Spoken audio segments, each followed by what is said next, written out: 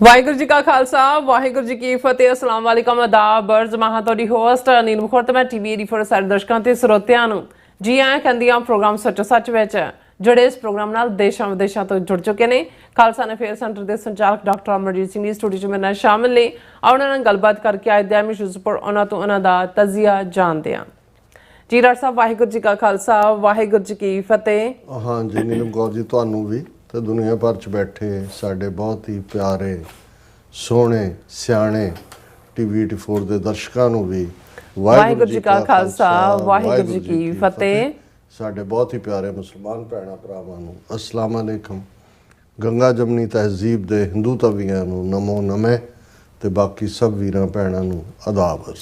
ਜੀ ਡਾਕਟਰ ਸਾਹਿਬ ਜੀ ਆਇਆਂ ਨੂੰ ਪ੍ਰੋਗਰਾਮ ਸੱਚੋ ਸੱਚ ਵਿੱਚ ਬਹੁਤ ਧੰਨਵਾਦ ਜੀ ਡਾਕਟਰ ਸਾਹਿਬ। ਅੱਜ 8 ਜੁਲਾਈ 2025 24 ਹਾੜ ਨਾਨਕਸ਼ਾਹੀ ਸੰਮਤ 557 ਦਾ ਦਿਨ ਹੈ ਤੇ ਡਾਕਟਰ ਸਾਹਿਬ ਪ੍ਰੋਗਰਾਮ ਸ਼ੁਰੂ ਕਰਨ ਤੋਂ ਪਹਿਲਾਂ ਅਸੀਂ ਦਰਸ਼ਕਾਂ ਤੇ ਸਰੋਤਿਆਂ ਨੂੰ ਹਮੇਸ਼ਾ ਤਰ੍ਹਾਂ ਦੱਸਦੀ ਵਿਊਅਰਸ ਜੇ ਤੁਸੀਂ ਹੱਕ ਸੱਚ ਇਨਸਾਫ ਤੇ ਪੈਰਾ ਦਿਨ ਦਾ ਇੱਕੋ ਇੱਕ ਚੈਨਲ ਟੀਵੀ 84 ਨੂੰ ਦੇਖਣਾ ਚਾਹੁੰਦੇ ਹੋ ਤਾਂ ਤੁਸੀਂ ਦੇਖ ਸਕਦੇ ਹੋ ਸਪੈਕਟਰਮ ਕੇਬਲ, ਆਰਸਨ ਕੇਬਲ, ਪਲਟਨ ਕੈਨੇਡਾ, roku, ਜਾਦੂ ਬਾਕਸ, ਸ਼ਾਵਾ, ਫੇਸਬੁੱਕ, ਟੀਵੀ 84 ਦੀ ਐਪ ਰਾਹੀਂ online streaming and IP box ਤੇ ਤੁਸੀਂ ਟੀਵੀ 84 ਨੂੰ ਦੇਖ ਸਕਦੇ ਹੋ। ਵਿਊਅਰਸ ਜੇ ਤੁਸੀਂ ਟੀਵੀ 84 ਜਾਂ ਪ੍ਰੋਗਰਾਮ ਸੱਚੋ ਸੱਚ ਨਾਲ ਫੇਸਬੁੱਕ ਰਾਹੀਂ ਜੁੜੇ ਹੋ ਤਾਂ ਇਸ ਨੂੰ ਵੱਧ ਤੋਂ ਵੱਧ ਲਾਈਕ ਕਰੋ ਤੇ ਸ਼ੇਅਰ ਕਰੋ ਅਤੇ ਨਾਲ ਹੀ YouTube ਤੇ ਸਬਸਕ੍ਰਾਈਬ ਵੀ ਕਰੋ। ਇਹ ਵੀ ਦੱਸ ਦਿਓ ਕਿ ਤੁਸੀਂ ਟੀਵੀ 84 ਦੀ ਐਪ ਨੂੰ ਐਂਡਰੋਇਡ ਐਂਡ ਐਪ ਸਟੋਰ ਤੇ ਡਾਊਨਲੋਡ ਕਰਕੇ ਜੋ ਟੀਵੀ 84 ਦੀ ਲਾਈਵ ਸਟ੍ਰੀਮ ਹੈ ਇਸ ਨੂੰ ਤੁਸੀਂ 24 ਆਵਰਸ ਦੇਖ ਸਕਦੇ ਹੋ।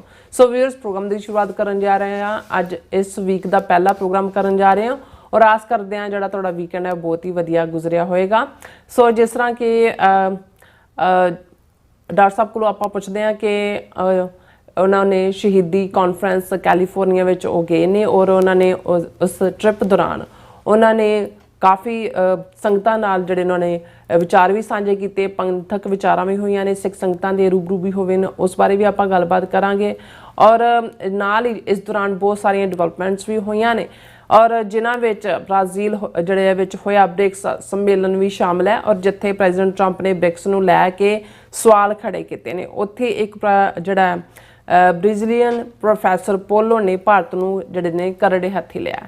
ਸੋ ਇਸ ਦੇ ਹਵਾਲੇ ਨਾਲ ਆਪਾਂ ਗੱਲਬਾਤ ਕਰਨ ਜਾ ਰਹੇ ਹਾਂ ਜਿਹੜੇ ਜਿਸ ਤਰ੍ਹਾਂ ਕਿ ਸਾਡੇ ਪ੍ਰੋਗਰਾਮ ਨੂੰ ਸਪਾਂਸਰ ਕੀਤਾ ਜਾਂਦਾ ਤੁਹਾਡੇ ਸਭ ਵੀਰਾਂ ਭੈਣਾਂ ਵੱਲੋਂ। ਸੋ ਅੱਜ ਦੇ ਪ੍ਰੋਗਰਾਮ ਨੂੰ ਸੱਚੋ ਸੱਚ ਨੂੰ ਸਪਾਂਸਰ ਕੀਤਾ ਗਿਆ ਹੈ ਹਿਊਸਟਨ ਟੈਕਸਸ ਤੋਂ ਸਰਦਾਰ ਹਰਦਮ ਸਿੰਘ ਆਜ਼ਾਦ ਜੀ ਵੱਲੋਂ ਉਹਨਾਂ ਨੇ ਟੀਵੀ 84 ਦੀ ਜਿਹੜੀ ਸ਼ਲਾਘਾ ਕੀਤੀ ਹੈ ਔਰ ਵੱਧ ਤੋਂ ਵੱਧ ਡੋਨੇਟ ਕਰਨ ਲਈ ਕਿਹਾ। ਸੋ ਅੱਜ ਦੀ ਸਪਾਂਸਰਸ਼ਿਪ ਲਈ ਅਸੀਂ ਸਰਦਾਰ ਹਰਦਮ ਸਿੰਘ ਆਜ਼ਾਦ ਜੀ ਹੋਰਾਂ ਦਾ ਤਹਿ ਦਿਲ ਤੋਂ ਧੰਨਵਾਦ ਕਰਦੇ ਹਾਂ। ਤੁਹਾਨੂੰ ਵੀ ਅਪੀਲ ਤੇ ਬੇਨਤੀ ਕਰਦੇ ਹਾਂ ਕਿ ਤੁਸੀਂ ਪ੍ਰੋਗਰਾਮ ਸੱਚੋ ਸੱਚ ਨੂੰ ਵੱਧ ਤੋਂ ਵੱਧ ਸਪਾਂਸਰ ਕਰੋ। ਸਪਾਂਸਰਸ਼ਿਪ ਲਈ ਤੋਂ ਸਾਨੂੰ ਕਾਲ ਕਰ ਸਕਦੇ ਹੋ ਸਾਡੇ ਫੋਨ ਨੰਬਰ ਤੇ 5166619184। ਤੁਸੀਂ ਸਾਨੂੰ ਸੇਮ ਨੰਬਰ ਤੇ WhatsApp ਕਰ ਸਕਦੇ ਹੋ, ਈਮੇਲ ਵੀ ਕਰ ਸਕਦੇ ਹੋ info@tv84.tv ਤੇ। ਸੋ ਵੀਅਰਸ ਹੁਣ ਆਪਾਂ ਤੁਹਾਡੀ ਕਚਹਿਰੀ ਵਿੱਚ ਹਾਜ਼ਰ ਹਾਂ।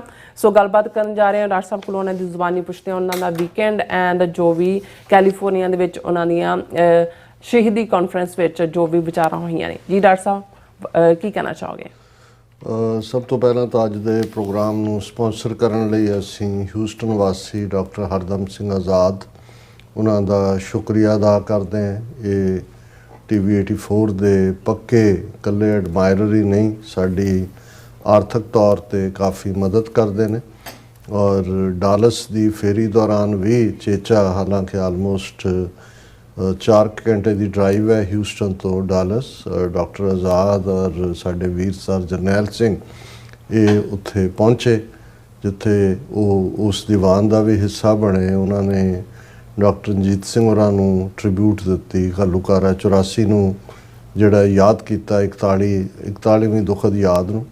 ਉੱਥੇ ਉਹਨਾਂ ਨੇ ਜਿਹੜਾ ਟੀਵੀ 84 ਦਾ ਇਹਨਾਂ 12-13 ਵਰ੍ਹਿਆਂ ਦੇ ਵਿੱਚ ਰੋਲ ਹੈ ਉਸ ਨੂੰ ਹਾਈਲੀ ਐਪਰੀਸ਼ੀਏਟ ਕੀਤਾ ਹੈ। ਸਾਡੇ ਬਾਰੇ ਵੀ ਉਹਨਾਂ ਦੇ ਲਫ਼ਜ਼ ਬਹੁਤ ਕਾਇੰਡ ਹੁੰਦੇ ਨੇ ਔਰ ਅਸੀਂ ਸਮਝਦੇ ਹਾਂ ਕਿ ਬੇਸ਼ੱਕ ਰੱਬ ਨੇ ਦੌਲਤ ਤਾਂ ਬਹੁਤ ਸਾਰੇ ਲੋਕਾਂ ਨੂੰ ਦਿੱਤੀ ਹੈ, ਸਿੱਖ ਕੌਮ 'ਚ ਵੀ ਅੱਜ ਇਹ ਕਹਿਣਾ ਹੋਏ ਤੇ ਅਮੀਰਾਂ ਦੀ ਕਮੀ ਨਹੀਂ ਹੈ, ਪਰ ਕਿੰਨੇ ਕੁ ਨੇ ਜਿਨ੍ਹਾਂ ਨੂੰ ਇਹ ਲੱਗਦਾ ਕਿ ਵੀ ਉਹਨਾਂ ਨੇ ਘਰਾਂ ਦੇ ਘਰ ਖਰੀਦਣ ਜਾਂ ਆਪਣੇ ਪੁੱਤਰ ਪੋਤਰਿਆਂ ਦੀ ਅੱਗੋਂ 21 ਪੁਸ਼ਤਾਂ ਕਹਿੰਦਾ ਹੁੰਦੇ ਸੀ, ਹੁਣ ਤਾਂ ਪਤਾ ਨਹੀਂ ਕਿੰਨੇ ਹਜ਼ਾਰ ਪੁਸ਼ਤਾਂ ਦਾ ਸਮਾਨ ਇਕੱਠਾ ਕਰੀ ਜਾਂਦੇ ਨੇ। ਲੇਕਿਨ ਬਹੁਤ ਥੋੜੇ ਨੇ ਜਿਨ੍ਹਾਂ ਨੂੰ ਇਹ ਖਾਸ ਤੌਰ ਤੇ ਜਿਨ੍ਹਾਂ ਦੇ ਕੋਲ ਰਿਸੋਰਸ ਨੇ ਜਾਂ ਜਿਹੜੇ ਸੱਚਮੁੱਚ ਰਿਚ ਨੇ ਕਿ ਉਹਨਾਂ ਨੇ ਵਾਪਸ ਕੁਛ ਕੌਮ ਨੂੰ ਵੀ ਦੇਣਾ, ਪੰਥ ਲਈ ਵੀ ਕੁਛ ਕਰਨਾ।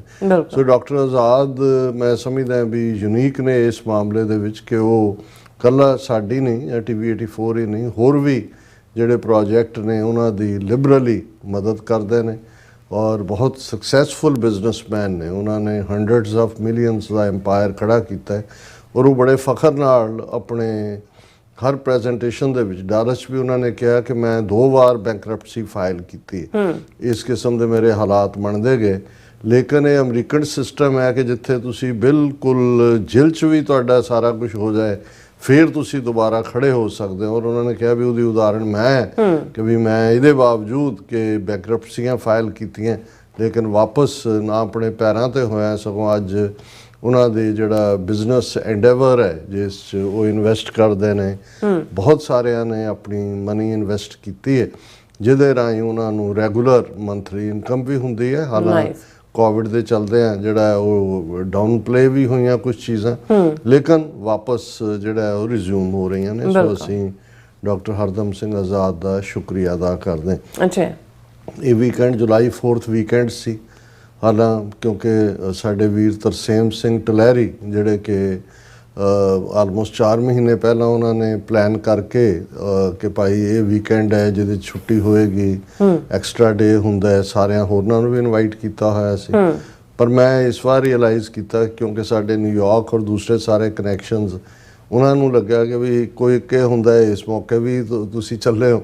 ਪਰ ਐਨੀਵੇ ਐਤਕੀ ਉਹਨਾਂ ਨੇ ਸਾਲ ਪਹਿਲਾਂ ਡਿਸਾਈਡ ਕਰ ਲਿਆ ਕਿ ਅਗਲੇ ਸਾਲ ਦੀ ਕਾਨਫਰੰਸ ਟਲਹਿਰੀ 'ਚ 28 ਜੂਨ 2026 ਨੂੰ ਹੋਏਗੀ। ਜਿਹੜਾ ਉਦੋਂ ਤੱਕ ਜਿਉਂਦਾ ਰਿਹਾ ਉਹ ਜ਼ਰੂਰ ਆਏਗਾ। ਲੇਕਿਨ ਉਹਨਾਂ ਦਾ ਜਿਹੜਾ ਪਿਆਰ ਹੁੰਦਾ ਹੈ ਔਰ ਜਿਸ ਅੰਦਾਜ਼ 'ਚ ਉਹ ਸ਼੍ਰੋਮਣੀ ਅਕਾਲੀ ਦਲ ਅੰਮ੍ਰਿਤਸਰ ਦੇ ਕੈਲੀਫੋਰਨੀਆ ਚੈਪਟਰ ਨੂੰ ਰਿਪਰੈਜ਼ੈਂਟ ਕਰਦੇ ਨੇ, ਪਰ ਉਹਨਾਂ ਦੀ ਸਿੰਪਲਿਸਿਟੀ, ਸਾਦਗੀ, ਪੰਥਕ ਕਮਿਟਮੈਂਟ ਦੇ ਥੱਲੇ ਉਹ ਆਲਮੋਸਟ ਹਰ ਜਥੇਬੰਦੀ ਨੂੰ ਹੀ ਪ੍ਰਵਾਨਿਤ ਨੇ। ਇਹੀ ਕਾਰਨ ਹੈ ਕਿ ਵੀ ਹਾਲਾਂ ਟਲਹਿਰੀ ਕੋਈ ਬਹੁਤ ਵੱਡਾ ਸ਼ਹਿਰ ਨਹੀਂ ਹੈ ਜਾਂ ਬਹੁਤ ਰਿਸੋਰਸ ਨਹੀਂ ਨੇ, ਉੱਥੇ ਬੜੇ ਲਿਮਟਿਡ ਜਿਹੜਾ ਹੈ ਉਹ ਉਹਨਾਂ ਦਾ ਪੰਥਕ ਦਾਇਰਾ ਕਾਰ ਹੈ, ਲੇਕਿਨ ਉਹ ਇੰਨਾ ਵੱਡਾ ਇਕੱਠ ਕਰ ਲੈਂਦੇ ਨੇ ਕਿ ਵੀ ਆਲਮੋਸਟ 4-5 ਘੰਟੇ ਚੌਕੜੀ ਮਾਰ ਕੇ ਬਹਿਣਾ ਤੇ ਫਿਰ ਆਵਾਜਾਈ ਵੀ ਅੰਦਰ ਹਾਲ ਭਰਿਆ ਹੁੰਦਾ ਹੈ, ਬਾਹਰ ਵਰਾਂਡੇ ਦੇ ਵਿੱਚ ਲੰਗਰ ਹਾਲ ਦੇ ਵਿੱਚ ਤੱਕ ਵੀ ਸੰਗਤ ਹੁੰਦੀ ਹੈ।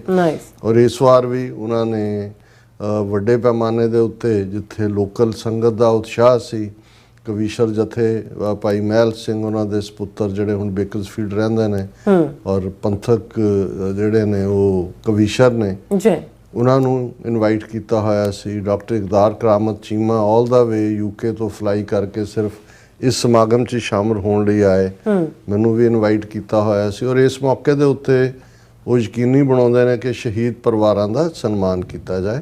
ਔਰ ਇਸ ਵਾਰ ਆਸਟ੍ਰੇਲੀਆ ਤੋਂ ਸ਼ਹੀਦ ਬੇਅੰਤ ਸਿੰਘ, ਜਿਨ੍ਹਾਂ ਨੇ ਭਾਈ ਸਤਵੰਤ ਸਿੰਘ, ਬੇਅੰਤ ਸਿੰਘ, ਜਿਨ੍ਹਾਂ ਨੇ ਇੰਦਰਾ ਗਾਂਧੀ ਨੂੰ ਸਜ਼ਾ ਯਾਫਤਾ ਕੀਤਾ, ਉਹਨਾਂ ਦੇ ਸਪੁੱਤਰ ਜਸਵਿੰਦਰ ਸਿੰਘ ਉੱਥੋਂ ਸਪੈਸ਼ਲੀ ਫਲਾਈ ਕਰਕੇ ਆਏ। ਉਹਨਾਂ ਦੀ ਪਾਰਟਿਸਿਪੇਸ਼ਨ ਆਪਣੇ ਆਪ ਦੇ ਵਿੱਚ ਔਰ ਉਹਨਾਂ ਦੀ ਪ੍ਰੈਜੈਂਟੇਸ਼ਨ ਵੀ ਬੜੀ ਭਾਵੁਕ ਕਰਨ ਵਾਲੀ ਸੀ ਕਿ ਜਿਹੜੇ ਸ਼ਹੀਦ ਇਸ ਰਸਤੇ 'ਤੇ ਤੁਰਦੇ ਨੇ ਉਹ ਤਾਂ ਆਪਣੀ ਪ੍ਰੀਤ ਵੀ ਨਿਭਾ ਜਾਂਦੇ ਨੇ, ਗੁਰੂ ਦੀ ਗੋਦ ਵੀ ਉਹਨਾਂ ਨੂੰ ਮਿਲਦੀ ਹੈ, ਪਰ ਉਹਨਾਂ ਦੇ ਪਰਿਵਾਰ ਕਿਵੇਂ ਸਫ਼ਰ ਕਰਦੇ ਨੇ। ਕਿਉਂਕਿ ਸ਼ਹੀਦ ਬੇਅੰਤ ਸਿੰਘ ਦੇ ਛੋਟੇ ਬੱਚੇ ਸਨ, ਇਹ ਛੋਟਾ ਸੀ ਜਸਵਿੰਦਰ ਸਿੰਘ, ਵੱਡਾ ਸਰਬਜੀਤ ਸਿੰਘ ਤਾਂ ਹੁਣ ਮੈਂਬਰ ਪਾਰਲੀਮੈਂਟ ਹੈ ਫਰੀਦਕੋਟ ਤੋਂ। ਇੱਕ ਸਿਸਟਰ ਜਿਹੜੇ ਅੱਜ ਕੱਲ੍ਹ ਵੰਸਨੇ ਵਾਇਲ ਪੰਥਕ ਸਟੇਜਾਂ 'ਤੇ ਵੀ ਐਕਟਿਵ ਹੁੰਦੇ ਨੇ। ਸੋ ਉਹਨਾਂ ਨੇ ਦੱਸਿਆ ਵੀ ਕਿਵੇਂ, ਹਾਲਾਂਕਿ ਇਹਨਾਂ ਦੇ ਫਾਦਰ ਤਾਂ ਜੋ ਹੈ ਹੀ ਸਨ ਰੁਤਬੇ ਵਜੋਂ, ਮਦਰ ਉਸ ਜ਼ਮਾਨੇ 'ਚ ਲੇਡੀ ਹਾਰਡਿੰਗ ਹਸਪੀਟਲ ਹੈ ਸ਼ਾਇਦ ਦਿੱਲੀ ਦੇ ਵਿੱਚ, ਉਸ ਦੇ ਵਿੱਚ ਰਜਿਸਟਰਡ ਨਰਸ ਦੇ ਤੌਰ 'ਤੇ ਜਿਹੜਾ ਇੱਕ ਬੜਾ ਰੈਪਿਊਟਡ ਹਸਪੀਟਲ ਹੈ, ਲੇਕਿਨ ਨੌਕਰੀ ਵੀ ਜਾਂਦੀ ਲੱਗਦੀ ਹੈ ਨਾਲ ਦੀ ਨਾਲ ਜਦੋਂ ਤੱਕ ਤੁਸੀਂ ਹੁੰਦੇ ਹੋ। ਉਹਨਾਂ ਨੇ ਕਿਹਾ ਵੀ ਹਾਲ ਸਾਡਾ ਇਹ ਸੀ ਕਿ ਕੋਈ ਕਿਰਾਏ 'ਤੇ ਮਕਾਨ ਦੇਣ ਨੂੰ ਤਿਆਰ ਨਹੀਂ ਸੀ, ਇੰਨਾ ਖੌਫ, ਇੰਨਾ ਡਰ ਪੈਦਾ ਕੀਤਾ ਹੋਇਆ ਸੀ। ਔਰ ਫਿਰ ਓਵਰਆਲ ਕਿਵੇਂ ਇੱਕ ਜਿਹੜਾ ਉਹ ਮੋਟਰ ਵਾਲਾ ਕਮਰਾ ਜਿਵੇਂ ਖੇਤਾਂ 'ਚ ਉਹਦੇ 'ਚ ਕਿਵੇਂ ਉਹਨਾਂ ਨੇ ਗੁਜ਼ਾਰਿਆ। ਸੋ ਹਾਲਾਂ ਇਹਦੇ 'ਚ ਕੋਈ ਸ਼ੱਕ ਨਹੀਂ ਹੈ ਕਿ ਬਾਅਦ 'ਚ ਪੰਥ ਨੇ ਬਹੁਤ ਨਵਾਜਿਆ ਇਸ ਪਰਿਵਾਰ ਨੂੰ। 1999 ਦੇ ਵਿੱਚ 1989 'ਚ ਬੀਬੀ ਬਿਮਲ ਕੌਰ ਖਾਲਸਾ ਜਿਹੜੇ ਨੇ ਉਹ ਰੋਪੜ ਤੋਂ ਮੈਂਬਰ ਪਾਰਲੀਮੈਂਟ ਪੰਥ ਨੇ ਬਣਾਇਆ ਉਹਨਾਂ ਨੂੰ, ਔਰ ਉਸੇ ਹੀ ਇਲੈਕਸ਼ਨਾਂ ਵੇਲੇ ਸ਼ਹੀਦ ਬੇਅੰਤ ਸਿੰਘ ਦੇ ਪਿਤਾ ਸਰ ਸੁੱਚਾ ਸਿੰਘ ਮਲੋਆ ਪਿੰਡ ਹੈ, ਉਹਨਾਂ ਨੂੰ ਬਠਿੰਡਾ ਸੀਟ ਤੋਂ ਮੈਂਬਰ ਪਾਰਲੀਮੈਂਟ ਬਣਾਇਆ। ਸੋ ਇਹ ਰਾਜੀਵ ਗਾਂਧੀ ਔਰ ਕਾਂਗਰਸ ਦੇ ਅੰਦਾਜ਼ਾ ਦੇਖੋ, ਜਦੋਂ ਕਿ ਉਹ ਆਪਣੀ ਮਾਂ ਦੀ ਲੈਗੇਸੀ ਤੇ ਬੜਾ ਮਾਣ ਕਰਦੇ ਨੇ, ਤੇ ਇਧਰ ਪੰਥ ਨੇ 2 MP ਪੰਜਾਬ ਚੋਂ ਭੇਜੇ ਜਿਸ ਨੂੰ ਇਹਨਾਂ ਨੇ ਕਾਤਲ ਇਹ ਕਹਿੰਦੇ ਨੇ, ਉਹਨਾਂ ਦੀ ਸਿੰਘਣੀ ਵੀ ਔਰ ਫਾਦਰ ਵੀ ਇਹ ਦੱਸਣ ਦੇ ਲਈ ਕਿ ਭਾਈ ਪੰਥ ਕਿੱਥੇ ਖੜਾ ਹੈ। ਔਰ ਇਹਨਾਂ ਹਾਲਾਤਾਂ ਦੇ ਵਿੱਚ ਜਦੋਂ ਅਸੀਂ ਦੇਖਦੇ ਹਾਂ ਇਵੇਂ ਹੀ ਇਸ ਸਮਾਗਮ ਦੇ ਵਿੱਚ ਖਾਸ ਤੌਰ ਤੇ ਭਾਈ ਤਰਲੋਚਨ ਸਿੰਘ ਜਿਹੜੇ ਸ਼ਹੀਦ ਭਾਈ ਅਮਰੀਕ ਸਿੰਘ ਹੋਰਾਂ ਦੇ ਸਪੁੱਤਰ, ਜਿਹੜੇ ਸਿੱਖ ਸਟੂਡੈਂਟ ਫੈਡਰੇਸ਼ਨ ਦੇ ਪ੍ਰੈਜ਼ੀਡੈਂਟ, ਜਿਨ੍ਹਾਂ ਨੇ ਸੰਤ ਪਿੰਡਾਂ ਵਾਲਿਆਂ ਦੇ ਨਾਲ ਜਿਹੜਾ ਹੈ ਉਹ ਸ਼ਾਨਾ ਬਸ਼ਾਨਾ ਸ਼ਹੀਦੀ ਪਾਈ। ਔਰ ਤਰਲੋਚਨ ਸਿੰਘ ਦਾ ਜਨਮ ਆਪਣੇ ਪਿਤਾ ਦੀ ਸ਼ਹਾਦਤ ਤੋਂ ਬਾਅਦ ਹੋਇਆ। ਤੁਸੀਂ ਅੰਦਾਜ਼ਾ ਲਾਓ, ਬਹੁਤ ਵਾਰ ਅੱਜ ਜਿਹੜੇ ਕਈ ਵਾਰੀ ਹੁਣ ਮੈਂ ਦੁੱਖੀ ਲਫ਼ਜ਼ ਕਹਿਣਾ ਤਾਂ ਨਹੀਂ ਚਾਹੁੰਦਾ, ਪਰ ਟਕੇ ਟਕੇ ਦੇ ਲੋਕ ਉੱਠ ਕੇ ਜਿਹੜੇ ਜੁਝਾਰੂਆਂ ਦੇ ਉੱਤੇ, ਸ਼ਹੀਦਾਂ ਦੇ ਉੱਤੇ ਸਵਾਲ ਚੁੱਕਦੇ ਨੇ, ਉਹ ਇਹ ਰਿਅਲਾਈਜ਼ ਨਹੀਂ ਕਰ ਸਕਦੇ ਕਿ ਕਿਸ ਲੈਵਲ ਦੇ ਉੱਤੇ ਜਿਹੜਾ ਹੈ ਉਹ ਜਾ ਕੇ ਸ਼ਹੀਦੀ ਦਾ ਚਾਅ ਹੁੰਦਾ। ਔਰ ਆਪਣੀ ਪ੍ਰੈਜੈਂਟੇਸ਼ਨ 'ਚ ਮੈਂ ਕਿਹਾ ਵੀ, ਕਿਉਂਕਿ ਜਦੋਂ ਮੈਂ ਟਰੈਵਲ ਕੀਤਾ ਨਿਊਯਾਰਕ ਟੂ ਕੈਲੀਫੋਰਨੀਆ, ਤੇ ਇੱਕ ਦਲਜੀਤ ਸਿੰਘ ਪੰਨੂ ਜਿਹੜੇ ਪ੍ਰੋਮੀਨੈਂਟ ਜਰਨਲਿਸਟ ਵੀ ਸੀ, ਬਾਅਦ 'ਚ ਅਫਰੀਕਾ ਦੇ ਮੁਲਕ ਮੈਕਡੈਸਕਰ ਦੇ ਵਿੱਚ ਐਜ਼ ਏ ਐਂਬੈਸਡਰ ਵੀ ਰਹੇ, ਉਹਨਾਂ ਨੇ ਇੱਕ ਸਟੇਜ ਤੇ 1 ਜੂਨ ਨੂੰ ਸੰਤ ਪਿੰਡਾਂ ਵਾਲਿਆਂ ਨਾਲ ਮੁਲਾਕਾਤ ਕੀਤੀ। ਗਵਰਨਮੈਂਟ ਦੇ ਬਿਹਾਫ ਤੇ ਵੀ ਸੀ, ਕਿਉਂਕਿ ਉਸ ਕਿਤਾਬ 'ਚ ਜਿਹੜੀ ਉਹਨਾਂ ਨੇ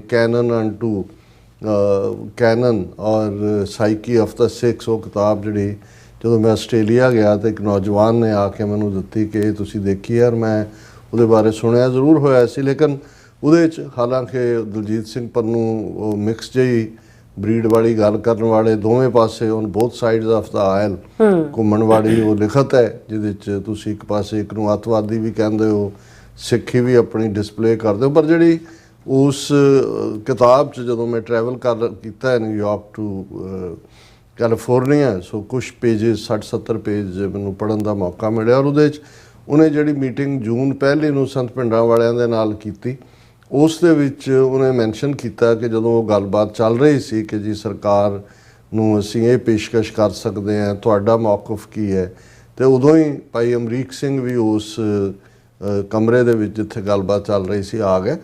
ਔਰ ਉਹ ਦਲਜੀਤ ਸਿੰਘ ਕਿਤਾਬ 'ਚ ਲਿਖਦੇ ਨੇ ਕਿ ਸੰਤਾਂ ਨੇ ਉਹਨਾਂ ਵੱਲ ਇਸ਼ਾਰਾ ਕਰਕੇ ਕਿਹਾ ਕਿ ਵੀ ਮੈਂ ਅਮਰੀਕ ਸਿੰਘ ਨੂੰ ਕਹਿੰਦਾ ਵੀ ਇੱਥੋਂ ਚਲਾ ਜਾਏ ਤਾਂ ਕਿ ਬਾਅਦ ਦੇ ਵਿੱਚ ਅਗਵਾਈ ਦੇ, ਪਰ ਇਹ ਵੀ ਬਜ਼ਿੱਦ ਹੈ। ਸੋ ਮਤਲਬ ਇਹ ਹੈ ਕਿ ਜਦੋਂ ਅਸੀਂ ਸ਼ਹੀਦ ਦੇ ਕਨਸੈਪਟ ਦੀ ਗੱਲ ਕਰਦੇ ਹਾਂ, ਜਿਹਦੇ ਸਾਹਮਣੇ ਚੋਇਸ ਹੁੰਦੀ ਹੈ ਬਿਲਕੁਲ ਕਿ ਵੀ ਉਹ ਆਪਣੀ ਜ਼ਿੰਦਗੀ ਬਚਾ ਸਕਦਾ ਹੈ, ਉਸ ਰਸਤੇ ਤੁਰਨਾ ਔਰ ਫਿਰ ਬਿਨਾਂ ਪਰਵਾਹ ਕੀਤਿਆਂ ਕਿ ਵੀ ਬੱਚਿਆਂ ਦਾ ਕੀ ਬਣੇਗਾ। ਔਰ ਮੈਨੂੰ ਯਾਦ ਹੈ ਬੀਬੀ ਬਿਮਲ ਕੌਰ ਖਾਲਸਾ ਸਿੰਘਣੀ ਸ਼ਹੀਦ ਬਿਆਨ ਸਿੰਘ 1991 ਦੇ ਵਿੱਚ ਉਦੋਂ ਮੈਂਬਰ ਪਾਰਲੀਮੈਂਟ ਸਨ। ਸੋ ਉਹ ਅਮਰੀਕਾ ਦੇ ਆਏ ਦੌਰੇ ਤੇ, ਸਿੱਖ ਸੰਗਤਾਂ ਨੇ ਨਿਊਯਾਰਕ ਸੱਦਿਆ ਸੀ ਔਰ ਉਹਨਾਂ ਨੂੰ ਫਰੀਮਾਉਂਟ ਗੁਰਦੁਆਰਾ ਸਾਹਿਬ ਵੀ ਇਨਵਾਈਟ ਕੀਤਾ ਗਿਆ। ਉਦੋਂ ਅਜੇ ਮੈਂ ਸਪੋਕਸ ਪਰਸਨ ਦੀ ਸੇਵਾ ਨਹੀਂ ਸੀ ਲਈ ਹੋਈ, ਮੈਂ ਆਪਣੀ ਪੜ੍ਹਾਈ ਵੀ ਕਰਦਾ ਸੀ, ਨਾਲ ਪਾਰਟ ਟਾਈਮ ਜੌਬ ਵੀ ਸੀ। ਤੇ ਗੁਰਦੁਆਰਾ ਸਾਹਿਬ ਫਰੀਮਾਉਂਟ ਦੇ ਸਕੱਤਰ ਬਲਬੀਰ ਸਿੰਘ ਆਖਲ ਸਨ, ਉਹ ਮੈਨੂੰ ਕਹਿਣ ਲੱਗੇ ਕਿ ਵੀ ਤੁਸੀਂ ਬੀਬੀ ਜੀ ਨੂੰ ਤੁਸੀਂ ਇੰਟਰੋਡਿਊਸ ਕਰਵਾਉਣਾ ਸੰਗਤ ਦੇ ਨਾਲ। ਹਾਲਾਂਕਿ ਉਹਨਾਂ ਨੂੰ ਮੈਂ ਕਿਹਾ ਜੀ ਇੰਟਰੋਡਕਸ਼ਨ ਦੀ ਤਾਂ ਕੀ ਲੋੜ ਹੈ, ਉਹਨਾਂ ਨੂੰ ਤਾਂ ਖੁਦ ਹੀ ਸੈਲਫ ਐਕਸਪਲੇਨੇਟਰੀ ਹੈ। ਪਰ ਐਨੀਵੇ ਇਹ ਮੇਰੇ ਲਈ ਇੱਕ ਖੁਸ਼ਕਿਸਮਤੀ ਔਰ ਇੱਕ ਵੱਡੇ ਭਾਗ ਵੀ ਸਨ। ਪਰ ਉਹਨਾਂ ਨੇ ਜਦੋਂ ਕਿ ਉਹਨਾਂ ਦੇ ਬੀਬੀ ਜੀ ਦੇ ਆਉਣ ਦਾ ਟਾਈਮ ਸੀ, ਉਹਨਾਂ ਨੂੰ ਲੈ ਕੇ ਤੁਰੇ ਹੋਏ ਸੀ ਰਾਜ, ਤੇ ਉਦੋਂ ਹੀ ਉਹਨਾਂ ਨੇ ਮੈਨੂੰ ਬੋਲਣ ਦਾ ਟਾਈਮ ਵੀ ਵਿੱਚੋਂ ਰਾਗੀ ਸਿੰਘਾਂ ਨੇ ਕੀਰਤਨ ਖਤਮ ਕੀਤਾ, ਉਹਨਾਂ ਨੇ ਕਿਹਾ ਕਿ ਜੀ ਤੁਸੀਂ ਐਡਰੈਸ ਕਰੋ ਤੇ ਤੁਸੀਂ ਬੋਲਦੇ, ਜਦੋਂ ਤੱਕ ਬੀਬੀ ਜੀ ਆਉਂਦੇ ਨਹੀਂ ਤੁਸੀਂ ਜਾਰੀ ਰੱਖਣਾ, ਫਿਰ ਉਹਨਾਂ ਨੂੰ ਇੰਟਰੋਡਿਊਸ ਕਰਵਾ ਦੇਣਾ। ਪਤਾ ਨਹੀਂ ਰਾਜ ਕੀ ਹੋਇਆ, ਬੀਬੀ ਜੀ ਕਿਸੇ ਹੋਰ ਮੀਟਿੰਗਸ ਵੀ ਚਲੇ ਗਏ ਜਾਂ ਕੀ ਹੈ, ਤੇ ਮੇਰੇ ਸਾਹਮਣੇ ਤਾਂ ਸੀ। ਔਰ ਮੈਨੂੰ ਅਜੇ ਵੀ ਯਾਦ ਹੈ ਕਿ ਆਲਮੋਸਟ 2.5 ਘੰਟੇ ਦੀ ਮੇਰੀ ਉਹ ਸਪੀਚ ਸੀ ਜਿਹੜੀ ਅਨਇੰਟਰਪਟਡ ਚੱਲਦੀ ਰਹੀ। ਬਾਅਦ 'ਚ ਇੱਕ ਟੀਚਰ ਉੱਥੋਂ ਖਡੂਰ ਸਾਹਿਬ ਤੋਂ ਸੀ ਜਿਨ੍ਹਾਂ ਨੇ ਜਥੇਦਾਰ ਊਧਮ ਸਿੰਘ ਨਾਗੋਕੇ ਨੂੰ ਵੀ ਪੜ੍ਹਾਇਆ ਹੋਇਆ ਸੀ, ਉਹ ਮੇਰੇ ਕੋਲ ਆਇਆ, ਉਹਨਾਂ ਨੇ ਬੜੀ ਤਾਰੀਫ ਕੀਤੀ। ਉਹਨਾਂ ਨੇ ਕਿਹਾ ਕਿ ਜੀ ਮੈਂ ਪਹਿਲੀ ਵਾਰ, ਉਹ ਕਹਿੰਦੇ ਢਾਡੀ ਤੇ ਦੂਜੇ ਤਾਂ ਹੁੰਦੇ ਨੇ, ਉਹ ਵੀ ਵਿੱਚੋਂ ਇੱਕ ਕਰਕੇ ਫਿਰ ਸਰੰਗੀ ਵਾਲੇ ਆ ਜਾਂਦੇ ਨੇ, ਵੀ ਤੁਸੀਂ 2.5 ਘੰਟੇ ਲੜੀ ਟੁੱਟਣ ਵੀ ਨਹੀਂ ਦਿੱਤੀ ਔਰ ਗੱਲ ਵੀ ਜਿਹੜੀ ਹੈ ਜਾਰੀ ਰੱਖੀ। ਔਰ ਇਨ ਦਾ ਮੀਨ ਟਾਈਮ ਬੀਬੀ ਜੀ ਆਏ, ਉਹਨਾਂ ਨੂੰ ਮੈਂ ਇੰਟਰੋਡਿਊਸ ਕਰਵਾਇਆ। ਪਰ 1 to 1 ਜਦੋਂ ਬੀਬੀ ਬਿਮਲ ਕੌਰ ਖਾਲਸਾ ਜੀ ਨਾਲ ਗੱਲਬਾਤ ਦਾ ਮੌਕਾ ਮਿਲਿਆ ਤੇ ਮੈਂ ਉਹਨਾਂ ਨੂੰ ਕਿਹਾ ਵੀ ਭੈਣ ਜੀ ਇੰਨਾ ਵੱਡਾ ਫੈਸਲਾ ਲਿਆ ਸਰਦਾਰ ਸਾਹਿਬ ਨੇ, ਬੱਚੇ ਸਾਹਮਣੇ, ਪਰਿਵਾਰ, ਔਰ ਜ਼ਾਹਰ ਹੈ ਉਹਨਾਂ ਦੇ ਬੇਟੇ ਨੇ ਵੀ ਜਿਹੜੇ ਜਸਵਿੰਦਰ ਸਿੰਘ ਨੇ ਕਿਹਾ ਵੀ ਮੇਰੀ ਮਾਤਾ ਤਾਂ ਹਿੰਦੂ ਬੈਕਗ੍ਰਾਉਂਡ ਚੋਂ ਆਉਂਦੇ ਸੀ, ਉਹਨਾਂ ਦਾ ਨਾਮ ਵੀ ਬਿਮਲਾ ਦੇਵੀ ਸੀ, ਸਿਰ ਤੇ ਸੰਧੂਰ ਵੀ ਲਾਉਂਦੇ ਸੀ, ਕਰਵਾ ਚੌਥ ਦਾ ਵਰਤ ਵੀ ਰੱਖਦੇ ਸੀ। ਤੇ ਕਿਵੇਂ ਫਿਰ ਉਹ ਦੂਸਰਾ ਪਾਸਾ ਜਦੋਂ ਹੋਇਆ, ਬੀਬੀ ਬਿਮਲ ਕੌਰ ਨੇ ਬੜੀ ਡੇਅਰਿੰਗਲੀ ਜਿਹੜੀ ਅੰਮ੍ਰਿਤ ਛਕਣ ਤੋਂ ਬਾਅਦ, ਜਿਹੜਾ ਵਿਆਹ ਤੋਂ ਬਾਅਦ ਉਹ ਬਿਮਲਾ ਦੇਵੀ ਤੋਂ ਬਿਮਲਾ ਕੌਰ ਬਣੇ। ਤੇ ਮੈਂ ਉਹਨੂੰ ਕਿਹਾ ਵੀ ਇੰਨਾ ਵੱਡਾ ਉਹਨਾਂ ਨੇ ਐਕਸ਼ਨ ਲਿਆ ਤੁਹਾਡਾ, ਉਹਨਾਂ ਨੇ ਕਿਹਾ ਬਿਲਕੁਲ ਨਹੀਂ। ਉਹਨਾਂ ਨੇ ਕਹਿੰਦੇ ਵੀ ਹਾਂ, ਜਦੋਂ ਅੰਮ੍ਰਿਤਸਰੋਂ ਆਏ ਅਕਾਲ ਤਖਤ ਤੋਂ ਦਰਬਾਰ ਸਾਹਿਬ ਦਰਸ਼ਨ ਕਰਕੇ ਫਿਰ ਉਹਨਾਂ ਨੇ ਅੰਮ੍ਰਿਤ ਛਕਿਆ ਦਿੱਲੀ, ਔਰ ਉਹ ਚੁੱਪ ਰਹਿਣ ਲੱਗ ਗਏ। ਹਾਂ ਕਹਿੰਦੇ ਕਈ ਵਾਰ ਡਾਈਨਿੰਗ ਟੇਬਲ ਤੇ ਬੱਚੇ ਵੀ ਨਾਲ ਬੈਠੇ ਹੁੰਦੇ ਸੀ ਤੇ ਉਹਨਾਂ ਨੇ ਕਹਿਣਾ ਬਿਮਲ ਜਿੰਨੇ ਆਪਣੇ ਛੋਟੇ ਬੱਚੇ ਨੇ ਨਾ, ਇੰਨੇ ਛੋਟੇ ਬੱਚੇ ਵੀ ਸਰਕਾਰ ਨੇ ਮਾਰ ਦਿੱਤੇ। ਸੋ ਇੰਨਾ, ਔਰ ਇਹ ਕੋਈ ਛੋਟਾ ਪਾਠ ਨਹੀਂ ਹੁੰਦਾ ਕਿ ਵੀ ਕਿਸ ਲੈਵਲ ਤੇ ਜਾ ਕੇ। ਹੁਣ ਇਸੇ ਤਰ੍ਹਾਂ ਜਦੋਂ ਅਸੀਂ ਸ਼ਹੀਦ ਭਾਈ ਸਤਵੰਤ ਸਿੰਘ ਦੀ ਗੱਲ ਕਰਦੇ ਹਾਂ, ਉਹਨਾਂ ਦੀ ਮੰਗਣੀ ਹੋਈ ਹੈ, ਉਹਨਾਂ ਦੇ ਸਾਹਮਣੇ ਫਿਊਚਰ ਹੈ। ਸੋ ਇਹ ਛੋਟੇ ਕਿਰਦਾਰ ਨਹੀਂ ਨੇ। ਜਦੋਂ ਅਸੀਂ ਅੱਜ ਦੇ ਇਹਨਾਂ 41 ਵਰਿਆਂ ਦੇ ਇਤਿਹਾਸ ਵੱਲ ਨਜ਼ਰ ਮਾਰੀਏ ਤੇ ਘੱਟੋ ਘੱਟ ਥੋੜਾ ਜਿਹਾ ਕਾਈਂਡਨੈਸ ਜ਼ਰੂਰ ਰੱਖੀਏ। ਜੇ ਕਾਈਂਡਨੈਸ ਨਹੀਂ ਰੱਖ ਸਕਦੇ, ਘੱਟੋ ਘੱਟ ਨਿਰਪੱਖਤਾ ਜ਼ਰੂਰ ਰੱਖੀਏ। ਜੇ ਨਿਰਪੱਖਤਾ ਵੀ ਨਹੀਂ ਰੱਖ ਸਕਦੇ ਤੇ ਘੱਟੋ ਘੱਟ ਬਾਇਜ਼ ਨਾ ਰੱਖੀਏ, ਵਿਤਕਰਾ ਨਾ ਰੱਖੀਏ ਮਾਈਂਡ ਦੇ ਵਿੱਚ। ਇਹ ਬਹੁਤ ਵੱਡੇ ਨਾਂ ਨੇ। ਔਰ ਇਹ ਜਦੋਂ ਅਸੀਂ ਸ਼ਹੀਦੀ ਕਾਨਫਰੰਸ ਕਹਿੰਦੇ ਹਾਂ ਔਰ ਕਰੰਟ ਸਟਰਗਲ ਦੇ ਯੋਧਿਆਂ ਨੂੰ ਯਾਦ ਕਰਦੇ ਹਾਂ, ਤੇ ਫਿਰ ਇਹ ਇੱਕ ਆਪਣੇ ਆਪ ਦੇ ਵਿੱਚ ਉਹ ਕੰਟੀਨਿਊਟੀ ਹੈ ਸ਼ਹੀਦਾਂ ਦੇ ਵਿਰਸੇ ਦੀ। ਇਸ ਪ੍ਰੋਗਰਾਮ ਦੇ ਵਿੱਚ ਸਰ ਬੂਟਾ ਸਿੰਘ ਖੜੌਤ ਜਿਹੜੇ ਮੇਨ ਕੋਆਰਡੀਨੇਟਰ ਨੇ ਸ਼੍ਰੋਮਣੀ ਅਕਾਲੀ ਦਲ ਅੰਮ੍ਰਿਤਸਰ ਦੇ, ਉਹਨਾਂ ਦੀ ਪ੍ਰੈਜ਼ੈਂਸ, ਹੋਰ ਬਹੁਤ ਸਾਰੇ ਵੀਰਾਂ ਭੈਣਾਂ ਨੇ ਇਸ ਦੇ ਵਿੱਚ ਪਾਰਟਿਸਿਪੇਟ ਕੀਤਾ। ਉਹਨਾਂ ਦਾ ਬੀਬੀ ਮਨਦੀਪ ਕੌਰ ਜਿਹੜੇ ਖੁਦ ਅਟਾਰਨੀ ਰਹੇ ਗੁਰਦਾਸਪੁਰ ਹੁੰਦਿਆਂ, ਹੁਣ ਜਿਹੜੇ ਇਸਤਰੀ ਵਿੰਗ ਦੇ ਇੰਚਾਰਜ ਨੇ, ਉਹਨਾਂ ਦੀ ਪ੍ਰੈਜੈਂਟੇਸ਼ਨ ਸੀ। ਔਰ ਬਾਬਾ ਮੁਖਤਿਆਰ ਸਿੰਘ ਮੁਖੀ ਜਿਹੜੇ ਜੂਨ 84 ਦੇ ਘੱਲੂਘਾਰੇ ਵੇਲੇ ਖੁਦ ਅੰਦਰ ਸਨ, ਬਾਅਦ ਦੇ ਵਿੱਚ ਗ੍ਰਿਫਤਾਰ ਹੋਏ, ਜੋਧਪੁਰ ਜੇਲ੍ਹ 'ਚ ਰਹੇ, ਉਹਨਾਂ ਨੇ ਸਟੇਜ ਕੰਡਕਟ ਕੀਤੀ। ਔਰ ਲੋਕਲ ਸੰਗਤਾਂ ਵੱਲੋਂ, ਕਮੇਟੀ ਵੱਲੋਂ ਜਿੰਨੇ ਵੀ ਆਏ ਸਨ ਉਹਨਾਂ ਦਾ ਸਨਮਾਨ ਕੀਤਾ ਗਿਆ। ਬੱਚਿਆਂ ਨੇ ਜਿਹੜੇ ਨੇ ਉਹ ਕੀਰਤਨ ਦੂਸਰਾ। ਸੋ ਘੱਟੋ ਘੱਟ 4-5 ਘੰਟੇ ਦਾ ਪ੍ਰੋਗਰਾਮ। ਔਰ ਕੱਲ੍ਹ ਕਿਉਂਕਿ ਮੈਂ ਵਾਪਸ ਫਲਾਈ ਕਰ ਰਿਹਾ ਸੀ ਕੈਲੀਫੋਰਨੀਆ ਤੋਂ, ਤੇ ਇਸ ਸਲੋਟ ਦੇ ਵਿੱਚ 3 ਸਪੀਚਸ ਜਿਹੜੀਆਂ ਨੇ, ਮੇਰੀ ਪ੍ਰੈਜੈਂਟੇਸ਼ਨ, ਡਾਕਟਰ ਇਕਬਾਲ ਕਰਾਮਤ ਚੀਮਾ ਦੀ ਔਰ ਸਰ ਬੂਟਾ ਸਿੰਘ ਖੜੌਤ ਦੀ, ਇਸ ਪ੍ਰੋਗਰਾਮ ਚੱਲੀਆਂ।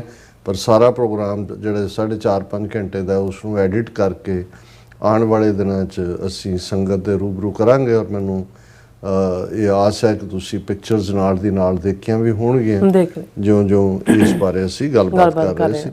ਸੋ ਅਸੀਂ ਇੱਕ ਵਾਰ ਫਿਰ ਜਿੱਥੇ ਸ਼੍ਰੋਮਣੀ ਅਕਾਲੀ ਦਲ ਅੰਮ੍ਰਿਤਸਰ ਔਰ ਖ਼ਾਸ ਤੌਰ 'ਤੇ ਭਾਈ ਤਰਸੇਮ ਸਿੰਘ ਟਰੈਰੀ ਦਾ ਸ਼ੁਕਰੀਆ ਅਦਾ ਕਰਦੇ, ਉੱਥੇ ਅਸੀਂ ਆਸ ਵੀ ਕਰਦੇ ਹਾਂ ਕਿ ਇਸ ਕਿਸਮ ਦੀ ਜੇ ਸੋਚ ਦੇ ਨਾਲ ਅਸੀਂ ਓਪਨਨੈਸ ਦੇ ਨਾਲ ਤੁਰਾਂਗੇ।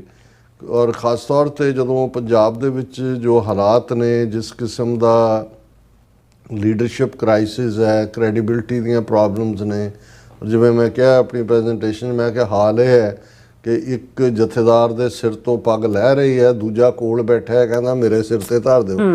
ਸੋ ਉਹਨਾਂ ਹਾਲਾਤਾਂ 'ਚ ਉੱਥੇ ਵੀ ਜਿਹੜਾ ਕਾਮਨ ਸਿੱਖ ਹੈ ਉਹ ਬਾਹਰ ਦੇਖਦਾ ਕਿ ਡਾਇਸਪੋਰਾ ਸਿੱਖਾਂ 'ਚੋਂ ਅਗਵਾਈ ਨਿਕਲੇਗੀ, ਉੱਥੋਂ ਸਾਡੀ ਲੀਡਰਸ਼ਿਪ ਹੋਏਗੀ। ਤਾਂ ਇੱਥੇ ਜੇ ਅਸੀਂ ਵੀ ਉਹੀ 1.5 ਇੰਚ ਦੀ, ਜਿਵੇਂ ਸਾਡੇ ਵੀਰ ਪਾਕਿਸਤਾਨੀ ਇਹ ਕਰਦੇ ਨੇ ਜੀ 1.5 ਇੰਚ ਦੀ ਮਸਜਿਦ ਬਣਾਉਣ ਵਾਲਾ ਕੰਮ, ਤੇ ਅਸੀਂ ਵੀ ਜੇ ਉਹ 1.5 ਇੰਚ ਦਾ ਜਿਹੜਾ ਗੁਰਦੁਆਰਾ ਬਣਾਉਣ ਵਾਲੀ ਗੱਲ ਹੀ ਕਰਨੀ ਹੈ ਵੀ ਆਪੋ ਆਪਣਾ ਝੰਡਾ ਲੈ ਕੇ ਹੀ ਤੁਰਨਾ। ਠੀਕ ਹੈ, ਇੱਕ ਵਕਤ ਸੀ ਇਹੀ ਜਿਹੜਾ ਸੋਚ ਅਰਲੀ 90s ਦੇ ਵਿੱਚ ਸਾਡੀਆਂ ਜੁਝਾਰੂ ਜਥੇਬੰਦੀਆਂ 'ਚ ਵੀ ਸੀ। ਉਹਨਾਂ ਨੂੰ ਵੀ ਲੱਗਦਾ ਸੀ ਕਿ ਭਾਈ ਅਸੀਂ ਆਪਣੇ ਸਿਰ ਤੇ ਹੀ ਕਰਨਾ ਹੈ, ਕਿਸੇ ਹੋਰ ਨਾਲ ਕੋਆਪਰੇਸ਼ਨ ਦੀ ਲਾਈਨ ਤੋਂ ਬਹੁਤ ਵਾਰ ਟਾਲਾ ਵੱਟਿਆ ਜਾਂਦਾ ਸੀ।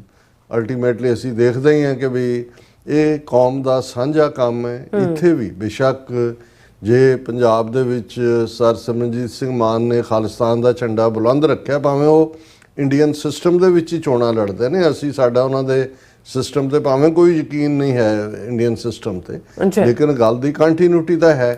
ਇਸੇ ਤਰ੍ਹਾਂ ਜੇ ਖਾਲਿਸਤਾਨ ਰੈਫਰੈਂਡਮ ਦੇ ਮੁੱਦੇ ਤੇ ਇੰਟਰਨੈਸ਼ਨਲ ਲੈਵਲ ਦੇ ਉੱਤੇ ਸਿੱਖਾਂ ਨੇ ਔਰ ਖਾਸ ਤੌਰ ਤੇ 5 ਆਈਜ਼ ਕੰਟਰੀਜ਼ ਜੋ ਰਿਸਪੌਂਸ ਦਿੱਤਾ, ਇਹ ਸਾਡੀ ਸਟਰੈਂਥ ਹੈ। ਸਿੱਖਸ ਫਾਰ ਜਸਟਿਸ ਜਿਹੜੀ ਹੈ ਉਹ ਫਲੈਗ ਬੀਅਰਰ ਹੈ ਇਹ ਸਾਰੇ ਦੀ।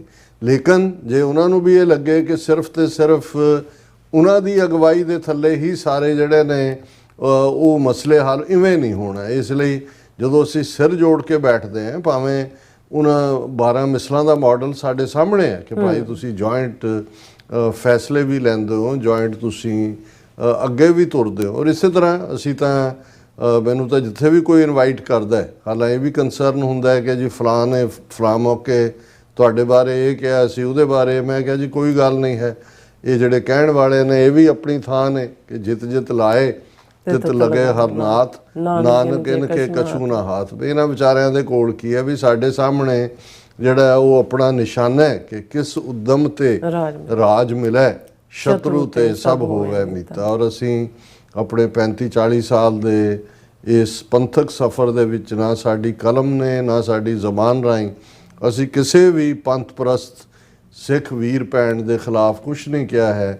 ਇਸ ਸਭ ਦੇ ਬਾਵਜੂਦ ਕਿ ਵੀ ਬਹੁਤ ਵਾਰ ਜਿਹੜਾ ਹਕੂਮਤਾਂ ਜਾਂ ਉਹਨਾਂ ਦੇ ਦੁਮਛੱਲੇ ਆਪਣਾ ਕੰਮ ਕਰ ਰਹੇ ਹੁੰਦੇ ਨੇ, ਪਰ ਕਈ ਵਾਰ ਈਰਖਾਵਸ ਜਿਹੜੀ ਤੁਹਾਡੀ ਯੋਗਤਾ ਹੁੰਦੀ ਹੈ, ਐਬਿਲਿਟੀ ਹੁੰਦੀ ਹੈ, ਕਾਮਯਾਬੀ ਹੁੰਦੀ ਹੈ, ਉਸ ਦੀ ਆਪਣੀ ਟੈਕਸੇਸ਼ਨ ਹੁੰਦੀ ਹੈ, ਉਸ ਦੇ ਆਪਣੇ ਜਿਹੜੇ ਨੇ ਉਸ ਕਿਸਮ ਦੇ ਨੈਗੇਟਿਵਿਟੀ ਵਾਲੇ ਪਾਰਟ ਹੁੰਦੇ ਨੇ। ਸੋ ਅਸੀਂ ਇਹ ਸਮਝਦੇ ਹਾਂ ਵੀ ਇਹ ਜਿਹੜਾ ਵੇੜਾ ਹੈ ਸਾਡੇ ਕੋਲ ਇੱਕ ਅਪਰਚੁਨਿਟੀ ਹੈ। ਅਸੀਂ 47 ਦੇ ਦੌਰ ਦੀ ਲੀਡਰਸ਼ਿਪ ਨੂੰ ਹਮੇਸ਼ਾ ਕੋਸਦੇ ਹਾਂ, ਔਰ ਰਾਈਟਲੀ ਸੋ, ਕਿ ਭਾਈ ਓਪਰਚੁਨਿਟੀ ਸੀ, ਉਹ ਇਕੱਠੇ ਨਹੀਂ ਹੋਏ, ਅਕਾਲ ਤਖਤ ਤੇ ਕੱਟ ਸੱਦ ਲੈਂਦੇ।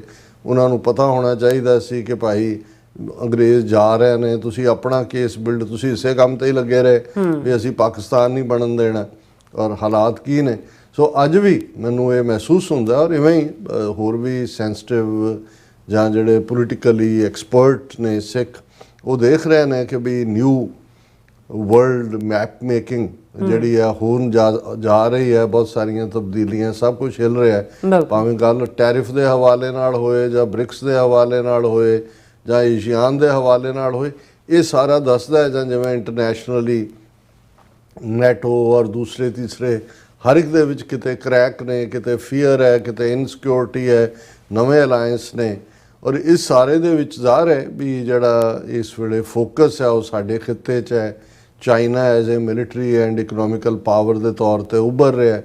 ਔਰ ਇਸ ਦੇ ਲਈ ਜੇ ਮਿਡਲ ਈਸਟ ਵੀ ਹੈ, ਭਾਵੇਂ ਉਹ ਗਜ਼ਾ ਦੀ ਪ੍ਰੋਬਲਮ ਹੈ ਜਾਂ ਈਵਨ ਈਰਾਨ ਔਰ ਇਜ਼ਰਾਈਲ ਦੇ ਵਿਚਾਲੇ ਟਕਰਾਅ ਦਾ, ਇਹ ਸਾਰਾ ਏਸ਼ੀਆ ਇਸ ਵੇਲੇ ਕੋਈ ਸਾਊਥ ਅਮਰੀਕਾ ਜਾਂ ਕੋਈ ਯੂਰਪ, 2 ਵਰਲਡ ਵਾਰਸ ਤਾਂ ਯੂਰਪ ਦੇ ਵਿੱਚ ਹੋਈਆਂ, ਇਸ ਵੇਲੇ ਨਹੀਂ ਹੈ।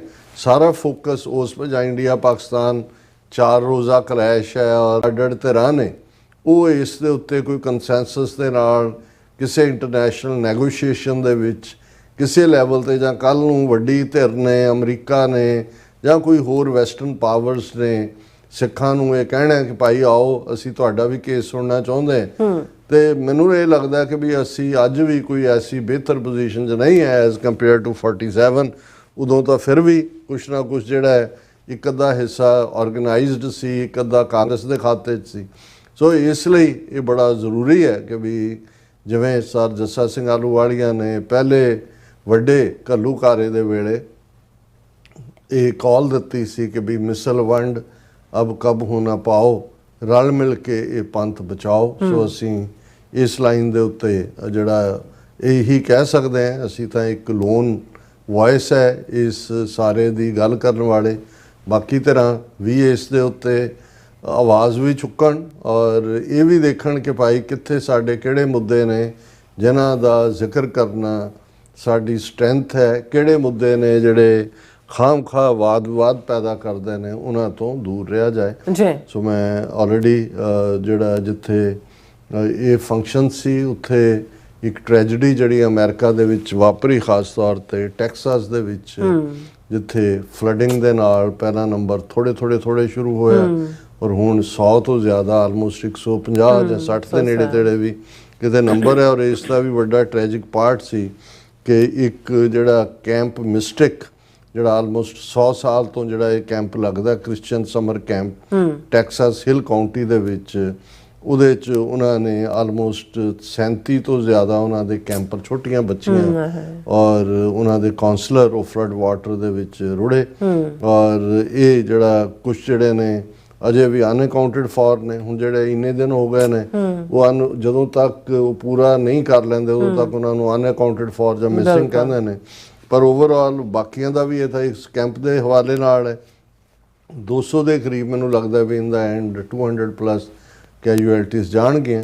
ਸੋ ਇਹ ਸਾਨੂੰ ਜਿਹੜਾ ਉਹ ਰਿਮਾਈਂਡਰ ਵੀ ਹੈ ਕਿ ਅਸੀਂ ਜਿੰਨੇ ਮਰਜ਼ੀ ਅੱਜ ਸਾਇੰਸ ਵਾਰਨਿੰਗ ਸਿੰਬਲ ਦੂਜੇ ਤੀਜੇ ਸਾਰੀ ਵੈਦਰ ਰਿਪੋਰਟਸ ਔਰ ਸਟਾਰਮ, ਇਹਦੇ ਬਾਵਜੂਦ ਅੱਜ ਵੀ ਕੁਦਰਤ ਦੇ ਸਾਹਮਣੇ ਬੰਦਾ ਬੇਬਸ ਹੈ ਔਰ ਇੱਕ ਬਹੁਤ ਵੱਡੀ ਟ੍ਰੈਜਡੀ ਹੈ। ਔਰ ਖ਼ਾਸ ਤੌਰ ਤੇ ਜਦੋਂ ਅਸੀਂ ਦੇਖਦੇ ਹਾਂ ਕਿ ਉਹ ਕਲੀਆਂ ਜਦੋਂ ਅਸੀਂ ਬੱਚਿਆਂ ਦੇ ਹਵਾਲੇ ਨਾਲ ਜਿਨ੍ਹਾਂ ਨੇ ਅਜੇ ਬਲੂਮ ਕਰਨਾ ਸੀ, ਫੁੱਲ ਬਣਨਾ, ਫ੍ਰੈਗਰੈਂਸ ਕਿੰਨੇ ਘਰਾਂ ਦੇ ਵਿੱਚ ਜਿਹੜੇ ਉਸ ਰੌਸ਼ਨੀ ਵਾਂਗ ਨੇ, ਜਦੋਂ ਅਸੀਂ ਬੱਚਿਆਂ ਦੇ ਹਵਾਲੇ ਨਾਲ ਗੱਲ ਕਰਦੇ ਹਾਂ ਉਹਨਾਂ ਦਾ ਇਸ ਤਰ੍ਹਾਂ ਜਿਹੜਾ ਉਹ ਕੱਚੀ ਉਮਰੇ ਚਲਾ ਜਾਣਾ, ਇਹ ਬਹੁਤ ਵੱਡਾ ਦੁਖਾਂਤ ਹੈ। ਔਰ ਇਸ ਪੀਰੀਅਡ 'ਚ ਜਿਵੇਂ ਤੁਸੀਂ ਮੈਂਸ਼ਨ ਕੀਤਾ ਕਿ ਬਹੁਤ ਸਾਰੀਆਂ ਇੰਟਰਨੈਸ਼ਨਲ ਡਿਵੈਲਪਮੈਂਟਸ ਵੀ ਹੋਈਆਂ। ਕੁਛ ਦੀ ਗੱਲ ਅਸੀਂ ਜਿਹੜਾ ਉਹ ਲਗਾਤਾਰਤਾ ਦੇ ਨਾਲ ਕਰਦੇ ਹੀ ਰਹੇ।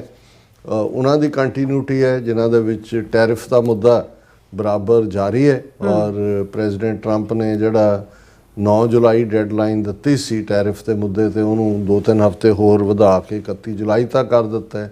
ਇੰਡੀਆ ਦੇ ਨਾਲ ਵੀ ਅਜੇ ਟ੍ਰੇਡ ਡੀਲ ਸਾਈਨ ਨਹੀਂ ਹੋਈ, ਮਿਨੀ ਟ੍ਰੇਡ ਡੀਲ ਉਹ ਕਹਿੰਦੇ ਨੇ ਕਿ ਜੀ ਸ਼ਾਇਦ ਹੋ ਜਾਏ। ਪਰ ਇਸੇ ਪੀਰੀਅਡ 'ਚ ਬ੍ਰਿਕਸ ਇਹ ਉਹ ਆਰਗੇਨਾਈਜੇਸ਼ਨ ਹੈ ਜਿਸ 'ਚ Brazil, Russia, India, China, south Africa, India ਇਹਦੇ ਫਾਊਂਡਰਸ ਜੋ ਹੈ ਅਲੋਂਗ ਵਿਦ, ਪਹਿਲਾਂ ਇਹਦੇ 'ਚ ਰਸ਼ੀਆ ਚਾਈਨਾ ਡੋਮੀਨੇਟ ਕਰਦੇ ਨੇ। ਉਹਨਾਂ ਦੀ ਜਿਹੜੀ ਹੈ ਐਨੂਅਲ ਸਮਿਟ ਬ੍ਰਾਜ਼ੀਲ ਦੇ ਵਿੱਚ ਸੀ ਔਰ ਉਹਨੂੰ ਲੈ ਕੇ ਕਿਆਸ ਰਾਈਆਂ ਵੀ ਸਨ, ਕਿਉਂਕਿ ਜਿੱਥੇ ਪ੍ਰੈਜ਼ੀਡੈਂਟ ਟਰੰਪ ਨੇ ਟੈਰਿਫ ਦੇ ਹਵਾਲੇ ਨਾਲ ਬਾਕੀ ਸਭ ਦੇ ਖਿਲਾਫ ਦੁਨੀਆ ਦੇ ਇੱਕ ਕਿਸਮ ਦੀ ਟੈਰਿਫ ਵਾਰ ਡਿਕਲੇਅਰ ਕੀਤੀ ਹੋਈ ਹੈ, ਉੱਥੇ ਜਿਹੜਾ ਬ੍ਰਿਕਸ ਤੋਂ ਵੱਡਾ ਫੀਅਰ ਹੈ ਅਮਰੀਕਾ ਨੂੰ ਕਿ ਵੀ ਉਹ ਆਪਣੀ ਪੈਰਲਲ ਕਰੰਸੀ ਡਾਲਰ ਨੂੰ ਕਾਊਂਟਰ ਕਰਨ ਵਾਲੀ ਇੰਟਰਨੈਸ਼ਨਲ ਟ੍ਰੇਡ ਦੇ ਵਿੱਚ ਉਹ ਫਲੋਟ ਕਰੇਗਾ ਆਉਣ ਵਾਲੇ ਪੀਰੀਅਡ 'ਚ। ਹਾਲਾਂਕਿ ਕੁਛ ਮੁਲਕਾਂ 'ਚ ਤਾਂ ਜਿਵੇਂ ਉਹਨਾਂ ਦਾ ਚਾਈਨੀਜ਼ ਕਰੰਸੀ ਹੈ, ਯੈਨ ਹੈ ਜਾਂ ਰਸ਼ੀਅਨ ਰੂਬਲ ਹੈ ਔਰ ਦੂਜਾ ਉਹਦੇ 'ਚੋਂ ਡੀਲ ਕਰਦੇ ਨੇ। ਲੇਕਿਨ ਅਮਰੀਕਾ ਇਹ ਸਮਝਦਾ ਵੀ ਚਾਈਨਾ ਦਾ ਉਭਾਰ ਜਿਹੜਾ ਹੈ ਖਾਸ ਤੌਰ ਤੇ one belt one road initiative ਦੇ ਨਾਲ, ਜਿਹਦੇ 'ਚ 150 ਤੋਂ ਜ਼ਿਆਦਾ ਮੁਲਕਾਂ ਨੇ ਦਸਤਖਤ ਕੀਤੇ ਹੋਏ ਨੇ ਔਰ ਆਲਰੇਡੀ ਚਾਈਨਾ ਦੇ ਫੁੱਟਪ੍ਰਿੰਟ ਯੂਰਪ ਦੇ ਵਿੱਚ ਵੀ, ਅਫਰੀਕਾ 'ਚ ਵੀ, ਏਸ਼ੀਆ 'ਚ ਵੀ ਔਰ ਸਾਊਥ ਅਮਰੀਕਾ 'ਚ ਵੀ ਨੇ। ਸੋ ਉਹਨੂੰ ਕਰਬ ਕਰਨ ਦੇ ਲਈ ਜਿਹੜਾ ਹੈ ਉਹ ਪ੍ਰੈਜ਼ੀਡੈਂਟ ਟਰੰਪ ਨੇ ਇਹ ਵੀ ਐਲਾਨ ਕੀਤਾ ਕਿ ਜਿਹੜੇ ਕਿ ਵੀ ਇਹ ਬ੍ਰਿਕਸ ਐਂਟੀ ਅਮਰੀਕਾ ਹੈ, ਜਿਹੜਾ ਵੀ ਬ੍ਰਿਕਸ ਦਾ ਮੈਂਬਰ ਦੇਸ਼ ਅਮਰੀਕਾ ਦੇ ਖਿਲਾਫ ਜਿਹੜਾ ਉਹ ਕਿਸੇ ਕਾਜ ਭੁਗਤੇਗਾ ਤੇ ਉਸ ਦੇ ਉੱਤੇ 10% ਹੋਰ ਟੈਰਿਫ ਲਾਇਆ ਜਾਏਗਾ। ਸੋ ਇੰਡੀਆ ਦੇ ਵਿੱਚ ਵੀ ਇਹ ਡਿਸਕਸ ਹੋ ਰਿਹਾ ਕਿ ਵੀ ਇਸ ਸਾਰੇ ਦੇ ਚੱਲਦਿਆਂ ਜੇ ਇਵੇਂ ਹੁੰਦਾ ਹੈ ਤੇ ਆਲਰੇਡੀ ਇੰਡੀਆ ਦੇ ਨਾਲ ਤਾਂ ਤੈਅ ਨਹੀਂ ਹੋਇਆ ਪਹਿਲਾਂ ਹੀ ਟੈਰਿਫ ਦਾ ਜੋ ਚੱਲ ਰਿਹਾ ਉਹਨਾਂ ਦਾ ਕੀ ਹਸ਼ਰ ਜਾਂ ਹਾਲ ਹੋਏਗਾ। ਔਰ ਇਸ ਬ੍ਰਿਕਸ ਦੇ ਸੈਸ਼ਨ 'ਚ ਉਹਨਾਂ ਦੀ ਕੈਪੀਟਲ ਦੇ ਵਿੱਚ ਹੋਇਆ, ਸ਼ਾਮਲ ਹੋਣ ਲਈ ਮੋਦੀ ਵੀ ਆਇਆ। ਮੋਦੀ ਨੂੰ ਤਾਂ ਅੱਜ ਕੱਲ੍ਹ ਇੱਕ ਦਹਿਸ਼ਤਗਰਦ ਜਿਹੜਾ ਹੈ ਉਹਨੂੰ ਖੁਦ ਦਹਿਸ਼ਤਗਰਦੀ ਦਾ ਭੂਤ ਚੰਬੜਿਆ ਹੋਇਆ ਦਿਨ ਰਾਤ, ਉਹਦੀ ਗੱਲ ਵੀ ਕਰਾਂਗੇ। ਪਰ ਇਸ ਮੌਕੇ ਦੇ ਉੱਤੇ ਦੇਖੋ ਹੁੰਦਾ ਇਹ ਹੈ ਵੀ ਟਰੂਥ ਤਾਂ ਕੋਈ ਵੀ ਕਿਤਿਓਂ ਵੀ ਆ ਸਕਦੀ ਹੈ। ਔਰ ਜਿਹੜੀ ਈਵਨ BBC ਦੀ ਹਿੰਦੀ ਸਰਵਿਸ ਨੇ ਵੀ ਸਟੋਰੀ ਕੀਤੀ ਜਦੋਂ ਅਜੇ ਮੋਦੀ ਨੇ ਜਾਣਾ ਸੀ ਬ੍ਰਾਜ਼ੀਲ, ਅਜੇ ਆਇਆ ਨੇ। ਬਾਕੀ ਕਈ ਮੁਲਕਾਂ 'ਚੋਂ ਘੁੰਮ ਘਾਮ ਕੇ ਨਿੱਕੇ ਮੁਲਕ ਨੇ, ਜਿੰਨੇ ਇੱਥੇ ਇਕੱਲਾ ਸ਼ਹਿਰ ਹੈ ਉੱਥੋਂ ਕਿਤੇ ਤਮਗਾ ਲੈ ਲੈਂਦਾ ਜੀ ਮੋਦੀ ਨੂੰ ਆਨਰ ਕੀਤਾ ਸਿਵਲ ਅਵਾਰਡ ਨਾਲ, ਫਲਾਣੇ ਨੇ ਕੀਤਾ, ਢਿਮਕੇ ਨੇ ਕੀਤਾ, ਕਿਉਂਕਿ ਸਾਰੀ ਉਮਰ ਫੇਲ ਹੁੰਦਾ ਰਿਹਾ, ਪੜ੍ਹਿਆ ਹੈ ਹੀ ਨਹੀਂ, ਜਾਲੀ ਡਿਗਰੀਆਂ ਨੇ ਤੇ ਉਹ ਇੱਦਾਂ ਦੇ ਨੂੰ ਮੈਡਲ ਮੂਡਲ ਲੈ ਕੇ ਉਹ ਜਿਹੜਾ ਅਹਿਸਾਸੇ ਕਮਤਰੀ ਹੁੰਦਾ, ਇਨਫੀਰੀਅਰਟੀ ਕੰਪਲੈਕਸ, ਉਹ ਸੈਟੀਸਫਾਈ ਹੁੰਦਾ। ਪਰ ਜਿਹੜਾ ਮੋਦੀ ਦੀ ਬ੍ਰਾਜ਼ੀਲ ਵਿਜ਼ਿਟ ਤੋਂ ਠੀਕ ਪਹਿਲਾਂ ਬ੍ਰਾਜ਼ੀਲ ਦਾ ਬਹੁਤ ਵੱਡਾ ਇਕੋਨੋਮਿਸਟ ਹੈ ਔਰ ਬ੍ਰਿਕਸ ਨਿਊ ਡਿਵੈਲਪਮੈਂਟ ਬੈਂਕ ਦਾ ਜਿਹੜਾ ਵਾਈਸ ਪ੍ਰੈਜ਼ੀਡੈਂਟ ਰਿਹਾ ਪਾਓਲੋ ਨੋਗੀਰੋ ਬਾਤਿਸਤਾ, ਉਹਨਾਂ ਨੇ ਜਿਹੜਾ ਸੋਸ਼ਲ ਮੀਡੀਆ ਦੇ ਉੱਤੇ ਭਾਰਤ ਨੂੰ ਜਿਹੜਾ ਉਹ ਪੂਰੀ ਤਰ੍ਹਾਂ ਚੈਲੰਜ ਕੀਤਾ। ਔਰ RT ਜਿਹੜਾ ਰਸ਼ੀਅਨ ਸ਼ਾਇਦ ਦੇ ਚੈਨਲ ਹੈ ਉਹਨੂੰ ਉਹਨੇ ਇੰਟਰਵਿਊ ਦਿੱਤਾ ਪ੍ਰੋਫੈਸਰ ਪਾਓਲੋ ਨੇ, ਕਿਉਂਕਿ ਇਹ ਜਿਹੜੀ ਇਹਨਾਂ ਦੀ ਬ੍ਰਿਕਸ ਦੀ ਕਾਨਫਰੰਸ ਇਹ ਰੀਓ ਡੀ ਜਨੇਰੀਆ ਇਹ ਸਿਟੀ ਹੈ ਬ੍ਰਾਜ਼ੀਲ ਦੀ ਕੈਪੀਟਲ ਹੈ ਉਹਦੇ 'ਚ ਹੋਈ। ਮੈਂ ਬਹੁਤੀ ਡਿਟੇਲ 'ਚ ਨਹੀਂ ਜਾਵਾਂਗਾ। ਉਹਦੇ 'ਚ ਜਿਹੜੇ ਮੁੱਖ ਤੌਰ ਦੇ ਉੱਤੇ ਉਹਨੇ ਚਾਰਜ ਲਾਇਆ ਪ੍ਰੋਫੈਸਰ ਪਾਓਲੇ ਨੇ, ਉਹਨੇ ਕਿਹਾ ਕਿ ਇਹ ਬ੍ਰਿਕਸ ਦੇ ਵਿੱਚ ਜੇ ਕੋਈ ਸਭ ਤੋਂ ਵੱਡੀ ਪ੍ਰੋਬਲਮ ਹੈ, ਸਮੱਸਿਆ ਹੈ, ਤੇ ਉਹ ਇੰਡੀਆ। ਉਹਨੇ ਕਿਹਾ ਵੀ ਇੰਡੀਆ ਜਿਹੜਾ ਹੈ ਇਹ ਟਰੋਜਨ ਹਾਰਸ ਹੈ। ਔਰ ਉਹਨੇ ਕਿਹਾ ਵੀ ਹੁਣ ਇਹ ਟਰੋਜਨ ਹਾਰਸ ਅਸੀਂ ਅੱਗੇ ਵੀ ਐਕਸਪਲੇਨ ਕੀਤਾ ਸੀ ਕਿ ਜਦੋਂ ਤੁਸੀਂ ਗ੍ਰੀਕ ਵਾਰਸ ਦੇਖਦੇ ਹੋ, ਮਾਈਥੋਲੋਜੀ ਵੀ ਔਰ ਕਹਾਣੀਆਂ ਵੀ, ਇਹ ਹਿਸਟੋਰੀਕਲ ਪਾਰਟ ਹੀ ਹੈ ਕਿ ਵੀ ਇਹ ਜਿਹੜਾ ਟਰੋਜਨ ਹਾਰਸ ਹੈ ਕੀ ਹੁੰਦਾ ਹੈ ਕਿ ਵੀ ਜੇ ਜਿਹੜਾ ਇੱਕ ਧਿਰ ਸੀ ਉਹਨਾਂ ਨੇ ਗਿਫਟ ਦੇ ਤੌਰ ਤੇ ਦੁਸ਼ਮਣ ਨੂੰ ਕਿਹਾ ਜੀ ਇਹ ਅਸੀਂ ਤੁਹਾਨੂੰ ਜਿਹੜਾ ਉਹ ਲੱਕੜੀ ਦਾ ਘੋੜਾ ਦੇ ਰਹੇ, ਬਹੁਤ ਵੱਡਾ ਭਾਰਾ, ਉਹਨਾਂ ਦੇ ਫੌਜੀ ਚੁੱਕ ਕੇ ਅੰਦਰ ਲੈ ਗਏ ਉਹਨੂੰ, ਉਹਦਾ ਨਾਂ ਟਰੋਜਨ ਹਾਰਸ ਕਿਹਾ ਜਾਂਦਾ ਹੈ। ਔਰ ਉਹਨਾਂ ਨੂੰ ਲੱਗਾ ਵੀ ਇਹ ਕਿੰਨੀ ਵਧੀਆ ਗਿਫਟ ਦਿੱਤੀ ਆ ਉਹਨੇ, ਜਿਹੜੀ ਵਿਰੋਧੀ ਸਟੇਟ ਸੀ ਉਹਨਾਂ ਨੇ ਆਪਣੇ ਪੈਲੇਸ ਦੇ ਵਿੱਚ ਉਸ ਨੂੰ ਰੱਖ ਲਿਆ। ਔਰ ਅੱਧੀ ਰਾਤ ਨੂੰ ਉਸ ਟਰੋਜਨ ਹਾਰਸ, ਉਹ ਤਾਂ ਅੰਦਰ ਫੌਜੀ ਲੁਕੇ ਹੋਏ ਸੀ, ਉਹ ਬਾਹਰ ਨਿਕਲੇ, ਉਹਨਾਂ ਨੇ ਮਹਿਲ ਵਾਲਿਆਂ ਨੂੰ ਕਤਲ ਕੀਤਾ, ਦੂਰੋਂ ਬਾਹਰੋਂ ਦੂਜੀ ਫੌਜ ਨੇ ਹਮਲਾ ਕੀਤਾ ਤੇ ਇਵੇਂ ਉਹਨੂੰ ਫਿਨਿਸ਼ ਕੀਤਾ। ਇਹਨੂੰ ਡਿਸੈਪਸ਼ਨ ਕਹਿੰਦੇ ਨੇ ਵੀ ਤੁਹਾਨੂੰ ਤੁਸੀਂ ਗਿਫਟ ਦੇ ਰਹੇ ਹੋ ਪਰ ਉਹਦੇ 'ਚ ਤੁਸੀਂ ਕੁਝ ਹੋਰ ਕਰ ਰਹੇ ਹੋ। ਸੋ ਉਹਨੇ ਇਹ ਕਿਹਾ ਵੀ ਜਿਹੜਾ ਇੰਡੀਆ ਦੀ ਪ੍ਰੈਜ਼ੈਂਸ ਹੈ ਬ੍ਰਿਕਸ ਦੇ ਵਿੱਚ ਇਹ ਟਰੋਜਨ ਹਾਰਸ ਵਾਂਗ ਹੈ ਕਿ ਧੋਖਾਧੜੀ ਹੈ। ਔਰ ਇਹ ਉਹਨੇ ਕਿਹਾ ਵੀ ਇੱਕੋ ਵੇਲੇ ਮੋਦੀ ਇਜ਼ਰਾਈਲ ਦੀ ਹਮਾਇਤ ਵੀ ਕਰ ਰਹੇ, ਨੇਤਨਯਾਹੂ ਜੋ ਜੈਨੋਸਾਈਡ ਕਰ ਰਿਹਾ ਗਜ਼ਾ ਦੇ ਵਿੱਚ, ਭਾਰਤ ਉਹਦੀ ਵੀ ਹਮਾਇਤ ਕਰ ਰਿਹਾ। ਔਰ ਨਾਲ ਉਹਨਾਂ ਨੇ ਕਿਹਾ ਵੀ ਇਹ ਕਿਵੇਂ ਹੋ ਸਕਦਾ ਹੈ ਕਿ ਦੋਨਾਂ ਦੇ ਬੜੇ ਚੰਗੇ ਸੰਬੰਧ ਹੋਣ, ਨੇਤਨਯਾਹੂ ਵੀ ਔਰ ਮੋਦੀ ਦੀ। ਫਿਰ ਉਹਨਾਂ ਨੇ ਕਿਹਾ ਕਿ ਵੀ ਜਦੋਂ ਇਜ਼ਰਾਈਲ ਗਜ਼ਾ ਦੇ ਵਿੱਚ ਜੈਨੋਸਾਈਡ ਕਰ ਰਿਹਾ ਤੇ ਉਹਨਾਂ ਦੀ ਜਨਤਾ ਕੀ ਸੋਚਦੀ ਹੋਏਗੀ, ਭਾਰਤ ਕਿਸ ਕਿਸਮ ਦਾ ਮੁਲਕ ਹੈ ਕਿ ਵੀ ਉਹ ਜੈਨੋਸਾਈਡ ਕਰਨ ਵਾਲੇ ਦੀ ਹਮਾਇਤ ਕਰ ਰਿਹਾ।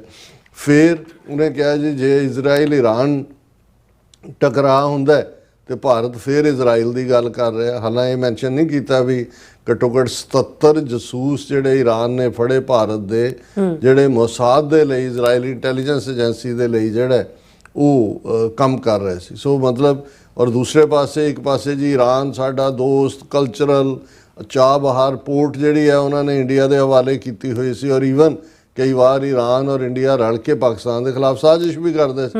ਲੇਕਿਨ ਐਨ ਮੌਕੇ ਦੇ ਉੱਤੇ ਉਹ ਨੇਤਨਯਾਹੂ ਦੇ ਨਾਲ ਰਲ ਕੇ ਉਹਨੇ ਕਿਵੇਂ ਈਰਾਨ ਦੀ ਪਿੱਠ ਦੇ ਵਿੱਚ ਛੁਰਾ ਘੋਂਪਿਆ। ਫਿਰ ਉਹਨੇ ਕਿਹਾ ਵੀ ਇਹ ਭਾਰਤ ਜਿਹੜਾ ਹੈ ਉਹ ਈਰਾਨ ਦੇ ਨਿਊਜ਼ ਰੂਮ 'ਚ ਬਹਿ ਕੇ ਇਜ਼ਰਾਈਲ ਦੇ ਹਮਲੇ ਦਾ ਸਮਰਥਨ ਕਿਵੇਂ ਕਰ ਸਕਦਾ। ਫਿਰ ਕਿਹਾ ਜੀ ਭਾਰਤ ਨੂੰ ਚੀਨ ਦਾ ਡਰ ਹੈ, ਇਸ ਲਈ ਉਹ ਅਮਰੀਕਾ ਦੇ ਨਾਲ ਆਪਣੇ ਕਰੀਬੀ ਸੰਬੰਧ ਰੱਖਦਾ। ਲੇਕਿਨ ਬ੍ਰਿਕਸ ਦੀ ਜੇ ਕੋਈ ਸਭ ਤੋਂ ਵੱਡੀ ਕਮਜ਼ੋਰੀ ਹੈ ਤੇ ਇਹ ਭਾਰਤ ਹੈ। ਔਰ ਇਹ ਗੱਲ ਗਲਤ ਨਹੀਂ ਹੈ। ਉਹਨਾਂ ਨੇ ਕਿਹਾ ਕਿ ਵੀ ਇਹ ਸਾਰੇ ਦੇ ਚੱਲਦੇ ਆ, ਜਦੋਂ ਤੱਕ ਭਾਰਤ ਵਰਗਾ ਮੁਲਕ ਬ੍ਰਿਕਸ ਵਰਗੇ ਦੇ ਵਿੱਚ ਬੈਠਾ ਹੈ ਇਸ ਦਾ ਜਿਹੜਾ ਇਹ ਕਿਸੇ ਕੰਡੇ ਨਹੀਂ ਲੱਗਣਾ। ਔਰ ਇਹ ਗੱਲ ਮੈਂ ਸਮਝਦਾ ਹਾਂ ਵੀ ਜਿਹੜੀ ਗੱਲ ਉਹਨਾਂ ਦਾ ਐਕਸਪਰਟ ਜਿੱਥੇ ਬ੍ਰਾਜ਼ੀਲ 'ਚ ਬੈਠਿਆ ਇਹਨੂੰ ਹਾਈਐਸਟ ਆਨਰ ਵੀ ਦਿੱਤਾ ਉਹਨਾਂ ਨੇ ਸਿਵਿਲੀਅਨ। ਔਰ ਮੋਦੀ ਨੂੰ ਲੱਗਦਾ ਵੀ ਸ਼ਾਇਦ ਉਹ ਅਮਰੀਕਾ ਨੂੰ ਵੀ ਅੱਖਾਂ ਦਿਖਾ ਰਿਹਾ ਕਿ ਜੀ ਨਹੀਂ ਜੇ ਤੁਸੀਂ ਸਾਡੇ ਨਾਲ ਨਾ ਅਸੀਂ ਇੱਧਰ ਆ ਜਾਵਾਂਗੇ। ਉਹ ਪਹਿਲਾਂ ਹੀ ਟਰੰਪ ਨੇ ਕਹਿ ਦਿੱਤਾ ਕਿ ਵੀ ਜਿਹੜਾ ਵੀ ਇੱਧਰ ਕਰੇਗਾ 10% ਉਸ ਦੇ ਉੱਤੇ ਜਿਹੜਾ ਮੇਨ ਖਬਰ ਹੈ ਕਿ ਵੀ ਟਰੰਪ ਨੇ ਐਕਸਟਰਾ 10% ਟੈਰਿਫ ਦੀ ਗੱਲ ਕੀਤੀ। ਔਰ ਟਰੰਪ ਨੇ ਸਿੱਧੀ ਸਟੇਟਮੈਂਟ ਦਿੱਤੀ ਹੈ ਕਿ BRICS set up to hurt us degenerate US dollar. ਔਰ ਉਹਦੇ 'ਚ ਕਿਹਾ ਕਿ BRICS is not in my opinion a serious threat but what they are trying to do is destroy the dollar so that another country can take over and be the standard and we are not going to lose the standard at any time। ਜ਼ਾਹਰ ਹੈ ਵੀ China ਵੱਲ ਇਸ਼ਾਰਾ ਹੈ। ਔਰ ਭਾਰਤ ਦੇ ਵਿੱਚ ਵੀ ਇਸ ਦੇ ਉੱਤੇ ਬੜੀਆਂ ਡਿਬੇਟਸ ਹੋ ਰਹੀਆਂ ਕਿ ਜਿਹੜੀ ਟਰੰਪ ਨੇ ਬ੍ਰਿਕਸ ਦੇਸ਼ਾਂ ਨੂੰ ਧਮਕੀ ਦਿੱਤੀ ਹੈ 10% ਐਕਸਟਰਾ ਟੈਰਿਫ ਲਾਉਣ ਦੀ, ਉਸ ਦਾ ਭਾਰਤ ਦੇ ਉੱਤੇ ਕੀ ਅਸਰ ਹੋਏਗਾ। ਔਰ ਇਹ ਜਿਹੜੀ ਹੈ US ਟ੍ਰੇਡ ਡੀਲ ਅਜੇ ਸਾਈਨ ਨਹੀਂ ਹੋਈ, ਇੰਡੀਆ ਜਿਹੜੀ ਮਿਨੀ ਡੀਲ ਹੀ ਹੈ ਹਾਲਾਂਕਿ। ਔਰ ਹੁਣ ਕਿਉਂਕਿ ਅਗਸਤ ਪਹਿਲੀ ਤੱਕ ਦਾ ਵਕਤ 31 ਜੁਲਾਈ ਤੱਕ ਹੋਰ ਇਹਨਾਂ ਨੂੰ ਮਿਲ ਗਿਆ ਤੇ ਲੈਟ ਵੀ ਹੋਪ ਕਿ ਕੀ ਹੈ। ਲੇਕਿਨ ਭਾਰਤ ਦੇ ਵਿੱਚ ਆਲਰੇਡੀ ਉਹਨਾਂ ਦੀਆਂ ਟ੍ਰੇਡ ਯੂਨੀਅਨਸ ਔਰ ਮਜ਼ਦੂਰ ਉਹ ਵੀ ਵੱਡੀ ਹੜਤਾਲ ਕਿੰਨੇ ਕਰੋੜ ਲੋਕਾਂ ਨੇ ਕਰਨੀ ਹੈ। ਭਾਰਤ 'ਚ ਕਿਸਾਨ ਔਰ ਉਹਨਾਂ ਦੀ ਡੇਅਰੀ ਫਾਰਮ ਵਾਲੇ ਵੀ ਦੇਖ ਰਹੇ ਨੇ ਵੀ ਕਿਤੇ ਸਾਡੇ ਹਿੱਤ ਤਾਂ ਨਹੀਂ ਸਰੈਂਡਰ ਹੁੰਦੇ। ਸੋ ਇਸ ਸਾਰੇ ਦੇ ਚੱਲਦੇ ਆ ਕਾਫੀ ਜਿਹੜੀ ਹੈ ਉਹ ਪੱਟ ਚਪੱਟ ਵੀ ਹੋ ਰਹੀ ਹੈ, ਉਛਲ ਕੂਦ ਵੀ ਹੋ ਰਹੀ ਹੈ। ਔਰ ਉਹ ਜਿਵੇਂ ਨਿਆਣੇ ਖੇਡਦੇ ਆ ਮਿੱਟੀ ਦਾ ਘਰ ਵੀ ਬਣਾਉਂਦੇ ਨੇ ਫਿਰ ਢਾਹ ਵੀ ਦਿੰਦੇ ਨੇ। ਕਈ ਵਾਰੀ ਸਵੇਰੇ ਟੈਰਿਫ ਲੱਗਦੀ ਹੈ ਸ਼ਾਮ ਨੂੰ ਹਟ ਜਾਂਦੀ ਹੈ।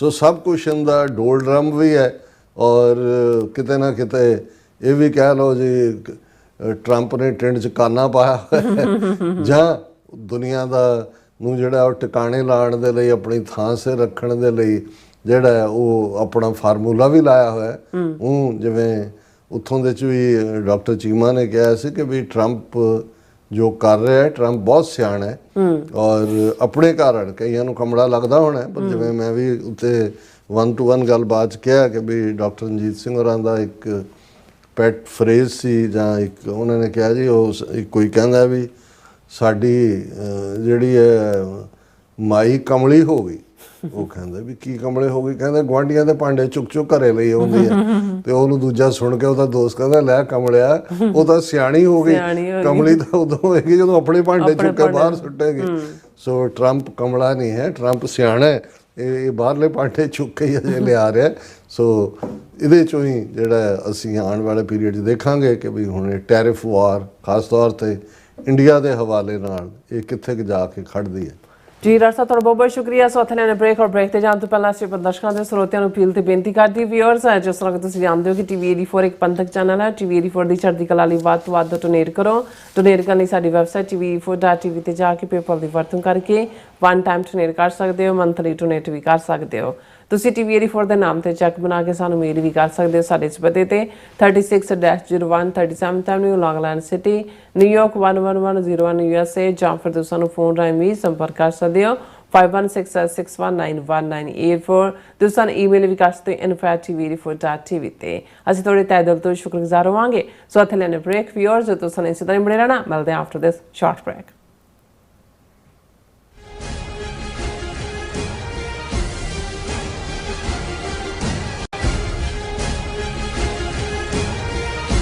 ਅਮਰੀਕਾ ਵਿੱਚ ਰਹਿ ਰਹੇ ਹੋ ਅਤੇ ਡਰਾਈਵਿੰਗ ਲਾਇਸੈਂਸ ਲੈਣਾ ਚਾਹੁੰਦੇ ਹੋ ਤੇ ਲੱਭ ਰਹੇ ਹੋ ਇੱਕ ਤਜਰਬੇਕਾਰ ਡਰਾਈਵਿੰਗ ਸਕੂਲ ਤਾਂ ਤੁਹਾਡੇ ਲਈ ਹੈ ਵੱਡੀ ਖੁਸ਼ਖਬਰੀ ਕੈਲੀਫੋਰਨੀਆ ਦਾ ਸਟਾਕਟਨ ਟਰੱਕ ਡਰਾਈਵਿੰਗ ਸਕੂਲ ਤੁਹਾਨੂੰ ਦੇਵੇਗਾ ਡਰਾਈਵਿੰਗ ਸਿਖਲਾਈ ਅਤੇ ਡਰਾਈਵਿੰਗ ਦੌਰਾਨ ਪੇਸ਼ ਆਉਂਦੀਆਂ ਮੁਸ਼ਕਲਾਂ ਨਾਲ ਨਜਿੱਠਣ ਦੀ ਸਿਖਲਾਈ 25 ਸਾਲ ਤੋਂ ਵੀ ਵੱਧ ਦੇ ਤਜਰਬੇ ਨਾਲ ਤੁਹਾਨੂੰ ਮਿਲੇਗੀ ਡਰਾਈਵਿੰਗ ਨਾਲ ਸੰਬੰਧਿਤ ਹਰ ਤਰ੍ਹਾਂ ਦੀ ਸਿਖਲਾਈ ਉਹ ਵੀ ਵਾਜਿਬ ਕੀਮਤ ਵਿੱਚ ਫਿਰ ਦੇਰ ਕਿਸ ਗੱਲ ਦੀ ਅੱਜ ਹੀ ਸੰਪਰਕ ਕਰੋ 2097883308 ਜਾਂ ਫਿਰ 2093139919 ਨੰਬਰਾਂ ਤੇ ਅਤੇ ਪਾਓ ਆਪਣਾ driving licence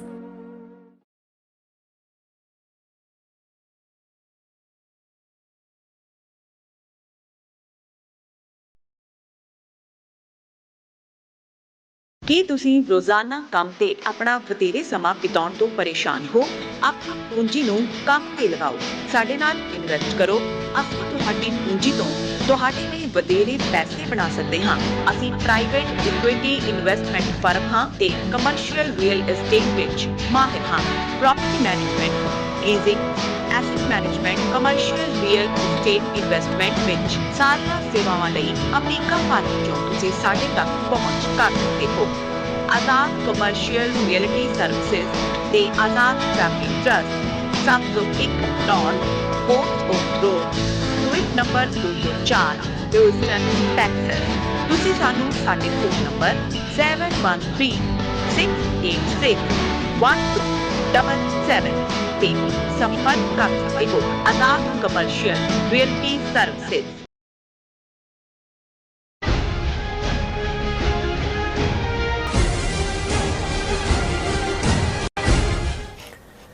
viewers welcome back to programme so viewers ਗੱਲਬਾਤ ਕਰਨ ਜਾ ਰਹੇ ਹਾਂ ਬ੍ਰਿਕਸ ਦੇ ਹਵਾਲੇ ਨਾਲ ਕਿ ਬ੍ਰਿਕਸ ਸੰਮੇਲਨ ਵਿੱਚ ਪ੍ਰਧਾਨ ਮੰਤਰੀ ਮੋਦੀ ਨੇ ਦਹਿਸ਼ਤਗਰਦੀ ਨੂੰ ਲੈ ਕੇ ਬੜਾ ਚੀਕ ਚਹਾੜਾ ਪਾਇਆ ਅਤੇ ਮੰਗ ਕੀਤੀ ਕਿ ਦਹਿਸ਼ਤਗਰਦੀ ਨੂੰ ਪ੍ਰਮੋਟ ਕਰਨ ਵਾਲੇ ਮੁਲਕਾਂ ਤੇ ਪਾਬੰਦੀਆਂ ਲੱਗਣੀਆਂ ਚਾਹੀਦੀਆਂ ਨੇ ਸੋ ਮੋਦੀ ਨੂੰ ਕਿਉਂ ਇਹ ਭੁੱਲ ਜਾਂਦਾ ਹੈ ਕਿ ਉਹ ਖੁਦ ਇੱਕ ਦਹਿਸ਼ਤਗਰਦ ਜਮਾਤ RSS ਦਾ ਪੁੱਤਰ ਹੈ ਸੋ ਇਸ ਬਾਰੇ ਆਪਾਂ ਗੱਲਬਾਤ ਕਰਨ ਜਾ ਰਹੇ ਹਾਂ ਸੋ ਅਸੀਂ ਚਾਹਾਂਗੇ ਕਿ ਤੁਸੀਂ ਇਸੇ ਤਰ੍ਹਾਂ ਬਣੇ ਰਹਿਣਾ ਦੇਖਣ ਸੁਣ ਲਈ ਲਿਖਣ ਲਈ ਤੁਹਾਡਾ ਸਭ ਦਾ ਬਹੁਤ ਬਹੁਤ ਧੰਨਵਾਦ ਜੀ ਡਾਕਟਰ ਸਾਹਿਬ ਕੀ ਕਹਿਣਾ ਚਾਹੋਗੇ ਦੇਖੋ ਅਸੀਂ ਪਹਿਲੇ ਸੈਗਮੈਂਟ 'ਚ ਵੀ ਜ਼ਿਕਰ ਕੀਤਾ ਹੈ ਕਿ ਜਿਹੜਾ ਵੀਕਐਂਡ ਔਰ ਇਹਨਾਂ ਦਿਨਾਂ ਦੇ ਵਿੱਚ ਜਿਹੜੀ ਇੰਪੋਰਟੈਂਟ ਇੰਟਰਨੈਸ਼ਨਲ ਡਿਵੈਲਪਮੈਂਟ ਵੱਲ ਸਭ ਦਾ ਧਿਆਨ ਸੀ ਔਰ ਖ਼ਾਸ ਤੌਰ 'ਤੇ ਜਦੋਂ ਇੱਕ ਪਾਸੇ ਟੈਰਿਫ ਵਾਰਫੇਅਰ ਪ੍ਰੈਜ਼ੀਡੈਂਟ ਟਰੰਪ ਨੇ ਨਾਫਜ਼ ਕੀਤੀ ਹੋਈ ਹੈ ਕਿ ਵੀ ਬ੍ਰਿਕਸ 'ਚੋਂ ਕੀ ਨਿਕਲੇਗਾ ਸੋ ਮੈਨੂੰ ਇਹ ਲੱਗਦਾ ਵੀ ਜਿਹੜਾ ਬ੍ਰਾਜ਼ੀਲ ਦੀ ਕੈਪੀਟਲ ਦੇ ਵਿੱਚ ਬ੍ਰਿਕਸ ਦਾ ਇਹ ਸੈਸ਼ਨ ਸੀ ਉਹਦੀ ਫੂਕ ਉਦੋਂ ਹੀ ਨਿਕਲ ਗਈ ਸੀ ਜਦੋਂ ਕਿ ਆਇਆ ਕਿ ਚਾਈਨੀਜ਼ ਪ੍ਰੈਜ਼ੀਡੈਂਟ ਸ਼ੀ ਜਿਨਪਿੰਗ ਔਰ ਰਸ਼ੀਆ ਦੇ ਪ੍ਰੈਜ਼ੀਡੈਂਟ ਪੁਤਿਨ ਇਸ ਵਿੱਚ ਸ਼ਾਮਲ ਨਹੀਂ ਹੋ ਰਹੇ। ਔਰ ਜ਼ਾਹਰ ਹੈ ਕਿ ਵੀ ਇਹ ਮੇਨ ਵੱਡੀਆਂ ਤਾਕਤਾਂ ਇਹੀ ਨੇ, ਇਹਨਾਂ ਦੇ ਦੁਆਲੇ ਬੇਸ਼ੱਕ ਇਸ ਦੀ ਸ਼ੁਰੂਆਤ ਤਾਂ 5 ਮੁਲਕਾਂ ਨੇ ਕੀਤੀ, ਜਿਨ੍ਹਾਂ 'ਚ ਬ੍ਰਾਜ਼ੀਲ, ਰਸ਼ੀਆ, ਇੰਡੀਆ, ਚਾਈਨਾ ਔਰ ਸਾਊਥ ਅਫਰੀਕਾ ਸੀ। ਪਰ ਇਸ ਵੇਲੇ ਜਿਹੜਾ ਇਸ ਦੇ ਵਿੱਚ 11 ਮੇਜਰ ਹੋਰ ਇਹਨਾਂ ਚਾਰਾਂ ਦੇ ਨਾਲ 7 ਹੋਰ ਇਕੋਨਮੀਜ਼ ਜੁੜੀਆਂ ਨੇ, ਜਿਨ੍ਹਾਂ ਬਾਰੇ ਜਦੋਂ ਇਹ ਕਿਹਾ ਜਾਂਦਾ ਕਿ ਵੀ ਇਹ ਗਲੋਬਲ ਪਾਪੂਲੇਸ਼ਨ ਜਿਹੜੀ ਦੁਨੀਆ ਦੀ ਹੈ ਉਹਦਾ ਆਲਮੋਸਟ ਅੱਧ ਰਿਪਰੈਜ਼ੈਂਟ ਕਰਦੀਆਂ ਨੇ ਬ੍ਰਿਕਸ ਦੀਆਂ ਕੰਟਰੀਜ਼। 49.5% ਪਾਪੂਲੇਸ਼ਨ ਹੈ ਤੇ 40% ਆਫ ਗਲੋਬਲ GDP ਹੈ ਤੇ 26% ਗਲੋਬਲ ਟ੍ਰੇਡ ਹੈ। ਸੋ ਇਹ ਬ੍ਰਿਕਸ ਦਾ ਗਰੁੱਪ ਛੋਟਾ ਨਹੀਂ। ਔਰ ਪ੍ਰੈਜ਼ੀਡੈਂਟ ਟਰੰਪ ਨੇ ਠੀਕ ਕਿਹਾ, ਉਹਨਾਂ ਨੇ ਕਿਹਾ ਕਿ ਜੀ ਇਹ ਤਾਂ ਡਾਲਰ ਨੂੰ ਡੀਥਰੋਨ ਕਰਨ ਦੇ ਲਈ ਇੰਟਰਨੈਸ਼ਨਲ ਮਾਰਕੀਟ 'ਚੋਂ ਆਪਣੀ ਕਰੰਸੀ ਦੀ ਗੱਲ ਕਰ, ਇਸ ਲਈ ਅਮਰੀਕਾ ਦਾ ਵੀ ਇੰਟਰਸਟ ਸੀ ਕਿ ਵੀ ਇਸ 'ਚੋਂ ਕੀ ਨਿਕਲਦਾ। ਔਰ ਸ਼ਾਇਦ ਰਸ਼ੀਆ ਔਰ ਚਾਈਨਾ ਦੇ ਪ੍ਰੈਜ਼ੀਡੈਂਟਸ ਦਾ ਸਕਿਪ ਕਰਨਾ ਉਹ ਵੀ ਇਸ ਸਟ੍ਰੈਟਜੀ ਦਾ ਹਿੱਸਾ ਹੋਏ, ਕਿਉਂਕਿ ਅਜੇ ਖਾਸ ਤੌਰ 'ਤੇ ਚਾਈਨਾ ਦੇ ਨਾਲ ਜਿਹੜੀ ਅਮਰੀਕਾ ਦੀ ਟੈਰਿਫ ਨੈਗੋਸ਼ੀਏਸ਼ਨ ਹੈ ਕਿਸੇ ਕੰਢੇ 'ਤੇ ਨਹੀਂ ਲੱਗੀ। ਅਜੇ ਤਾਂ ਲੈ ਦੇ ਕੇ ਵਿਤਨਾਮ ਦੇ ਨਾਲ ਹੈ ਜਾਂ UK ਦੇ ਨਾਲ ਹੈ, ਈਵਨ ਕੈਨੇਡਾ ਦੇ ਨਾਲ ਵੀ ਅਜੇ ਮੁਕੰਮਲ ਨਹੀਂ ਹੋਈ। ਸੋ ਚਾਈਨਾ ਕੋਈ ਐਸਾ ਸ਼ਾਇਦ ਮੌਕਾ ਨਹੀਂ ਦੇਣਾ ਚਾਹੁੰਦਾ ਅਮਰੀਕਾ ਨੂੰ ਕਿ ਜਿਸ ਬਹਾਨੇ ਨਾਲ, ਕਿਉਂਕਿ ਚਾਈਨੀਜ਼ ਵੀ ਜਿਹੜੇ ਨੇ ਬੜੇ ਰੜੇ ਹੋਏ ਨੈਗੋਸ਼ੀਏਟਰ ਨੇ, ਵਪਾਰੀ ਨੇ ਪੁਰਾਣੇ ਦੁਨੀਆ ਦੇ। ਸੋ ਉਹਨਾਂ ਨੇ ਆਪਣਾ ਇੰਟਰਸਟ ਵੀ ਵਾਚ ਕਰਨਾ। ਪਰ ਇਹ ਸਾਰੇ ਦੇ ਚੱਲਦੇ ਆ ਕਿਉਂਕਿ ਮੋਦੀ ਜਿਹੜਾ ਉਹ ਇਸ ਵੇਲੇ ਜਿਹਨੂੰ ਉੱਥੇ ਹੋਰ ਤਾਂ ਕਿਉਂਕਿ ਜੇ ਪੁਤਿਨ ਔਰ ਸ਼ੀ ਜਿਨਪਿੰਗ ਨਹੀਂ ਰਹੇ ਤਾਂ ਫਿਰ ਮੋਦੀ ਦੀ ਅਹਿਮੀਅਤ ਸੀ। ਔਰ ਮੋਦੀ ਨੇ ਆਪਣਾ ਉਹ ਖੁੱਲ੍ਹ ਕੇ ਖੇਡਿਆ ਵੀ, ਕੱਢਣ ਪਾਉਣ ਨੂੰ ਤਾਂ ਕੁਛ ਨਹੀਂ ਸੀ ਹੁੰਦਾ। ਤਾਂ ਇਹੀ ਹੈ ਕਿ ਜੀ ਉੱਥੇ ਤੁਸੀਂ ਜਿਹੜਾ ਹੈ ਉਹ ਕਿਸ ਵਿਸ਼ੇ 'ਤੇ ਕੀ ਬੋਲਦੇ ਹੋ, ਤੁਹਾਡੀ ਕੀ ਪ੍ਰੈਜੈਂਟੇਸ਼ਨ ਹੈ। ਔਰ ਇਹ ਜਿਹੜੀ ਇੱਕ ਸੈਸ਼ਨ ਜਿਹਦੇ 'ਚ ਮੋਦੀ ਨੇ ਐਡਰੈਸ ਕੀਤਾ, ਉਸ ਦੇ ਵਿੱਚ ਜਿਹੜਾ ਉਹਨੇ ਪੂਰਾ ਪਹਿਲਗਾਮ ਦਾ ਵੀ ਰੌਲਾ ਪਾਇਆ। ਔਰ ਇਹ ਸੈਸ਼ਨ ਸੀ ਪੀਸ ਐਂਡ ਸਿਕਿਉਰਿਟੀ ਦਾ। ਔਰ ਉਸ ਦੇ ਵਿੱਚ ਮੋਦੀ ਨੇ ਪਹਿਲਗਾਮ ਦਾ ਜ਼ਿਕਰ ਕਰਦਿਆਂ ਕਿ ਟੈਰਰ ਅਟੈਕ, ਇਹ ਜਿਹੜਾ ਅਟੈਕ ਸੀ ਇਹ ਭਾਰਤ ਦੀ ਰੂਹ, ਪਛਾਣ ਤੇ ਸਵੈਮਾਣ, soul, identity and dignity of India ਦੇ ਉੱਤੇ ਹਮਲਾ ਸੀ। ਔਰ ਇਹ ਜਿਹੜਾ ਸਾਨੂੰ ਜੁਆਇੰਟ ਐਫਰਟ ਕਰਨਾ ਚਾਹੀਦਾ ਹੈ ਟੈਰਰਿਜ਼ਮ ਨੂੰ ਜਿਹੜਾ ਉਹ ਖਤਮ ਕਰਨ ਦੇ ਲਈ। ਔਰ ਜਿਹੜਾ ਉਹਨਾਂ ਦੀ ਆਪਣੀ ਨਿਊਜ਼ ਏਜੰਸੀ ਭਾਰਤ ਦੀ ਨੇ ਖਬਰ ਲਾਈ, there should be no hesitation in imposing sanctions against terrorists PM Modi at BRICS।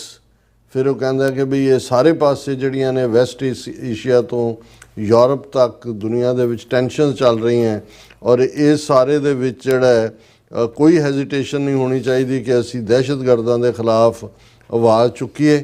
ਅੱਜ ਜਿਹੜੀ ਦਹਿਸ਼ਤਗਰਦੀ ਹੈ ਉਹ ਸਭ ਤੋਂ ਸੀਰੀਅਸ ਚੈਲੰਜ ਹੈ ਕੁੱਲ ਇਨਸਾਨੀਅਤ ਦੇ ਲਈ। ਔਰ ਇਹ ਸਾਰੇ ਦੇ ਚੱਲਦੇ ਆ ਜਿਹੜਾ ਇਹ ਜੋ ਪਹਿਲਗਾਮ 'ਚ ਹੋਇਆ, ਇਕੱਲਾ ਇੰਡੀਆ 'ਤੇ ਹਮਲਾ ਨਹੀਂ ਹੋਇਆ, this is on the entire humanity, ਸਾਰੀ ਇਨਸਾਨੀਅਤ ਦੇ ਉੱਤੇ ਹਮਲਾ ਹੋਇਆ। ਔਰ ਇਹ ਜਿਹੜਾ condemning terrorism should be our principle, not just a convenience ਕਿ ਕਿੱਥੇ ਅਸੀਂ ਕੰਡੈਮ ਕਰਨਾ ਹੈ ਕਿੱਥੇ ਨਹੀਂ ਕਰਨਾ। ਇਹ ਹੁਣ ਇਹਨੂੰ ਜਿਹੜਾ UDP ਨੂੰ ਕੋਈ ਪੁੱਛੇ, ਮੈਂ ਇੱਕ ਵਾਰੀ UDP ਕਿਹਾ ਤਾਂ ਮੈਨੂੰ ਕਿਸੇ ਨੇ ਕਿਹਾ ਜੀ ਇਹ ਕੀ ਹੁੰਦਾ, ਮੈਂ ਕਿਹਾ ਜੀ ਉੱਲੂ ਦਾ ਪੱਟਾ ਪੰਜਾਬੀ 'ਚ। ਮੈਂ ਕਿਹਾ ਹੁਣ ਇਸ ਤੋਂ ਬਿਯੋਂਡ ਅਸੀਂ ਕੀ ਕਹਿ ਸਕਦੇ ਹਾਂ, ਬਾਕੀ ਤਾਂ ਫਿਰ ਵਲਗੈਰਿਟੀ 'ਚ ਆਉਂਦਾ ਹੈ ਕਿ ਵੀ ਬਾਕੀ ਛੱਡੋ ਵੀ ਤੇਰੇ ਸਾਹਮਣੇ 70,000 ਬੰਦਾ ਉੱਥੇ ਜਿਨ੍ਹਾਂ 'ਚ 2/3 2/3 ਔਰਤਾਂ ਤੇ ਬੱਚੇ ਨੇ ਗਜ਼ਾ ਦੇ ਵਿੱਚ, ਉਹ ਰੋਜ਼ਾਨਾ ਮਾਰ ਰਹੇ। ਉੱਥੇ ਕੋਈ ਲੜਾਈ ਨਹੀਂ ਹੋ ਰਹੀ, ਕੋਈ ਹਮਾਸ ਨੇ ਕੋਈ ਤੋਪਾਂ ਨਹੀਂ ਬੀੜੀਆਂ ਹੋਈਆਂ ਵੀ ਜਿਹਨਾਂ ਦੇ ਖਿਲਾਫ ਲੜ ਰਹੇ ਨੇ ਕਿ ਬਈ ਤੁਸੀਂ ਨਿਊਟਰਲ ਹੋ, ਔਰ ਉਹ ਨੇਤਨਯਾਹੂ ਦੀ ਹਮਾਇਤ ਕਰ ਰਹੇ। ਹੁਣ ਜਦੋਂ ਤੁਸੀਂ ਇਸ ਲੈਵਲ ਤੱਕ ਚਲੇ ਜਾਂਦੇ ਹੋ ਕਿ ਵੀ ਤੁਸੀਂ ਆਪਣਾ, ਔਰ ਇਹੀ ਈਰਾਨ ਦੇ ਉੱਤੇ ਹਮਲਾ, ਜੇ ਸੋਵਰਨਿਟੀ ਭਾਰਤ ਨੂੰ ਇਹ ਜੀ ਉਹਨਾਂ ਨੇ ਜਿਹੜਾ ਉਹਨਾਂ 'ਤੇ ਹਮਲਾ ਹੋ ਰਿਹਾ, ਪ੍ਰੋਕਸੀ ਵਾਰ ਹੈ। ਦੂਜਾ ਤੁਸੀਂ ਕਦੇ ਕੰਡੈਮ ਰਸ਼ੀਆ ਦਾ ਯੂਕਰੇਨ ਦੇ ਉੱਤੇ ਹਮਲਾ। ਸੋ ਔਰ ਗੱਲ ਕੱਲੀ ਇਹ ਨਹੀਂ ਹੈ, ਇਹ ਮੋਦੀ ਜਿਹੜਾ ਪੁੱਤਰ ਹੀ ਦਹਿਸ਼ਤਗਰਦ ਜਮਾਤ RSS ਦਾ, ਔਰ ਪ੍ਰਾਈਮ ਮਿਨਿਸਟਰ ਬਣਨ ਤੱਕ ਦਾ ਜਿਹੜਾ ਉਹਦਾ ਸਫ਼ਰ ਹੈ ਜਾਂ ਉਹਦੀ ਕੁਆਲੀਫਿਕੇਸ਼ਨ ਹੀ ਪ੍ਰਧਾਨ ਮੰਤਰੀ ਬਣਨ ਦੀ ਇਹ ਹੈ ਕਿ ਉਹਨੇ ਜਿਹੜੀ RSS ਦੀ ਨੀਤੀ ਹਿੰਦੁਸਤਾਨ ਹੈ ਉਸ ਨੂੰ ਲਾਗੂ ਕਰਦਿਆਂ ਸਾਲ 2002 ਦੇ ਵਿੱਚ ਹਜ਼ਾਰਾਂ ਮੁਸਲਮਾਨਾਂ ਦੀ ਗੁਜਰਾਤ ਦੇ ਵਿੱਚ ਨਸਲਕੁਸ਼ੀ ਕੀਤੀ।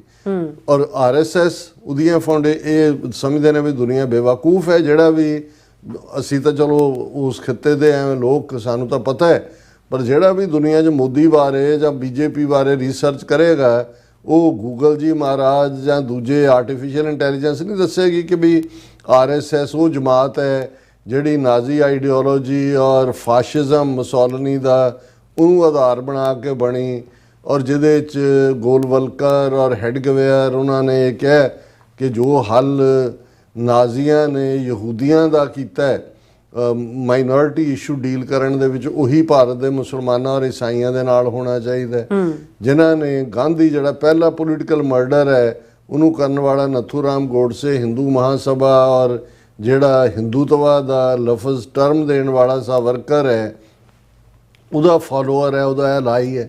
ਉਹਨਾਂ ਨੂੰ ਨਹੀਂ ਪਤਾ ਵੀ ਮੋਦੀ 12 ਸਾਲ ਜੇ ਇਸ ਨੂੰ ਅਮਰੀਕਾ, ਕੈਨੇਡਾ, UK ਨੇ ਵੜਨ ਨਹੀਂ ਦਿੱਤਾ ਹੈ ਕਿਉਂਕਿ ਉਸ ਦੇ ਉੱਤੇ ਸਿੱਧੇ ਤੌਰ ਤੇ ਮੁਸਲਮਾਨਾਂ ਦੀ ਨਸਲਕੁਸ਼ੀ ਦਾ ਪਾਰਟ ਹੈ। ਔਰ ਇਹੀ RSS ਜਿਹਨੇ 1992 ਦੇ ਵਿੱਚ 6 ਦਸੰਬਰ ਨੂੰ ਕਿਵੇਂ ਲੀਡ ਕਰਕੇ ਬਾਬਰੀ ਮਸਜਿਦ ਢਾਈ, ਕਿਸ ਕਿਸਮ ਦਾ ਇਹਨਾਂ ਦਾ ਐਟੀਟਿਊਡ ਸਿੱਖਾਂ ਪ੍ਰਤੀ ਹੈ, ਜੂਨ 84 ਦੇ ਹਮਲੇ 'ਚ ਜਿਹੜਾ ਇਹਨਾਂ ਨੇ ਕੀ ਰੋਲ ਅਦਾ ਕੀਤਾ ਹੈ, ਨਵੰਬਰ 84 ਦੀ ਸਿੱਖ ਨਸਲਕੁਸ਼ੀ, ਇਹਨੂੰ ਇਹ ਇਵੇਂ ਹੈ ਵੀ ਜਿਵੇਂ ਸਮਝਦੇ ਨੇ ਵੀ ਦੁਨੀਆ ਬੇਵਕੂਫ ਹੈ, ਦੁਨੀਆ ਨੂੰ ਕੋਈ ਪਤਾ ਨਹੀਂ। ਔਰ ਮੋਦੀ ਇਹ ਕਹਿ ਰਿਹਾ ਕਿ ਵੀ ਜੇ ਅਸੀਂ ਇਹ ਦੇਖਾਂਗੇ if we first see in which country the attack took place against whom, then it would be betrayal against humanity. There should be no hesitation in imposing sanction against terrorists. Mr. Modi, ਜੇ ਸੱਚਮੁੱਚ ਇਹ world order ਹੋ ਜਾਏ ਕਿ ਜਿੱਥੇ ਸੱਚ ਨੂੰ ਸੱਚ ਕਹਿਣ ਦੀ ਹਿੰਮਤ ਹੋਏ, ਪਹਿਲਾ ਬੰਦਾ ਉਸ ਖਿੱਤੇ ਦੇ ਵਿੱਚ ਜਿਹੜਾ ਫਾਇਲ ਆਇਆ ਜਾਏਗਾ ਚੁੱਕ ਕੇ ਉਹ ਤੂੰ ਹੈ। ਔਰ ਜੇ ਕਿਸੇ ਜਮਾਤ ਦੇ ਉੱਤੇ ਸੈਂਕਸ਼ਨਸ ਲੱਗਣਗੀਆਂ ਜਾਂ ਪਾਬੰਦੀਆਂ ਲੱਗਣਗੀਆਂ ਜਾਂ ਜਿਨ੍ਹਾਂ ਦੇ ਜਿਹੜੇ ਉਹ ਮੁਰਦੇ ਵੀ ਉਖਾੜ ਕੇ ਉਹਨਾਂ ਨੂੰ ਵੀ ਟਰਾਇਲ ਦੇ ਵਿੱਚ ਲਿਜਾਇਆ ਜਾਏਗਾ ਤਾਂ ਉਹ RSS ਹੈ।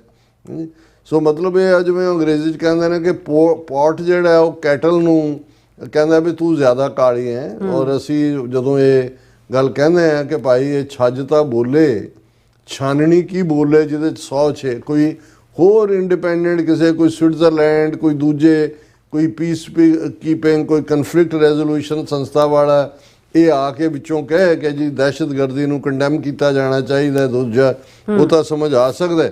ਔਰ ਦੂਜੇ ਪਾਸੇ ਉਹ ਕਹਿੰਦਾ ਹੈ by for personal or political gain giving silent consent to terrorism, supporting terror or terrorist should not be acceptable under any circumstances. ਕਿਸੇ ਵੀ ਹਾਲਾਤ 'ਚ ਮਨਜ਼ੂਰੀ ਨਹੀਂ ਹੋਣੀ ਚਾਹੀਦੀ ਕਿ ਕੋਈ ਦਹਿਸ਼ਤਗਰਦੀ ਨੂੰ ਜਿਹੜਾ ਉਸ ਦੀ ਹਮਾਇਤ ਕਰੇ, ਟੈਰਰਿਸਟਾਂ ਦੀ ਹਮਾਇਤ ਕਰੇ। ਔਰ ਵਰਡਸ ਔਰ ਐਕਸ਼ਨਸ ਦੇ ਵਿੱਚ ਕੋਈ ਫਰਕ ਨਹੀਂ ਹੋਣਾ ਚਾਹੀਦਾ। ਜੇ ਅਸੀਂ ਇਹ ਨਹੀਂ ਕਰ ਸਕਦੇ ਤਾਂ ਸਾਨੂੰ ਜਿਹੜਾ ਉਹ ਅਸੀਂ ਕਿਸੇ ਜੋਗੇ ਦੇ ਵੀ ਨਹੀਂ ਹੈ। ਹੁਣ ਇਹ ਸਾਰਾ ਪਾਰਟ ਜਦੋਂ ਤੁਸੀਂ ਦੇਖਦੇ ਹੋ ਤਾਂ ਮੈਨੂੰ ਲੱਗਦਾ ਕਿ ਵੀ ਇਹ ਸਾਰਾ ਹੀ ਜਿਨ੍ਹਾਂ ਮੁਲਕਾਂ ਦੇ ਵਿੱਚ ਜਾ ਕੇ ਇਹ ਸਭ ਤੋਂ ਵੱਡਾ ਦਹਿਸ਼ਤਗਰਦ, ਔਰ ਜੇ ਕਹਿਣਾ ਹੋਏ ਇਸ ਵੇਲੇ ਦਹਿਸ਼ਤਗਰਦੀ ਦੇ ਇਹ 3 ਵੱਡੇ ਸਤੂਨ ਨੇ ਜਿਨ੍ਹਾਂ ਨੇ ਆਪਣੇ ਖਿੱਤਿਆਂ ਦੇ ਵਿੱਚ ਸਟੇਟ ਟੈਰਰ ਵੀ ਹੁਣ 2 ਦਿਨ ਪਹਿਲੇ ਜਿਹੜਾ ਰਾਇਟਰ ਨਿਊਜ਼ ਏਜੰਸੀ ਦਾ ਇਹਨਾਂ ਨੇ ਬਲੌਕ ਕੀਤਾ ਸੀ X ਦੇ ਉੱਤੇ, ਇੰਡੀਆ ਨੇ ਉਹਨੂੰ ਖੋਲ੍ਹਿਆ। ਤੁਸੀਂ ਸੱਚਾਈ ਜਿਹੜੇ ਬਾਹਰ ਲਿਆਉਣ ਵਾਲੇ ਨੇ ਉਹਨਾਂ ਦੇ ਉੱਤੇ ਪਾਬੰਦੀਆਂ, ਤੇ ਫਿਰ ਇਸ ਸਤੂਨਾਂ ਦੇ ਵਿੱਚ ਮੋਦੀ ਹੈ, ਨੇਤਨਯਾਹੂ ਹੈ ਔਰ ਪੁਤਿਨ ਹੈ। ਇਹ ਤਿੰਨੋਂ ਦੁਨੀਆ ਦੇ ਖੂੰਜਿਆਂ 'ਚ ਬੈਠੇ ਹੋਏ ਨੇ। ਦਹਿਸ਼ਤਗਰਦੀ ਸਟੇਟ ਹੋਣਾ, ਇੱਕ ਮਿਨਿਸਟਰ ਜਿਹਨੂੰ ਪੁਤਿਨ ਨੇ ਹਟਾਇਆ ਪਿਛਲੇ ਦਿਨਾਂ, ਕੁਛ ਦਿਨ ਬਾਅਦ ਹੀ ਜਿਹੜੀ ਹੈ ਉਸ ਦੀ ਡੈੱਡ ਬਾਡੀ ਮਿਲੀ ਹੈ। ਸੋ ਇਹੀ ਹਾਲ ਭਾਰਤ ਦੇ ਹਵਾਲੇ ਨਾਲ ਜੇ ਹੁਣ ਮੋਦੀ ਦੇ ਕੱਚੇ ਚਿੱਠੇ ਉਹਨੇ ਸੁਬਰਾਮਨੀਅਮ ਸਵਾਮੀ ਨੇ ਫੋਲਣੇ ਸ਼ੁਰੂ ਕੀਤੇ ਹੋਏ ਨੇ, ਜੇ ਤੁਸੀਂ ਦੇਖੋ ਤੇ ਤੁਹਾਨੂੰ ਬਦਬੂ ਆਉਂਦੀ ਹੈ ਵੀ ਇਸ ਕਿਸਮ ਦਾ ਬਦ ਅਖਲਾਕ ਆਦਮੀ ਔਰ ਮਰਡਰਰ ਤਾਂ ਨੋ ਨਹੀਂ ਹੈ। ਹੁਣ ਇਹ ਜਾ ਕੇ ਉਪਦੇਸ਼ ਦੇ ਰਿਹਾ ਕਿ ਭਾਈ ਇਹ ਜਿਹੜਾ ਦਹਿਸ਼ਤਗਰਦੀ ਦੇ ਖਿਲਾਫ ਪਾਬੰਦੀ ਹੋਣੀ ਚਾਹੀਦੀ ਹੈ, ਦੁਨੀਆ ਨੂੰ ਬੋਲਣਾ ਚਾਹੀਦਾ ਹੈ, ਸੈਂਕਸ਼ਨਸ ਲੱਗਣੀਆਂ ਚਾਹੀਦੀਆਂ, ਸਾਡਾ ਪਹਿਲਗਾਮ 'ਚ ਇਹ ਭਾਰਤ ਦੀ ਸਪਿਰਿਟ ਤੇ ਹਮਲਾ, ਤੁਹਾਡੀ ਜਮਾਤ, ਤੁਹਾਡੀ ਸਰਕਾਰ, ਤੁਸੀਂ ਜੋ ਹਾਲ ਉੱਥੇ 20 ਕਰੋੜ ਮੁਸਲਮਾਨਾਂ ਦਾ ਕੀਤਾ ਹੋਇਆ, ਜੋ ਤੁਸੀਂ ਨਾਰਥ ਈਸਟ ਕਰ ਰਹੇ ਹੋ, ਜੋ ਤੁਹਾਡੇ ਵਿਜੀਲਾਂਟੇ ਗੁੰਡੇ ਦਹਿਸ਼ਤਗਰਦ ਤੁਸੀਂ ਸੜਕਾਂ ਤੇ ਛੱਡੇ ਹੋਏ ਨੇ, ਜੋ ਜ਼ੁਲਮ ਔਰ ਟੈਰਰ ਔਰ ਦਹਿਸ਼ਤਗਰਦੀ ਤੁਸੀਂ ਕਸ਼ਮੀਰ, ਪੰਜਾਬ, ਮਨੀਪੁਰ, ਨਾਗਾਲੈਂਡ ਔਰ ਈਵਨ ਨਕਸਲਾਈਟਸ ਕਹਿ ਕੇ, ਜਿਨ੍ਹਾਂ ਨੂੰ ਮਾਓਵਾਦੀ ਕਹਿ ਕੇ ਤੁਸੀਂ ਹਵਾਈ ਜਹਾਜ਼ ਡਰੋਨ ਇਸਤੇਮਾਲ ਕਰਕੇ ਉਹਨਾਂ ਦਾ ਖਾਤਮਾ ਕਰ ਰਹੇ ਹੋ। ਤੁਸੀਂ ਤਾਂ ਵਿਦਨ ਕੰਟਰੀ ਦਹਿਸ਼ਤਗਰਦੀ ਦੇ ਜਿਹੜੇ ਨੇ ਇੰਨੇ ਕੁ ਵਾਕਿਆਤ ਕਰ ਦਿੱਤੇ ਨੇ, ਜਿੰਨਾ ਅੰਗਰੇਜ਼ੀ ਰਾਜ ਦੇ 200 ਸਾਲ ਦੇ ਪੀਰੀਅਡ ਦੇ ਵਿੱਚ ਇੱਕ ਜਲਿਆਂਵਾਲਾ ਬਾਗ ਕੱਢ ਲਓ, ਬਾਕੀ ਥੋੜ੍ਹਾ ਬਹੁਤ ਜਿਹੜਾ ਕੋਈ ਵਿਰੋਧ ਹੁੰਦਾ ਸੀ, ਇਵੇਂ ਨਹੀਂ ਹੋਇਆ ਕਿ ਤੁਸੀਂ ਆਬਾਦੀਆਂ ਦੀਆਂ ਆਬਾਦੀਆਂ ਸਾਫ਼ ਕਰ ਦਿੱਤੀਆਂ। ਸੋ ਇਹਨਾਂ ਹਾਲਾਤਾਂ ਦੇ ਵਿੱਚ ਇਹ ਠੀਕ ਹੈ ਵੀ ਇਸ ਵੇਲੇ ਇੰਡੀਆ ਆਈਸੋਲੇਟ ਹੋਇਆ ਹੈ, ਦੁਨੀਆ ਦੇ ਵਿੱਚ ਪਤਾ ਲੱਗ ਗਿਆ ਵੀ ਹੈ ਕੀ, ਪਰ ਝੂਠ ਬੋਲਣ ਤੋਂ ਇਹਨਾਂ ਨੂੰ ਕੌਣ ਹਟਾ ਸਕਦਾ ਹੈ, ਕਿਉਂਕਿ ਇਹਨਾਂ ਦੀ ਬੁਨਿਆਦ ਹੀ ਝੂਠ, ਫਰਾਡ, ਜ਼ੁਲਮ ਦੇ ਉੱਤੇ ਰੱਖੀ ਹੋਈ ਹੈ। ਬਿਲਕੁਲ ਡਾਕਟਰ ਸਾਹਿਬ, ਤੁਹਾਡਾ ਬਹੁਤ ਬਹੁਤ ਸ਼ੁਕਰੀਆ। ਸੋ ਥਲੈਨ ਬ੍ਰੇਕ ਵਿਊਅਰਸ, ਤੁਸੀਂ ਇਸੇ ਤਰ੍ਹਾਂ ਜੁੜੇ ਰਹਿਣਾ। ਮਿਲਦੇ ਹਾਂ ਛੋਟੇ ਜਿਹੇ ਵਕਫੇ ਤੋਂ ਬਾਅਦ।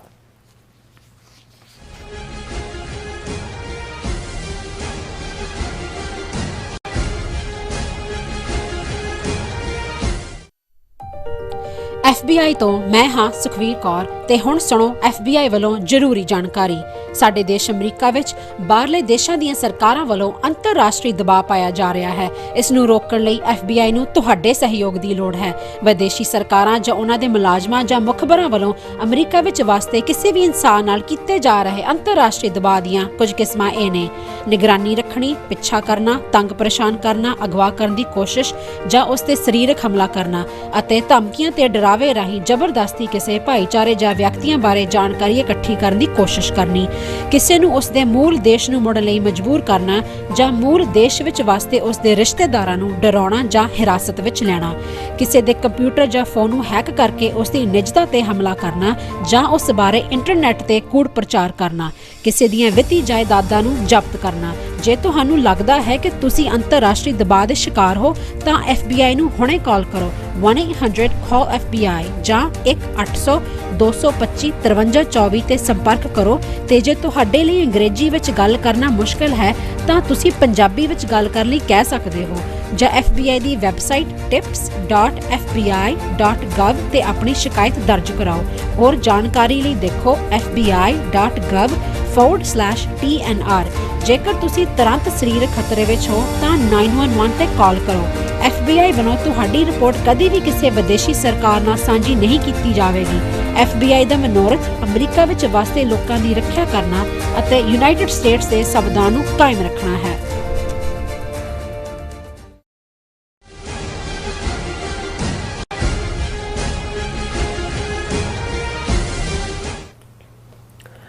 ਦਰਸ਼ਕੋ, ਬ੍ਰੇਕ ਤੋਂ ਬਾਅਦ ਤੁਹਾਡਾ ਸਭ ਦਾ ਭਰਪੂਰ ਸਵਾਗਤ ਹੈ। ਸੋ ਵੀਰਸ, ਗੱਲਬਾਤ ਕਰਨ ਜਾ ਰਹੇ ਹਾਂ ਭਾਰਤ ਤੇ ਪਾਕਿਸਤਾਨ ਦੇ ਹਵਾਲੇ ਨਾਲ ਕਿ ਪਾਕਿਸਤਾਨ ਦੇ ਫੌਜੀ ਮੁਖੀ ਫੀਲਡ ਮਾਰਸ਼ਲ ਆਸਮ ਮਨੀਰ ਨੇ ਕਿਹਾ ਹੈ ਕਿ ਭਾਰਤ ਨਾਲ ਪਾਕਿਸਤਾਨ ਦੀ 4 ਰੋਜ਼ਾ ਜਿੱਤ ਪਾਕਿਸਤਾਨ ਨੇ ਆਪਣੇ ਬਲਬੂਤੇ ਨਾਲ ਕੀਤੀ ਹੈ। ਔਰ ਨਾਲ ਹੀ ਆਸਮ ਮਨੀਰ ਨੇ ਭਾਰਤ ਨੂੰ ਵਾਰਨਿੰਗ ਦਿੱਤੀ ਹੈ ਕਿ ਜੇ ਉਸਨੇ ਪਾਕਿਸਤਾਨ ਨਾਲ ਦਿਲਬਦੀ ਕਰਨ ਦੀ ਕੋਸ਼ਿਸ਼ ਕੀਤੀ ਤਾਂ ਉਸ ਦਾ ਮੂੰਹ ਤੋੜਵਾਂ ਜਵਾਬ ਦਿੱਤਾ ਜਾਏਗਾ। ਸੋ ਇਸ ਬਾਰੇ ਆਪਾਂ ਗੱਲਬਾਤ ਕਰਨ ਜਾ ਰਹੇ ਹਾਂ। ਸੋ ਅਸੀਂ ਚਾਹਾਂਗੇ ਕਿ ਤੁਸੀਂ ਇਸੇ ਤਰ੍ਹਾਂ ਬਣੇ ਰਹਿਣਾ, ਦੇਖਣ ਸੁਣਨ ਲਈ ਐਂਡ ਲਿਖਣ ਲਈ ਤੁਹਾਡਾ ਸਭ ਦਾ ਬਹੁਤ ਬਹੁਤ ਸ਼ੁਕਰੀਆ ਜੀ। ਡਾਕਟਰ ਸਾਹਿਬ, ਕੀ ਕਹਿਣਾ ਚਾਹੋਗੇ? ਦੇਖੋ, ਜਿਹੜਾ ਭਾਰਤ ਪਾਕਿਸਤਾਨ 4 ਰੋਜ਼ਾ ਟਕਰਾਅ, ਜਿਹੜਾ ਮਿਸਲ ਔਰ ਡਰੋਨ ਵਾਰਫੇਅਰ ਜਿਹਨੂੰ ਕਿਹਾ ਜਾਂਦਾ ਹੈ, ਉਸ ਦੇ ਉੱਤੇ ਇਹਦੇ 'ਚ ਤਾਂ ਕੋਈ ਸ਼ੱਕ ਨਹੀਂ ਹੈ ਕਿ ਪਾਕਿਸਤਾਨ ਦੀ 에ਅਰ ਫੋਰਸ ਵੀ ਔਰ ਉਹਨਾਂ ਦੇ ਗਰਾਊਂਡ ਟਰੂਪਸ ਵੀ ਰੈਗੂਲਰਲੀ ਉਹਨਾਂ ਦੀ ਜਿਹੜੀ ਇੰਟਰ ਸਰਵਿਸ ਏਜੰਸੀ ਹੈ ਉਹ ਮੀਡੀਆ ਦੇ ਨਾਲ ਗੁਫ਼ਤਗੂ ਕਰਦੇ ਰਹੇ, ਸਬੂਤਾਂ ਦੇ ਨਾਲ ਗੱਲ ਵੀ ਕਰਦੇ ਰਹੇ ਔਰ ਐਨ ਇੰਟਰਨੈਸ਼ਨਲੀ ਉਹ ਨੈਰੇਟਿਵ ਜਿਹੜਾ ਹੈ ਉਹ ਮਕਬੂਲ ਵੀ ਹੋਇਆ ਕਿਉਂਕਿ ਠੀਕ ਸੀ। ਭਾਰਤ ਨੇ ਇਸ ਨੂੰ ਅੰਡਰ ਕਵਰ ਰੱਖਿਆ। ਰਾਫੇਲ ਕਿੰਨੇ ਡਿਗੇ ਉਹਦੇ ਉੱਤੇ ਵੀ ਬਾਅਦ ਜਾ ਕੇ ਕੋਈ ਸਿੰਗਾਪੁਰ 'ਚ ਇਹਨਾਂ ਦਾ ਜਨਰਲ ਬੋਲਿਆ ਜਾਂ ਕੋਈ ਇੰਡੋਨੇਸ਼ੀਆ ਕੇ ਕਿੱਥੋਂ ਦੀ ਐਮਬੈਸੀ 'ਚੋਂ ਬੋਲਿਆ, ਗਿਣਤੀ 2 ਤੋਂ 3 ਤੋਂ ਅੱਗੇ ਪਿੱਛੇ। ਲੇਕਿਨ ਅਜੇ ਤੱਕ ਵੀ ਜੇ ਇਹ ਕਹਿਣਾ ਹੋਏ ਵੀ ਇਹਦੇ ਬਾਵਜੂਦ ਕਿ ਆਪੋਜੀਸ਼ਨ ਪਾਰਟੀਆਂ ਭਾਰਤ 'ਚ ਮੰਗ ਕਰਦੀਆਂ ਨੇ ਕਿ ਵੀ ਤੁਸੀਂ ਪਾਰਲੀਮੈਂਟ ਦਾ ਸੈਸ਼ਨ ਸੱਦੋ, ਬਰੀਫਿੰਗ ਕਰੋ ਔਰ ਹਰ ਜੰਗ ਦਾ ਜਾਂ ਦੂਜਾ ਪੋਸਟਮਾਰਟਮ ਹੁੰਦਾ ਕਿ ਵੀ ਤੁਸੀਂ ਕੀ ਗਵਾਇਆ, ਕੀ ਕੀਤਾ, ਕੀ ਹੈ। ਪਰ ਕਿਉਂਕਿ ਇੱਕ ਪਾਸੇ ਤਾਂ ਝੂਠ ਵੇਚਣ ਲਈ ਉਹਨਾਂ ਨੇ ਆਪਣੇ 59 MPs ਔਰ ਐਕਸ ਅਫੀਸ਼ੀਅਲਸ ਦੀ ਟੀਮ ਦੁਨੀਆ ਦੇ ਆਲਮੋਸਟ 38-39 ਮੁਲਕਾਂ ਦੀਆਂ ਕੈਪੀਟਲਸ ਦੇ ਵਿੱਚ ਭੇਜੀ ਇਹ ਦੱਸਣ ਦੇ ਲਈ ਕਿ ਜੀ ਅਸੀਂ ਵਿਕਟਮ ਹੈ। ਪਰ ਨਾਲ ਦੀ ਨਾਲ ਜਿਹੜਾ ਨੈਰੇਟਿਵ ਵਿਦਨ ਆਪਣੇ ਲੋਕਾਂ ਨੂੰ ਆਪਰੇਸ਼ਨ ਸੰਦੂਰ ਸੋ ਕਾਲਡ ਦੇ ਨਾਂ ਥੱਲੇ ਮੋਦੀ ਔਰ ਉਹਦੀ ਸਾਰੀ ਕੋਟਰੀ ਵੱਲੋਂ ਬਿਆਨਿਆ ਗਿਆ, ਉਹਦੇ 'ਚ ਬਹੁਤ ਵੱਡੀ ਵਿਕਟਰੀ ਅਸੀਂ ਪਾਕਿਸਤਾਨ ਦੇ ਠਿਕਾਣੇ ਤਬਾਹ ਕਰਤੇ, ਉਹਨਾਂ ਦੇ 에ਅਰਬੇਸ ਤਬਾਹ ਕਰਤੇ, ਉਹਨਾਂ ਦਾ ਫਲਾਣਾ ਕਰਤਾ। ਸਾਡੀ ਇੰਡੀਆ ਮੇਡ ਬ੍ਰਹਮੋ ਮਿਸਲ ਦੀ ਜਿਹੜੀ ਹੈ ਉਹਨੇ ਸ਼ਕਤੀ ਸਾਬਤ ਕਰਤੀ। ਮੋਦੀ ਇਹ ਕਹਿ ਰਿਹਾ ਇਸ ਜੰਗ ਨੇ ਸਾਬਤ ਕਰ ਦਿੱਤਾ ਕਿ ਭਾਰਤ 'ਚ ਬਣੀ ਇਕਵਿਪਮੈਂਟ ਕਿੰਨੀ ਇਫੈਕਟ। ਬਿਲਕੁਲ ਝੂਠ, ਬਿਲਕੁਲ ਕੰਟਰੇਰੀ। ਹੁਣ ਇਸ ਸਾਰੇ ਦੇ ਚੱਲਦੇ ਆ, ਕਿਉਂਕਿ ਅਲਟੀਮੇਟਲੀ ਦੁਨੀਆ ਦੇ ਵਿੱਚ ਜਿੰਨੇ ਮੁਲਕ ਵੱਡੇ ਨੇ, ਚਾਈਨਾ ਹੈ ਜਾਂ ਅਮਰੀਕਾ ਹੈ ਜਾਂ ਰਸ਼ੀਆ ਹੈ ਜਾਂ ਯੂਰਪੀਅਨ ਵੀ ਮੁਲਕ ਫਰਾਂਸ ਵਰਗੇ, ਉਹਨਾਂ ਆਪਣੀਆਂ ਸੈਟੇਲਾਈਟਸ ਹਰ ਇੱਕ ਨੂੰ ਪਤਾ ਵੀ ਹੋਇਆ ਕੀ। ਇਹੀ ਕਾਰਨ ਪਹਿਲਗਾਮ ਬਾਰੇ ਵੀ ਪਤਾ ਹੈ ਵੀ ਇਹਨਾਂ ਦਾ ਫਾਲਸ ਫਲੈਗ ਆਪਰੇਸ਼ਨ ਹੈ, ਇਸ ਲਈ ਇੱਕ ਵੀ ਮੁਲਕ ਇਹਨਾਂ ਦੇ ਨਾਲ ਨਹੀਂ, ਨਾਟ ਏ ਸਿੰਗਲ ਵਨ, ਈਵਨ ਭੂਟਾਨ ਵੀ ਨਹੀਂ। ਔਰ ਜਿੱਥੇ ਇਹਨਾਂ ਦੇ 38-39 ਮੁਲਕਾਂ ਦੀਆਂ ਕੈਪੀਟਲਸ ਦੇ ਵਿੱਚ ਇਹਨਾਂ ਦੇ ਡੈਲੀਗੇਸ਼ਨ ਗਏ, ਕਿਤੇ ਨਹੀਂ ਹੋਇਆ ਵੀ ਉਹਨਾਂ ਦਾ ਕੋਈ ਡਿਫੈਂਸ ਮਿਨਿਸਟਰ, ਕੋਈ ਫੋਰਨ ਮਿਨਿਸਟਰ ਜਾਂ ਉਹਨਾਂ ਦਾ ਕੋਈ ਸੈਕਟਰੀ ਆਫ ਸਟੇਟ ਜਾਂ ਸੈਕਟਰੀ ਆਫ ਡਿਫੈਂਸ ਇਹਨਾਂ ਦੇ ਨਾਲ ਆ ਕੇ ਉਹਨੇ ਪਾਕਿਸਤਾਨ ਨੂੰ ਬਲੇਮ ਕੀਤਾ ਹੋਏ। ਹੁਣ ਇਹ ਚੀਕਾਂ ਮਾਰ ਰਹੇ ਸੀ ਈਵਨ ਜਦੋਂ ਇਹਨਾਂ ਦੀ ਬ੍ਰਿਕਸ ਦੇ ਤਾਂ ਹੁਣ ਹੋ ਕੇ ਹਟੀ ਹੈ ਬ੍ਰਾਜ਼ੀਲ 'ਚ, ਉਸ ਤੋਂ ਪਹਿਲਾਂ ਏਸ਼ੀਆਨ ਦੀ ਜਿਹੜੀ ਮੀਟਿੰਗ ਹੋਈ ਉਸ ਦੇ ਵਿੱਚ ਭਾਰਤ ਨੇ ਦਸਤਖਤ ਨਹੀਂ ਕੀਤੇ ਕਿਉਂਕਿ ਉਹ ਸ਼ਾਮਲ ਹੀ ਨਹੀਂ, ਉਹਦੇ 'ਚ ਰਾਦਰ ਬਲੋਚਿਸਤਾਨ ਸ਼ਾਮਲ ਕੀਤੇ। ਪਾਕਿਸਤਾਨ ਨੇ ਆਪਣਾ ਜਿਹੜਾ ਉਹਨਾਂ ਦਾ ਡੈਲੀਗੇਟ ਸੀ ਉਹਨੇ ਸਬੂਤ ਦਿੱਤੇ ਕਿ ਬਲੋਚਿਸਤਾਨ ਦੇ ਵਿੱਚ ਕੁਲਭੂਸ਼ਣ ਯਾਦਵ ਤੋਂ ਲੈ ਕੇ ਹੁਣ ਤੱਕ ਕੀ ਹੋ ਰਿਹਾ, ਔਰ ਇਹਨਾਂ ਦੇ ਪੱਲੇ ਕੁਛ ਨਹੀਂ ਸੀ ਸਿਵਾਏ ਕਿ ਫੋਕੀ ਬਿਆਨਬਾਜ਼ੀ ਕਰਨ ਦੇ। ਹੁਣ ਵੀ ਜਿਹੜੀ ਬ੍ਰਿਕਸ ਦੀ ਹੋਈ ਉਹਦੇ 'ਚ ਇਹਨਾਂ ਨੇ ਢਿੱਲ ਲਾ ਲਿਆ ਕਿ ਪਾਕਿਸਤਾਨ ਦਾ ਨਾਂ ਸ਼ਾਮਲ ਕੀਤਾ ਜਾਏ। ਹਾਲਾਂ ਉਹਨਾਂ ਨੇ ਕ੍ਰਾਸ ਬਾਰਡਰ ਦਹਿਸ਼ਤਗਰਦੀ ਇਹ ਉਹ ਸਟੇਟਮੈਂਟ ਦਿੱਤੀ, ਲੇਕਿਨ ਪਾਕਿਸਤਾਨ ਨੂੰ ਬਲੇਮ ਨਹੀਂ ਕੀਤਾ ਕਿਉਂਕਿ ਹਰ ਇੱਕ ਨੂੰ ਪਤਾ ਹੈ ਵੀ ਇਹਨਾਂ ਦਾ ਕੰਮ ਹੈ। ਲੇਕਿਨ ਗੱਲ ਕਰਨੀ ਪਹਿਲਗਾਮ ਤਾਂ ਇੱਕ ਇਸ਼ੂ ਸੀ ਜਿਹੜਾ ਇਹਨਾਂ ਦਾ ਜਲੂਸ ਨਿਕਲਿਆ, ਇਹਨਾਂ ਦੀ ਫੌਜੀ ਤਾਕਤ ਦਾ, ਇਹਨਾਂ ਦੀ 에ਅਰ ਫੋਰਸ ਦਾ, ਇਹਨਾਂ ਦੀ ਓਵਰਆਲ ਸਾਰੀ ਸਟ੍ਰੈਟਜੀ ਦਾ। ਉਹ ਸੀ 4 ਰੋਜ਼ਾ ਜਿਹੜਾ 7 ਮਈ ਤੋਂ 10 ਮਈ ਤੱਕ ਟਕਰਾਅ ਹੁੰਦਾ। ਹੁਣ ਵਿਦਨ ਕੰਟਰੀ ਤਾਂ ਇਹ ਉਹਨੂੰ ਦੱਸ ਹੀ ਰਹੇ ਸੀ ਵੀ ਸਾਡੀ ਬਹੁਤ ਕਾਮਯਾਬੀ ਹੋਈ, ਪਰ ਕਿਉਂਕਿ ਉਹ ਐਕਸਪੋਜ਼ ਹੋ ਰਿਹਾ ਦੁਨੀਆ ਦੇ ਵਿੱਚ, ਤੁਸੀਂ ਕਿੰਨਾ ਕੁ ਬਲੌਕ ਕਰ ਲੋਗੇ ਮੀਡੀਆ। ਹੁਣ ਉਹਨਾਂ ਨੇ ਦੂਸਰਾ ਨੈਰੇਟਿਵ ਸ਼ੁਰੂ ਕਰ ਲਿਆ, ਔਰ ਇਹ ਉਹਨਾਂ ਦਾ ਨੈਰੇਟਿਵ ਕਿਸੇ ਹੋਰ ਵੱਲੋਂ ਨਹੀਂ ਆਇਆ। ਇੱਕ ਇਹਨਾਂ ਦਾ ਜਿਹੜਾ prominent India army deputy chief ਹੈ, ਹੁਣ ਆਰਮੀ ਦਾ deputy chief lieutenant general Rahul R Singh, ਉਹ ਦਿੱਲੀ ਦੇ ਵਿੱਚ ਇੱਕ ਸੈਮੀਨਾਰ ਨੂੰ ਐਡਰੈਸ ਕਰ ਰਿਹਾ ਔਰ ਉਹਦੇ 'ਚ ਉਹਨੇ ਕਿਹਾ ਕਿ ਵੀ ਇਹ ਜਿਹੜੀ ਜੰਗ ਹੈ ਇਕੱਲੀ ਪਾਕਿਸਤਾਨ ਨੇ ਨਹੀਂ ਲੜੀ ਹੈ, 3 ਮੁਲਕ ਇਹਦੇ 'ਚ ਇਨਵੋਲਵ ਨੇ। ਪਾਕਿਸਤਾਨ ਉਹਦਾ ਫਰੰਟ ਫੇਸ ਸੀ, ਚਾਈਨਾ ਜਿਹੜਾ ਉਹ ਸਾਰੀ ਪੋਸੀਬਲ ਸਪੋਰਟ ਉਹਨੂੰ ਦੇ ਰਿਹਾ ਸੀ, ਔਰ ਨਾਲ ਜਿਹੜਾ ਤੁਰਕੀ ਹੈ ਜਿਹਨੂੰ ਅੱਜ ਕੱਲ੍ਹ ਕਹਿੰਦੇ ਨੇ, ਉਹਨੇ ਵੀ ਮਿਲਟਰੀ ਹਾਰਡਵੇਅਰ ਜਿਹੜੀਆਂ ਇਸਲਾਮਾਬਾਦ ਨੂੰ ਦੇਣ 'ਚ ਡਰੋਨਸ ਜਾਂ ਦੂਜੇ ਤੀਜੇ ਇਹਦੀ ਗੱਲ ਕਰਦੇ ਨੇ, ਇਹ ਉਹਨਾਂ ਨੇ ਪੂਰੀ ਮਦਦ ਕੀਤੀ। ਔਰ ਇਹ ਕਹਿ ਰਿਹਾ ਕਿ ਐਕਚੁਅਲੀ ਜਿਹੜਾ India was dealing with at least 3 adversaries during May 7 to 10 at least. ਇਹਦਾ ਮਤਲਬ ਇਹਨਾਂ ਤਿੰਨਾਂ ਤੋਂ ਇਲਾਵਾ ਹੋਰ ਵੀ, ਅਮਰੀਕਾ ਵੀ ਕਹਿ ਦਿੰਦੇ ਕਿ ਟਰੰਪ ਨੇ ਵੀ ਪਾਕਿਸਤਾਨ ਦੀ ਬਹੁਤ ਮਦਦ ਕੀਤੀ, ਉਹਨੇ ਤੁਹਾਡਾ ਝੂਠ ਐਕਸਪੋਜ਼ ਕੀਤਾ 18 ਵਾਰ ਕਿ ਵੀ ਮੈਂ ਕਰਵਾਇਆ ਸੀ ਸਵਾਇਰ, ਮੇਰੇ ਅੱਗੇ ਹੀ ਤਰਲੇ ਕੀਤੇ ਇਹਨਾਂ ਨੇ ਆ ਕੇ। ਹੁਣ ਇਹ ਆਪਣੇ ਆਪ ਦੇ ਵਿੱਚ ਇੱਕ ਐਡਮਿਸ਼ਨ ਵੀ ਹੈ ਕਿਉਂਕਿ ਇਹ ਹੁਣ ਜਸਟੀਫਿਕੇਸ਼ਨ ਸ਼ੁਰੂ ਹੋਈ ਕਿ ਜੇ ਅਸੀਂ ਬੁਰੀ ਤਰ੍ਹਾਂ ਪਿਟੇ ਹੈ ਤਾਂ ਉਹਦੇ 'ਚ ਇਕੱਲਾ ਅਸੀਂ ਪਾਕਿਸਤਾਨ ਦੇ ਹੱਥੋਂ ਕੁੱਟ ਨਹੀਂ ਖਾਧੀ, ਅਸੀਂ ਇਸ ਲਈ ਕਿਉਂਕਿ ਚਾਈਨਾ, ਤੁਰਕੀ ਔਰ ਪਤਾ ਨਹੀਂ ਹੋਰ ਕੌਣ ਉਹਨਾਂ ਦੇ ਨਾਲ ਲੱਗਾ ਹੋਇਆ ਸੀ ਐਟ ਲੀਸਟ, ਜ਼ਿਆਦਾ ਕਰੋ ਥੀਸ 3 ਅਲਾਇੰਸ ਐਟ ਲੀਸਟ। ਸੋ ਇਹ ਇਹਨਾਂ ਦੀ ਇਹ ਵੀ ਜਿਹੜਾ ਇਹ ਦੱਸਦਾ ਵੀ ਇਹ ਕਿਸ ਬੁਰੀ ਤਰ੍ਹਾਂ ਐम्बੈਰਸਮੈਂਟ 'ਚ ਨੇ। ਔਰ ਇਹ ਸਾਰੇ ਦੇ ਚੱਲਦਿਆਂ ਨਾਲ ਦੀ ਨਾਲ ਫਿਰ ਇਹਨਾਂ ਦਾ ਧਮਕੀਆਂ ਦਾ ਸਿਲਸਿਲਾ ਵੀ ਸ਼ੁਰੂ ਹੋ ਜਾਂਦਾ। ਹੁਣ ਇਸ ਦੇ ਜਵਾਬ ਦੇ ਵਿੱਚ ਪਾਕਿਸਤਾਨ ਦੇ ਫੌਜੀ ਚੀਫ ਵੀ, ਔਰ ਜਿਨ੍ਹਾਂ ਨੂੰ ਜਿਹੜਾ ਫੀਲਡ ਮਾਰਸ਼ਲ ਦਾ ਟਾਈਟਲ ਸਿਵਲੀਅਨ ਗਵਰਨਮੈਂਟ ਨੇ ਦਿੱਤਾ, ਉਹਨਾਂ ਨੇ ਵੀ ਆਪਣਾ ਹੁਣ ਕਿਉਂਕਿ ਇਸ ਵੇਲੇ ਆਪੋ ਆਪਣੀ ਡੋਮੈਸਟਿਕ ਆਡੀਅੰਸ ਨੂੰ ਵੀ ਸਾਰੇ ਐਡਰੈਸ ਕਰ ਰਹੇ ਨੇ, ਆਪਣੀ ਸਟਰੈਂਥ ਵੀ ਸ਼ੋਅ ਕਰ ਰਹੇ ਨੇ। ਔਰ ਆਸਮ ਮੁਨੀਰ ਜਿਹੜੇ ਨੇ ਉਹਨਾਂ ਨੇ ਪਿਛਲੇ ਦਿਨਾਂ 'ਚ ਨੈਸ਼ਨਲ ਡਿਫੈਂਸ ਯੂਨੀਵਰਸਿਟੀ ਇਸਲਾਮਾਬਾਦ 'ਚੋਂ ਜਿਹੜੇ ਗ੍ਰੈਜੂਏਟ ਆਫਿਸਰ ਹੋਏ ਨੇ, ਜਿਹੜੇ ਜ਼ਾਹਰ ਹੈ ਆਰਮੀ ਆਫਿਸਰ ਬਣ ਗਏ ਨੇ ਆਲਰੇਡੀ, ਪਾਕਿਸਤਾਨ ਦੀ ਫੌਜ ਜਾਣਗੇ, ਉੱਥੇ ਉਹਨਾਂ ਨੇ ਐਡਰੈਸ ਕਰਦੇ ਆ ਜਿਹੜੀ ਗੱਲ ਕਹੀ। ਉਹਨਾਂ ਨੇ ਕਿਹਾ ਵੀ ਜੇ ਕੋਈ ਵੀ ਪਾਕਿਸਤਾਨ ਦੀ ਪ੍ਰਭੂ ਸੱਤਾ ਦੇ ਉੱਤੇ ਹਮਲਾ ਹੁੰਦਾ ਤੇ ਉਸ ਦਾ ਅਸੀਂ ਮੂੰਹ ਤੋੜਵਾਂ ਕੁਇਕ ਜਵਾਬ ਦੇਵਾਂਗੇ, ਔਰ ਉਹਦੇ 'ਚ ਕੋਈ ਕੰਸਟ੍ਰੇਂਟ ਔਰ ਇਨਹਿਬਿਸ਼ਨਸ ਨਹੀਂ ਹੋਣਗੀਆਂ ਕਿ ਕੋਈ ਇਹ ਨਾ ਸਮਝੇ ਵੀ ਫਿਰ ਅਸੀਂ ਕੋਈ ਜਿਹੜਾ ਕਿਸੇ ਨੂੰ ਸਪੇਅਰ ਕਰਾਂਗੇ, ਫਿਰ ਜਿਹੜਾ ਆਲ ਐਂਡ ਸੈਂਡਰੀ ਜਿਹੜਾ ਉਹਦਾ ਨਿਸ਼ਾਨਾ ਬਣਨਗੇ। ਫਿਰ ਉਹਨਾਂ ਨੇ ਕਿਹਾ ਕਿ ਵੀ ਇਹ ਜਿਹੜਾ ਪਾਕਿਸਤਾਨ ਦਾ ਸਫਲ ਆਪਰੇਸ਼ਨ ਸੀ ਬੁਨਿਆਨਮ ਮਾਰਸੂਸ, ਇਹ ਜਿਹੜਾ ਪਾਕਿਸਤਾਨ ਨੇ ਆਪਣੇ ਬਲਬੂਤੇ ਦੇ ਉੱਤੇ ਇਸ ਜੰਗ ਨੂੰ ਜਿੱਤਿਆ। ਇਸ ਦੇ ਲਈ ਕਿਸੇ ਵੱਲੋਂ ਕੋਈ ਹੋਰ ਸਟੇਟ ਦਾ ਨਾਂ ਲੈਣਾ ਕਿ ਜੀ ਉਹ ਇਸ ਦਾ ਹਿੱਸਾ ਸੀ, ਇਹ ਘਟੀਆ ਪੋਲਿਟਿਕਸ ਹੈ।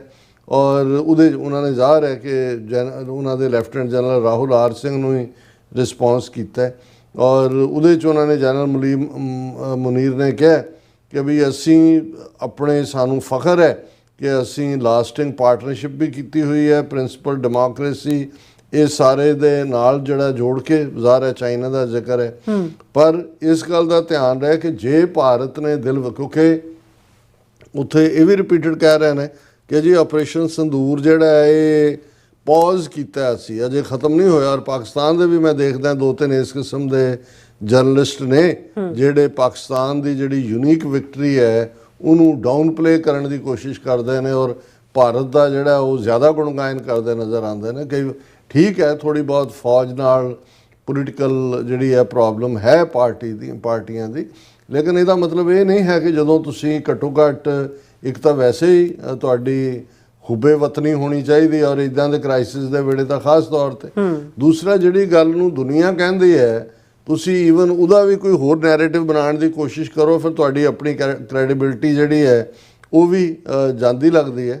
ਔਰ ਉਹਦੇ 'ਚ ਉਹਨੇ ਕਿਹਾ ਕਿ ਵੀ ਇਹ ਜਿਹੜੀ ਹੈ ਅਸੀਂ ਆਪਣੇ ਬਲਬੂਤੇ ਦੇ ਉੱਤੇ ਇਹ ਕੀਤਾ, ਪਰ ਨਾਲ ਦੀ ਨਾਲ ਇਹ ਵਾਰਨਿੰਗ ਦਿੱਤੀ ਵੀ ਭਾਰਤ ਦਿਲਵਦੀ ਨਾ ਕਰੇ, ਗੰਗ ਹੋ ਅਪਰੋਚ, ਜਿਵੇਂ ਅਮਰੀਕਨ ਕਹਿੰਦੇ ਨੇ ਵੀ ਉਹ ਵੀ ਜਾ ਚੜ੍ਹ ਕੇ ਤੁਸੀਂ ਆ ਗਏ। ਫਿਰ ਵੀ ਉੱਥੇ ਵੀ ਉਹਨਾਂ ਨੇ ਕਿਹਾ ਵੀ any attempt to target our population centres, military bases, economic hubs and ports will instantly invoke a deeply hurting and more than reciprocal response। reciprocal ਹੁੰਦਾ ਅਦਲੇ ਦਾ ਬਦਲਾ। ਉਹਨਾਂ ਨੇ ਕਿਹਾ ਵੀ ਇਹ ਫਿਰ ਸੀਮਤ ਨਹੀਂ ਹੋਏਗਾ, ਕੋਈ ਵੀ ਯਤਨ ਜੇ ਸਾਡੀ ਆਬਾਦੀ ਦੇ ਉੱਤੇ ਹਮਲਾ, ਫੌਜੀ ਟਿਕਾਣਿਆਂ ਦੇ ਉੱਤੇ ਹੋਇਆ ਜਾਂ ਆਰਥਿਕ ਜਿਹੜੀਆਂ ਸਾਡੀਆਂ ਹਬਸ ਨੇ ਜਾਂ ਸਾਡੀ ਬੰਦਰਗਾਹ ਹੈ, ਕਿਉਂਕਿ ਇਹ ਵੀ ਹੋ ਰਿਹਾ ਜੀ ਹੁਣ ਜਿਹੜਾ ਨੇਵਲ ਨੂੰ ਵੀ ਲਾਂਚ ਕੀਤਾ ਜਾਏ, ਕਰਾਚੀ ਪੋਰਟ ਬਲੌਕ ਕੀਤੀ ਜਾਏ, ਜਿਵੇਂ ਦਾ ਉਹਨਾਂ ਦੇ ਉਹ ਸਾਰੇ ਹਾਰੇ ਹੋਏ ਲੋਕ ਕਰਦੇ ਨੇ। ਔਰ ਉਹਨਾਂ ਨੇ ਕਿਹਾ ਕਿ ਵੀ ਇਹ ਜਿਹੜਾ ਜੰਗਾਂ ਮੀਡੀਆ ਰੈਟਰਿਕ ਨਾਲ ਨਹੀਂ ਜਿੱਤੀਆਂ ਜਾਂਦੀਆਂ, ਕਿਉਂਕਿ ਲੜਾਈ ਤਾਂ ਇੰਡੀਅਨ ਮੀਡੀਆ ਦੇ ਉਹ 3-3 ਫੁੱਟੀਆਂ ਜਿਹੜੀਆਂ ਉਹਨਾਂ ਦੀਆਂ ਐਂਕਰ ਨੇ 6-6 ਫੁੱਟ ਉਛਲ ਕੇ ਜਿਹੜੀਆਂ ਨੇ, ਉਹ ਕਿਸੇ ਨੇ ਕਿਹਾ ਕਹਿੰਦੇ ਵੀ ਜੰਗ ਫੌਜਾਂ ਦੀ ਹੋ ਰਹੀ ਹੈ ਕਿ ਇਹ ਲੜ ਰਹੇ ਨੇ। ਉਹਨਾਂ ਨੇ ਬਿਲਕੁਲ ਕਿਹਾ ਕਿ ਵੀ wars are not won through media rhetoric, imported fancy hardware, ਕਿ ਤੁਸੀਂ ਰਾਫੇਲ ਲੈ ਲਏ, ਤੁਸੀਂ ਹੋਰ ਲੈ ਲਿਆ, और पॉलिटिकल स्लोगनिंग, भारत माता की जय, उड़ा देंगे, अब इधर पहुंच गए उधर पहुंच गए, but through faith, professional competence, operational clarity, institutional strength and national resolve. ये बड़े खूबसूरत पंजो लफज ने कि भाई सब तो वड्डी गल तां फेथ, कि you will it you win it. तुसी इस फेथ दे नाल जांदे हो, फिर ਜਿਹੜਾ ਤੁਸੀਂ ਇਕੱਲਾ ਜਜ਼ਬਾ ਤੁਹਾਨੂੰ ਕਿਸੇ ਥਾਂ 'ਤੇ ਨਹੀਂ ਲਿਜਾਂਦਾ, ਇੱਕ ਪ੍ਰੋਫੈਸ਼ਨਲ ਕੰਪੀਟੈਂਸ ਹੁੰਦੀ ਹੈ, ਉਹਦੇ ਲਈ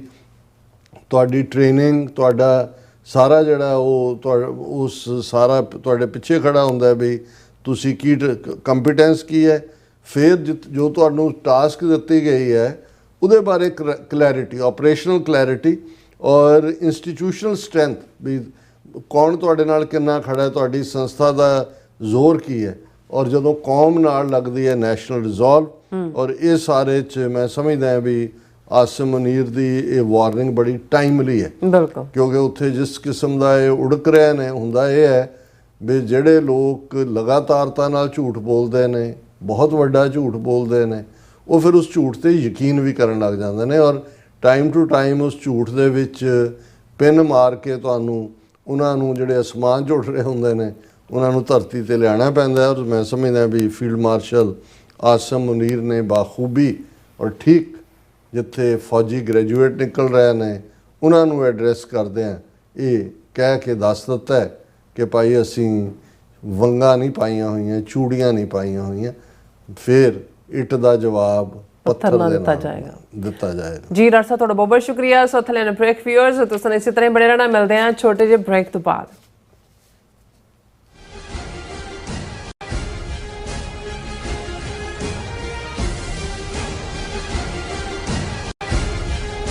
ਤੁਸੀਂ ਆਪਣੇ ਟੈਕਸਿਸ ਨੂੰ ਲੈ ਕੇ ਚਿੰਤਤ ਹੋ, ਤੁਸੀਂ ਆਪਣੀ ਕਮਾਈ ਲਈ ਮਿਹਨਤ ਕਰਦੇ ਹੋ, ਭਾਵੇਂ ਤੁਸੀਂ ਨੌਕਰੀ ਵਿੱਚ ਹੋਵੋ ਜਾਂ ਆਪਣਾ ਬਿਜ਼ਨਸ ਚਲਾਉਂਦੇ ਹੋ, ਜਦੋਂ ਟੈਕਸ ਭਰਨ ਦਾ ਸਮਾਂ ਆਉਂਦਾ ਹੈ ਤਾਂ ਤੁਹਾਨੂੰ ਇੱਕ ਭਰੋਸੇਯੋਗ ਟੈਕਸ ਅਕਾਊਂਟੈਂਟ ਦੀ ਲੋੜ ਹੈ ਜੋ ਟੈਕਸ ਬੈਲੈਂਸ ਦਾ ਤੁਹਾਡੇ ਪੱਖ ਵਿੱਚ ਜਾਣਾ ਯਕੀਨੀ ਬਣਾਵੇ। ਸਿਆਟਲ ਦੀ ਜਾਣੀ ਪਛਾਣੀ company Accurate Accountants and Taxes ਤੁਹਾਡੀ ਸੇਵਾ ਵਿੱਚ ਹਾਜ਼ਰ ਹੈ। ਅਸੀਂ ਹਰ ਤਰ੍ਹਾਂ ਦੇ ਟੈਕਸ ਭਰਨ ਵਿੱਚ ਤੁਹਾਡੀ ਮਦਦ ਕਰਾਂਗੇ। ਟੈਕਸ ਸੰਬੰਧੀ ਕਿਸੇ ਵੀ ਤਰ੍ਹਾਂ ਦੇ ਸਵਾਲ ਲਈ ਅੱਜ ਹੀ ਸਾਡੇ ਤੱਕ ਪਹੁੰਚ ਕਰੋ। Accurate Accountants and Texas. Signature truck service route 81 ਉੱਤੇ ਐਗਜ਼ਿਟ 235 ਤੇ ਟਰੱਕਰ ਵੀਰਾਂ ਲਈ 24 ਘੰਟੇ ਰੋਡ ਸਰਵਿਸ ਦੀ ਸੁਵਿਧਾ ਮੌਜੂਦ। Heavy duty repair, oil change, ਪੁਰਾਣੇ ਅਤੇ ਨਵੇਂ tyre, computer diagnostic, DPF cleaning, brake service ਜਾਂ ਰਸਤੇ ਵਿੱਚ ਆਈ ਹਰ ਤਰ੍ਹਾਂ ਦੀ ਰਿਪੇਅਰ ਪ੍ਰੋਫੈਸ਼ਨਲ ਟੀਮ ਵੱਲੋਂ ਕੀਤੀ ਜਾਂਦੀ ਹੈ। ਬ੍ਰੇਕਫਾਸਟ, ਲੰਚ ਅਤੇ ਡਿਨਰ ਲਈ ਪੰਜਾਬੀ ਢਾਬੇ ਦਾ ਆਨੰਦ ਵੀ ਮਾਣੋ। ਡਰਾਈਵਰ ਅਤੇ ਟਰੱਕ ਆਪਰੇਟਰ ਵੀਰ ਡਿਸਪੈਚ ਦੀ ਸਰਵਿਸ ਲਈ ਸਾਡੇ ਨਾਲ ਸੰਪਰਕ ਕਰਨ।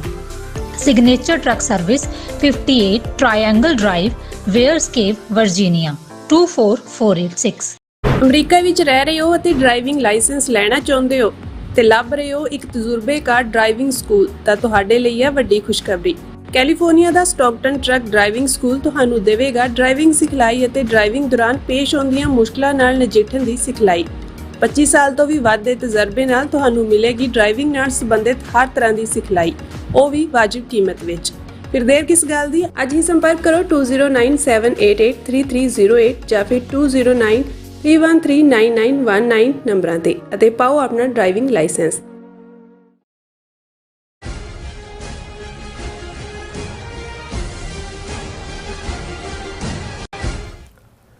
ਦਰਸ਼ਕੋ, ਬ੍ਰੇਕ ਤੋਂ ਬਾਅਦ ਤੁਹਾਡਾ ਸਭ ਦਾ ਭਰਪੂਰ ਸਵਾਗਤ ਹੈ। ਸੀਰੀਅਸ ਗੱਲਬਾਤ ਕਰਨ ਜਾ ਰਹੇ ਹਾਂ ਕਿ ਦਿੱਲੀ ਯੂਨੀਵਰਸਿਟੀ ਦੇ ਵਾਈਸ ਚਾਂਸਲਰ ਨੇ ਕਿਹਾ ਹੈ ਕਿ ਆਉਂਦੇ ਸੈਸ਼ਨ ਵਿੱਚ ਸਿੱਖ ਇਤਿਹਾਸ ਸੰਬੰਧੀ ਇੱਕ ਕੋਰਸ ਸ਼ਾਮਲ ਕੀਤਾ ਜਾਏਗਾ ਜਿਸ ਵਿੱਚ ਦੱਸਿਆ ਜਾਵੇਗਾ ਕਿ ਹਿੰਦੂ ਤੇ ਸਿੱਖ ਇੱਕੋ ਹੀ ਹਨ, ਸਾਡਾ ਕੋਈ ਕਲਚਰ ਜਾਂ ਧਾਰਮਿਕ ਵਖਰੇਵਾਂ ਨਹੀਂ ਹੈ। ਇਸ ਨੂੰ ਕਹਿੰਦੇ ਹਨ ਅਸਿਮੀਲੇਸ਼ਨ, ਯਾਨੀ ਕਿ ਆਪਣੇ ਵਿੱਚ ਜਜ਼ਬ ਕਰਨਾ। ਸੋ ਇਸ ਬਾਰੇ ਆਪਾਂ ਗੱਲਬਾਤ ਕਰਨ ਜਾ ਰਹੇ ਹਾਂ। ਸੋ ਅਸੀਂ ਚਾਹਾਂਗੇ ਕਿ ਤੁਸੀਂ ਇਸੇ ਤਰ੍ਹਾਂ ਬਣੇ ਰਹਿਣਾ। ਦੇਖਣ ਸੁਣ ਲਈ ਲਿਖਣ ਲਈ ਤੁਹਾਡਾ ਸਭ ਦਾ ਬਹੁਤ ਬਹੁਤ ਧੰਨਵਾਦ। ਜੀ ਰਾਜ ਸਾਹਿਬ, ਕੀ ਵਿਚਾਰਾਂ ਨੇ? ਦੇਖੋ, ਮੈਂ ਅਕਸਰ ਆਪਣੀਆਂ ਸਪੀਚਿਸ ਦੇ ਵਿੱਚ, ਪ੍ਰੈਜੈਂਟੇਸ਼ਨਸ ਦੇ ਵਿੱਚ ਮਿਲਾਨ ਕੁੰਦਰਾ ਫ੍ਰੀਲਾਂਸਰ ਉਸ ਦੀ ਇੱਕ ਕੋਟ ਨੂੰ ਦੁਹਰਾਉਂਦਾ ਹੈ ਕਿਉਂਕਿ ਉਹਦੇ 'ਚ ਜ਼ਾਹਰ ਹੈ ਵੀ ਹਰ ਵਾਰ ਨਵੀਂ ਕਰਾਊਡ ਜਾਂ ਨਵੀਂ ਆਡੀਅੰਸ ਵੀ ਹੁੰਦੀ ਹੈ, ਪਰ ਕੁਝ ਚੀਜ਼ਾਂ ਇੰਨੀਆਂ ਕੁ ਅਲਟੀਮੇਟ ਟਰੂਥ ਨੇ ਕਿ ਜਿਨ੍ਹਾਂ ਨੂੰ ਜੇ ਸਾਡੇ ਜਿਹੜੇ ਵਿਕਟਮ ਨੇ ਸਟੇਟ, ਇੰਡੀਅਨ ਸਟੇਟ ਦੇ, ਜਾਂ ਜਿਹੜੀ ਸਾਡੀ ਅੱਜ ਲੜਾਈ ਟੋਟਲ ਵਾਰ ਜਿਹੜੀ ਸਾਡੇ ਤੇ ਵਿੱਢੀ ਹੋਈ ਹੈ, ਉਸ ਦਾ ਜਿਹੜਾ ਨਿਸ਼ਾਨਾ ਬਣੇ ਹੋਏ ਨੇ, ਜੇ ਉਹਨਾਂ 'ਚੋਂ ਇੱਕ ਸਮਾਲ ਪਰਸੈਂਟੇਜ ਨੂੰ ਵੀ ਸਮਝ ਆ ਜਾਏ ਕਿ ਵੀ ਚੈਲੰਜ ਕਿਸ ਲੈਵਲ ਦਾ ਹੈ, ਇਹ ਮਹਿਜ਼ ਇਲੈਕਸ਼ਨਾਂ ਜਿੱਤਣਾ ਨਹੀਂ ਹੈ। ਜਿਵੇਂ ਇਹ ਹੋਇਆ ਕਿ ਜੇ ਇੰਦਰਾ ਗਾਂਧੀ ਨੇ ਸਿੱਖਾਂ ਦੇ ਖਿਲਾਫ ਜਾਂ ਇਸ ਲਈ ਕੀਤਾ ਕਿਉਂਕਿ ਅਗਲੀਆਂ ਚੋਣਾਂ ਜਿੱਤਣਾ ਚਾਹੁੰਦੀ ਸੀ, ਜਾਂ BJP ਇਹ ਫਲਾਣਾ ਨਹੀਂ, ਇਹ ਜਿਹੜੀ ਸਿੱਖਇਜ਼ਮ ਦੇ ਖਿਲਾਫ। ਔਰ ਜਿਵੇਂ ਮੈਂ ਅਕਸਰ ਕਹਿੰਦਾ ਕਿ ਵੀ ਇੱਕ ਪਾਕਿਸਤਾਨੀ ਸ਼ਾਇਰ ਜਿਹੜੇ ਨੇ ਉਹ ਅਕ੍ਰੋਸ ਬਾਰਡਰ ਬੈਠੇ, ਅਫਜ਼ਲ ਅਹਿਸਨ ਰੰਧਾਵਾ 9 ਜੂਨ ਨੂੰ ਜਦੋਂ ਨਵਾਂ ਘੱਲੂਘਾਰਾ ਨਜ਼ਮ ਲਿਖਦੇ ਨੇ ਤੇ ਉਹ ਕਹਿੰਦੇ ਨੇ ਕਿ ਵੈਰੀਆਂ ਕੱਢ ਵਿਖਾੜਿਆ 5 ਸਦੀਆਂ ਦਾ ਵੈਰ। ਹੁਣ ਉਹਨਾਂ ਨੂੰ ਸਮਝ ਆ ਰਹੀ ਹੈ ਕਿ ਵੀ ਇਹ ਜਿਹੜੀ ਲੜਾਈ ਆਈਡੀਆਜ਼ ਦੀ ਹੈ, ਗੁਰੂ ਨਾਨਕ ਪਾਤਸ਼ਾਹ ਦੀ ਆਈਡੀਓਲੋਜੀ ਕਿਵੇਂ ਬ੍ਰਾਹਮਣਵਾਦ ਦੀ ਧੁੰਨੀ 'ਚ ਤੀਰ ਹੈ, ਤੇ ਉਸ ਆਈਡੀਓਲੋਜੀ ਨੂੰ ਮੰਨਣ ਵਾਲਿਆਂ ਨੂੰ ਐਨਾਹੀਲੇਟ ਔਰ ਐਸਿਮੀਲੇਟ ਦੋਵੇਂ ਹੀ ਚੀਜ਼ਾਂ ਨੇ ਕਿ ਵੀ ਜਾਂ ਤਬਾਹ, ਜਿਹਨੂੰ ਸਰਵਨਾਸ਼ ਕਰ ਦੇਣਾ, ਤੇ ਜਾਂ ਉਹਨਾਂ ਨੂੰ ਜਜ਼ਬ ਕਰ ਲੈਣਾ। ਲੜਾਈ ਵਿਚਾਲੇ ਜਦੋਂ ਇਸ ਕਿਸਮ ਦੀ ਹੁੰਦੀ ਹੈ, ਔਰ ਤੀਸਰੀ ਨਹੀਂ, ਉਹਦੇ 'ਚੋਂ ਹੀ ਘੱਲੂਘਾਰੇ ਹੁੰਦੇ ਨੇ। 18ਵੀਂ ਸਦੀ 'ਚ ਵੀ ਇਹ ਸੀ, ਉਹ ਸੋਚ ਜਹਾਂਗੀਰੀ ਸੀ, ਤੌਜ਼ਕੇ ਜਹਾਂਗੀਰੀ ਜਾਂ ਔਰੰਗਜ਼ੇਬੀ ਸੀ। ਇਹ ਇਸ 'ਚ ਇੱਕੋ ਹੀ ਸੀ ਕਿ ਵੀ ਜਾਂ ਗੋਡੇ ਟੇਕ ਦਿਓ ਆ ਕੇ, ਜਿਵੇਂ ਰਾਜਪੂਤਾਂ ਨੇ ਬੜੇ ਬੜੇ ਅਹੁਦੇ ਲਏ ਹੋਏ ਸੀ, ਆਪਣੀਆਂ ਧੀਆਂ ਦੇ ਡੋਲੇ ਦੇ ਕੇ, ਉਹ ਤਾਂ ਕਹਿੰਦੇ ਸੀ ਜੀ ਇਹ ਮੁਗਲ ਰਾਜਪੂਤ ਰਾਜ ਹੈ, ਸਾਂਝਾ ਰਾਜ ਹੈ ਸਾਡਾ। ਹੁਣ ਅੱਜ ਭਾਵੇਂ ਦੇਸ਼ ਭਗਤ ਬਣੇ ਹੋਏ ਨੇ, ਇੱਕ ਅੱਧੇ ਨੂੰ ਛੱਡ ਕੇ ਮਹਾਰਾਣਾ ਪ੍ਰਤਾਪ ਨੂੰ ਜਾਂ ਉਸ ਤੋਂ ਪਹਿਲਾਂ ਰਾਣਾ ਸਾਂਗਾ ਨੂੰ, ਬਾਕੀ ਤਾਂ ਸਭ ਨੇ ਕਬੂਲ ਲਿਆ ਸੀ। ਸਿੱਖਾਂ ਦੇ ਕਿਉਂ ਘੱਲੂਘਾਰੇ ਹੋਏ, 2 ਘੱਲੂਘਾਰੇ ਇੱਕ ਸਦੀ, ਕਿਉਂਕਿ ਸਿੱਖਾਂ ਨੇ ਚੈਲੰਜ ਕੀਤਾ ਸੀ ਉਸ ਪਾਰਟ ਨੂੰ ਕਿ ਭਾਈ ਨਹੀਂ, ਇਹ ਸਾਨੂੰ ਕਬੂਲ ਨਹੀਂ ਹੈ, ਤੂੰ ਤਾਂ ਚਾਹੁੰਦਾ 2 ਤੋਂ 1 ਕਰਨਾ, ਮੈਂ ਤਾਂ 3 ਬਣਾਉਣੇ ਚਾਹੁੰਦਾ। ਇਹ ਗੁਰੂ ਤੇਗ ਬਹਾਦਰ ਸਾਹਿਬ ਦਾ ਜਵਾਬ। ਹੁਣ ਇਸ ਸਾਰੇ ਦੇ ਚਲਦਿਆਂ ਜਦੋਂ ਅਸੀਂ ਇਸ ਲੜਾਈ ਨੂੰ ਦੇਖਦੇ ਹਾਂ, ਔਰ ਮੈਂ ਮਿਲਾਨ ਕੁੰਦਰਾ ਦੀ ਗੱਲ ਇਸ ਲਈ ਕਰ ਰਿਹਾ ਕਿ ਵੀ ਉਹਨੇ ਜਦੋਂ ਇਸ ਕਿਸਮ ਦੀ ਸਿਵਲਾਈਜੇਸ਼ਨਲ ਚੈਲੰਜ ਦੀ ਗੱਲ ਕੀਤੀ ਕਿ ਕਿਵੇਂ ਇੱਕ ਧਿਰ ਜਿਹੜੀ ਹੈ ਜਦੋਂ ਪਾਵਰਫੁਲ ਹੋ ਕੇ ਦੂਸਰੀ ਨੂੰ ਆਪਣੇ 'ਚ ਜਜ਼ਬ ਕਰਨਾ ਚਾਹੁੰਦੀ ਹੈ ਤੇ ਉਹ ਕੀ ਤੌਰ ਤਰੀਕੇ ਅਪਣਾਉਂਦੀ ਹੈ। ਔਰ ਇਹ ਮਿਲਾਨ ਕੁੰਦਰਾ ਦੀ ਕੋਟ ਹੈ, the first step towards liquidation of a people is to destroy its books, its culture, its history. Then have somebody to write new books, invent new culture, create new history. Before long, those people will forget what they were and what they are. The struggle is of memory against forgetting.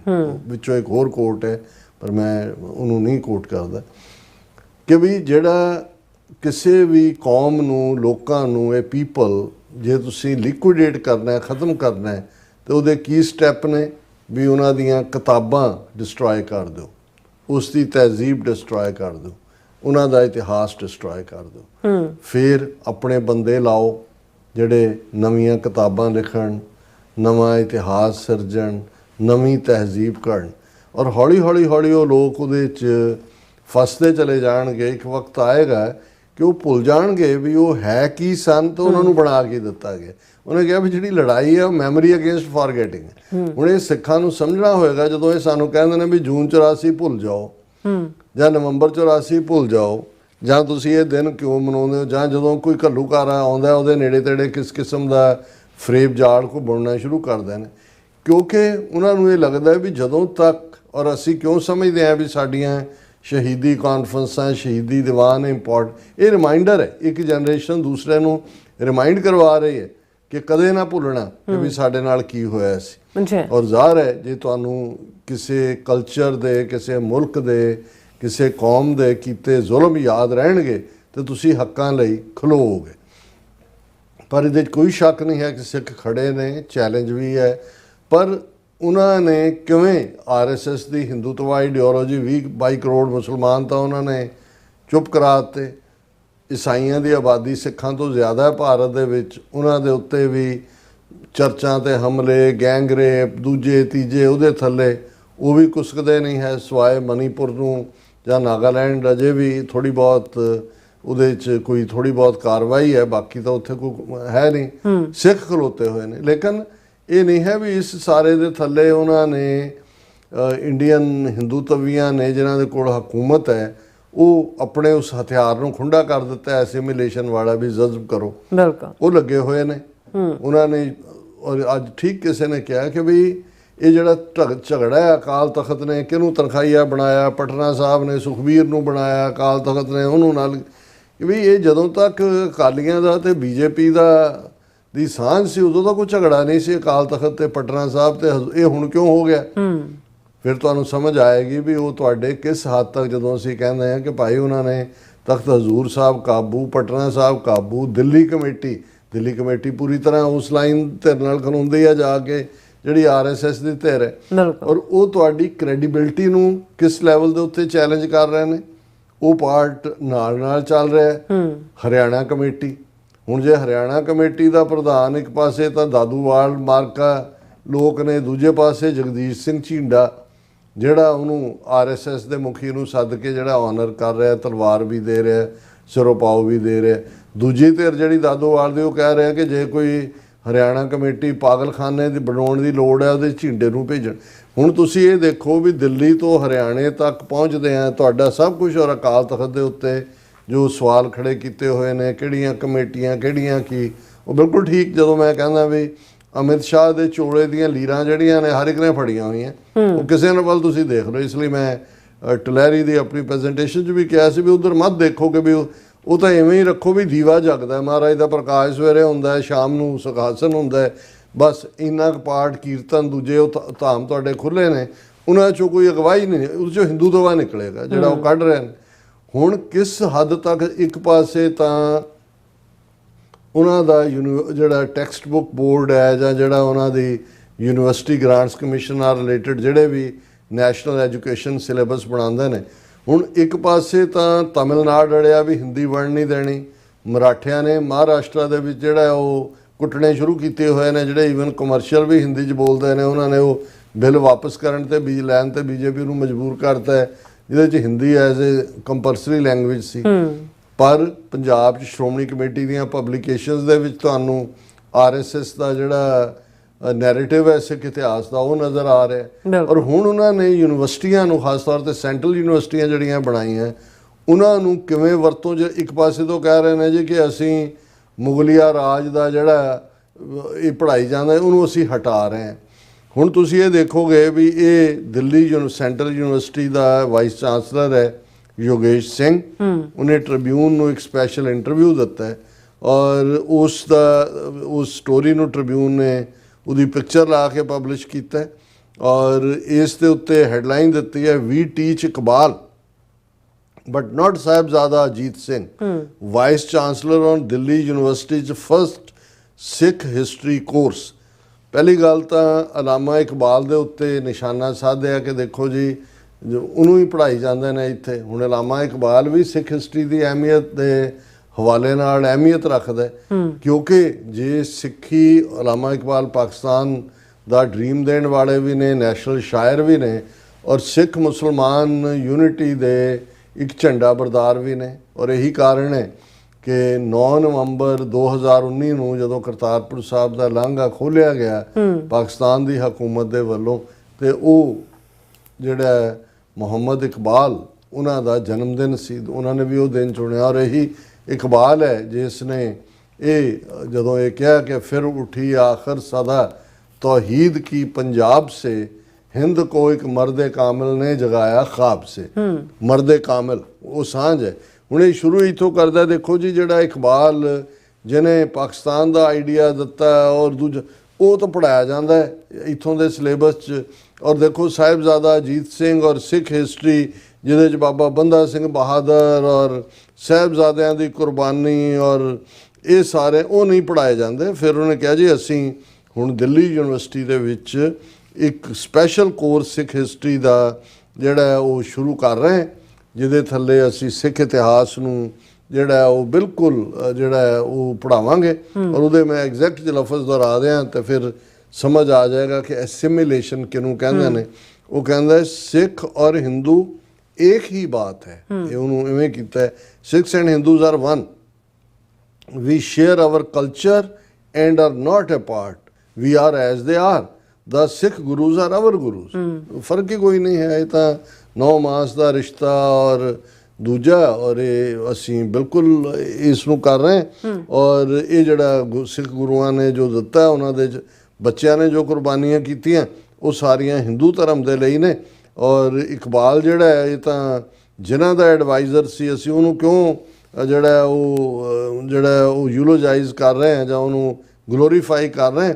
ਔਰ ਉਹਨਾਂ ਨੇ ਕਿਹਾ ਜੀ ਜਿਹੜਾ ਅਸੀਂ ਹੁਣ chapter ਬਣਾਏ ਨੇ ਇਸ ਕੋਰਸ ਦੇ, ਉਹਨਾਂ ਦੇ ਵਿੱਚ ਐਵੋਲਿਊਸ਼ਨ ਆਫ ਸਿੱਖਿਜ਼ਮ ਔਰ ਹੈਜੇਮੋਨਿਕ ਮੁਗਲ ਸਟੇਟ, ਵੀ ਕਿਵੇਂ ਗਲਬਾ ਪਾਇਆ ਮੁਗਲਾਂ ਨੇ, ਸਿੱਖ ਕਿਵੇਂ ਲੜੇ, ਮਾਰਟੀਰਡਮ ਦਾ ਕਾਨਸੈਪਟ, ਗੁਰੂ ਅਰਜਨ ਮਾਰਟੀਰਡਮ, ਗੁਰੂ ਤੇਗ ਬਹਾਦਰ ਮਾਰਟੀਰਡਮ, ਲਾਈਫ ਆਫ ਗੁਰੂ ਗੋਬਿੰਦ ਸਿੰਘ ਸੰਤ ਸਿਪਾਹੀ, ਰਾਈਜ਼ ਆਫ ਬੰਦਾ ਸਿੰਘ ਬਹਾਦਰ, ਭਾਈ ਮਨੀ ਸਿੰਘ, ਬਾਬਾ ਦੀਪ ਸਿੰਘ, ਭਾਈ Bota Singh.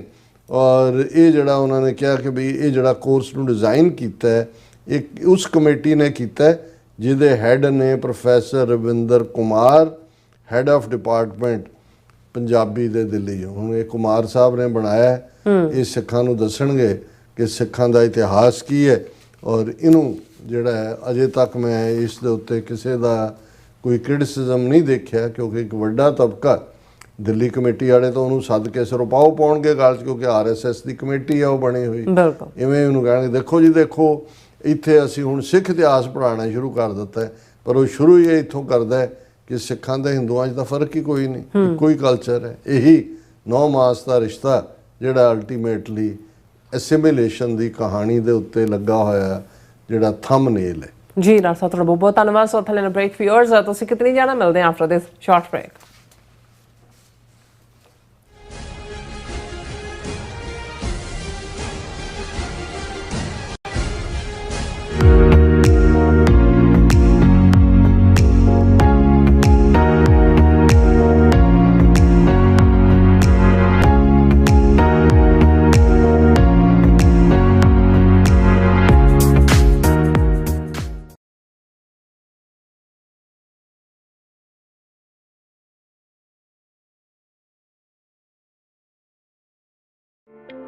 Signature truck service route 81 ਉੱਤੇ ਐਗਜ਼ਿਟ 235 ਤੇ ਟਰੱਕਰ ਵੀਰਾਂ ਲਈ 24 ਘੰਟੇ ਰੋਡ ਸਰਵਿਸ ਦੀ ਸੁਵਿਧਾ ਮੌਜੂਦ। Heavy duty repair, oil change, ਪੁਰਾਣੇ ਅਤੇ ਨਵੇਂ tyre, computer diagnostic, DPF cleaning, brake service ਜਾਂ ਰਸਤੇ ਵਿੱਚ ਆਈ ਹਰ ਤਰ੍ਹਾਂ ਦੀ ਰਿਪੇਅਰ ਪ੍ਰੋਫੈਸ਼ਨਲ ਟੀਮ ਵੱਲੋਂ ਕੀਤੀ ਜਾਂਦੀ ਹੈ। ਬ੍ਰੇਕਫਾਸਟ, ਲੰਚ ਅਤੇ ਡਿਨਰ ਲਈ ਪੰਜਾਬੀ ਢਾਬੇ ਦਾ ਆਨੰਦ ਵੀ ਮਾਣੋ। ਡਰਾਈਵਰ ਅਤੇ ਟਰੱਕ ਆਪਰੇਟਰ ਵੀਰ ਡਿਸਪੈਚ ਦੀ ਸਰਵਿਸ ਲਈ ਸਾਡੇ ਨਾਲ ਸੰਪਰਕ ਕਰਨ। Signature truck service 58 triangle drive, Weyers Cave, Virginia 24486।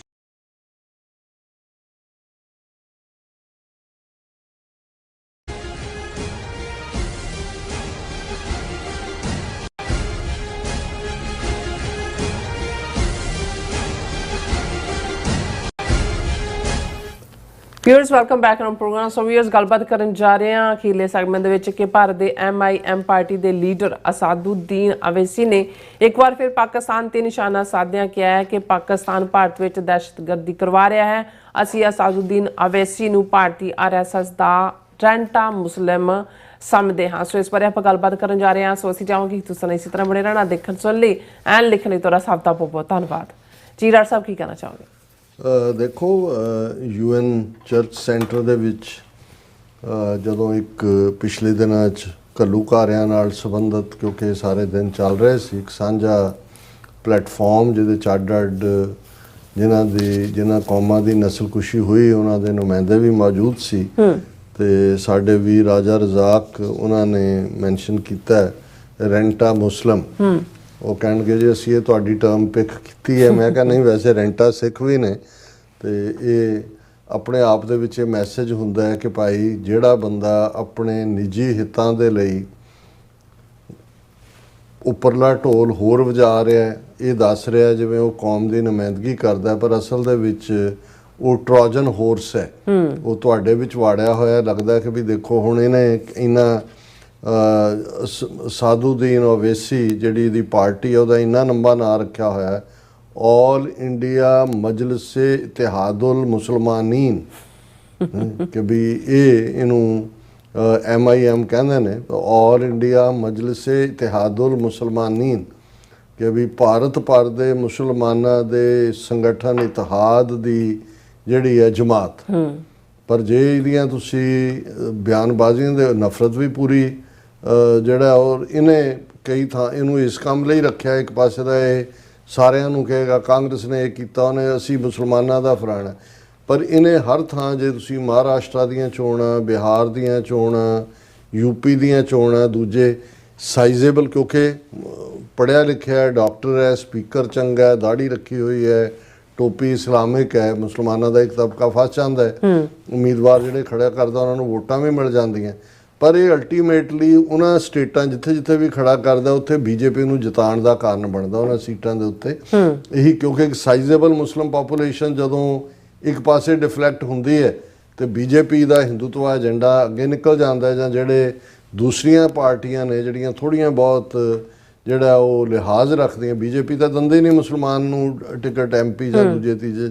ਹੁਣ ਰੈਂਟਾ ਮੁਸਲਿਮ ਉਹਨਾਂ ਨੇ ਹੌਲੀ ਹੌਲੀ ਅਸੈਂਬਲੀਆਂ 'ਚ ਭਾਵੇਂ ਸ਼ੁਰੂ ਕੀਤੇ ਨੇ ਔਰ ਇੱਕ ਪਾਸੇ ਤਾਂ ਇਹਦਾ ਇਹ ਰੋਲ ਹੁੰਦਾ ਉਦੋਂ ਮੁਸਲਮਾਨਾਂ 'ਚ ਜਾ ਕੇ ਕੱਟੜ ਮੁਸਲਮਾਨ ਬਣ ਜਾਂਦਾ ਹੈ ਔਰ ਇਹ ਕਹਿੰਦਾ ਵੀ ਸਾਡੀ ਆਪਣੀ ਜਮਾਤ ਹੋਣੀ ਚਾਹੀਦੀ, ਪਰ ਉੱਥੇ ਇਹ ਉਹਨਾਂ ਦੇ ਵੋਟ ਬੈਂਕ ਨੂੰ ਤੋੜਨ ਦਾ ਕੰਮ ਕਰਦਾ। ਪਰ ਜਦੋਂ ਨੈਸ਼ਨਲ ਲੈਵਲ ਦੇ ਉੱਤੇ ਇਹ ਸਾਬਤ ਕਿਉਂਕਿ ਪਾਕਿਸਤਾਨ ਦੀ ਇਹ ਖਿਲਾਫਤ ਕਰਦਾ, ਜਿਨ੍ਹਾਂ ਦੇ ਖਿਲਾਫ ਵੀ ਜਿਹੜਾ ਇਹ ਇਸ ਨੂੰ TV ਦੇ ਉੱਤੇ ਬਿਠਾ ਕੇ ਡਿਸਕਸ਼ਨਸ ਦੇ ਵਿੱਚ ਕਰਦਾ, ਕਹਿੰਦੇ ਜੀ ਸਾਡੇ ਤਾਂ ਪੁਰਖਿਆਂ ਦੀਆਂ ਕਬਰਾਂ ਨੇ, ਅਸੀਂ ਤਾਂ ਇਸ ਧਰਤੀ ਦੇ ਹਾਂ ਔਰ ਅਸੀਂ ਫਲਾਣੇ ਹਾਂ ਤੇ ਢਿਮਕੇ।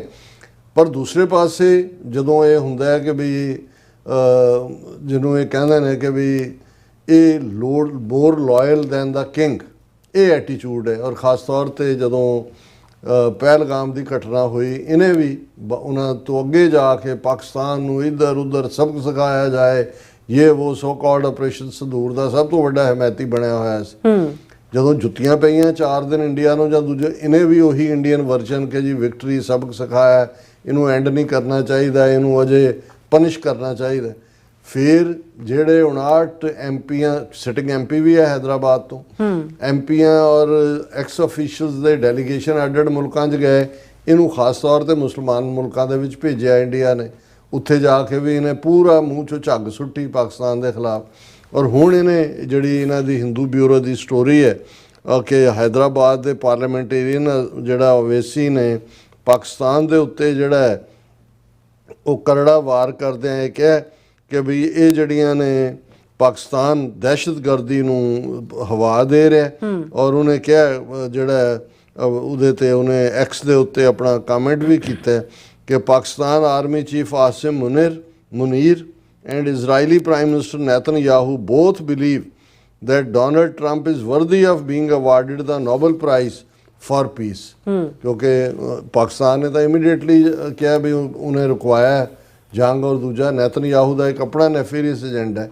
पर इहदी तुसी करतूत देखो अवेसी दी। उन्हें कहा कि भी ये जड़ा जनरल मुनीर नूं कहा कि ही इज़ ए की एक्सपोर्टर ऑफ टैरिज्म टू इंडिया, कि ਇਹ ਭਾਰਤ ਦੇ ਵਿੱਚ ਦਹਿਸ਼ਤਗਰਦੀ ਨੂੰ ਭੇਜ ਰਿਹਾ, ਉਸ ਦਾ ਕੀ ਐਕਸਪੋਰਟਰ ਹੈ। ਔਰ ਉਹਨਾਂ ਨੇ ਕਿਹਾ ਕਿ ਵੀ ਇਹ ਜਿਹੜਾ ਜੈਨੋਸਾਈਡ ਜਾਂ ਦੂਜਾ ਕਰਨ ਵਾਲਾ ਨੈਤਨਯਾਹੂ, ਪਰ ਪਾਕਿਸਤਾਨ ਜਿਹੜਾ ਕੀ ਐਕਸਪੋਰਟਰ ਹੈ। ਸੋ ਇਹ ਹੈ ਜਿਹੜੇ ਹੁਣ ਇੱਦਾਂ ਦੇ ਮੌਕਿਆਂ ਦੇ ਉੱਤੇ ਜਦੋਂ ਆਲਰੇਡੀ ਹੁਣ ਨੈਤਨਯਾਹੂ DC 'ਚ ਆਇਆ ਹੋਇਆ ਹੈ। ਹਾਲਾਂ ਟਰੰਪ ਨੇ ਉਹਦੇ ਆਉਣ ਤੋਂ ਪਹਿਲਾਂ ਇਹ ਕਿਹਾ ਕਿ ਜੀ ਇਸ ਵਾਰ ਮੈਂ ਸਖਤੀ ਨਾਲ ਪੇਸ਼ ਆਵਾਂਗਾ, ਪਰ ਅੱਜ ਦਿਨ ਲੰਘ ਗਿਆ, ਕੋਈ ਐਸਾ ਸਾਹਮਣੇ ਨਹੀਂ ਆਇਆ। ਹਾਲਾਂ ਉਹਦਾ ਡਿਫੈਂਸ ਮਿਨਿਸਟਰ ਇਜ਼ਰਾਈਲ ਦਾ ਕਹਿ ਰਿਹਾ ਜੀ ਅਸੀਂ ਗਜ਼ਾ ਦੀ 2.2 ਮਿਲੀਅਨ ਪਾਪੂਲੇਸ਼ਨ ਨੂੰ ਫਲਾਣੇ ਥਾਂ ਦੇ ਉੱਤੇ ਜਿਹੜਾ ਉਹ ਮੂਵ ਕਰਾ ਦੇਣਾ ਹੈ, ਜਿਹਨੂੰ ਉਜਾੜ ਨੂੰ ਜਿਹੜਾ ਉਹ ਵਸਾ ਦੇਣਾ। ਔਰ ਇਧਰ ਔਰ ਉਹਨਾਂ ਦੀਆਂ ਕਿਲਿੰਗ ਅੱਜ ਵੀ ਉਹਨਾਂ ਨੇ ਮਾਰੇ ਨੇ ਉੱਥੇ ਆਮ ਲੋਕ ਜਿਹੜੇ ਵਿਚਾਰੇ ਏਡ ਲੈਣ ਲਈ ਖਲੋਤੇ ਹੁੰਦੇ ਨੇ।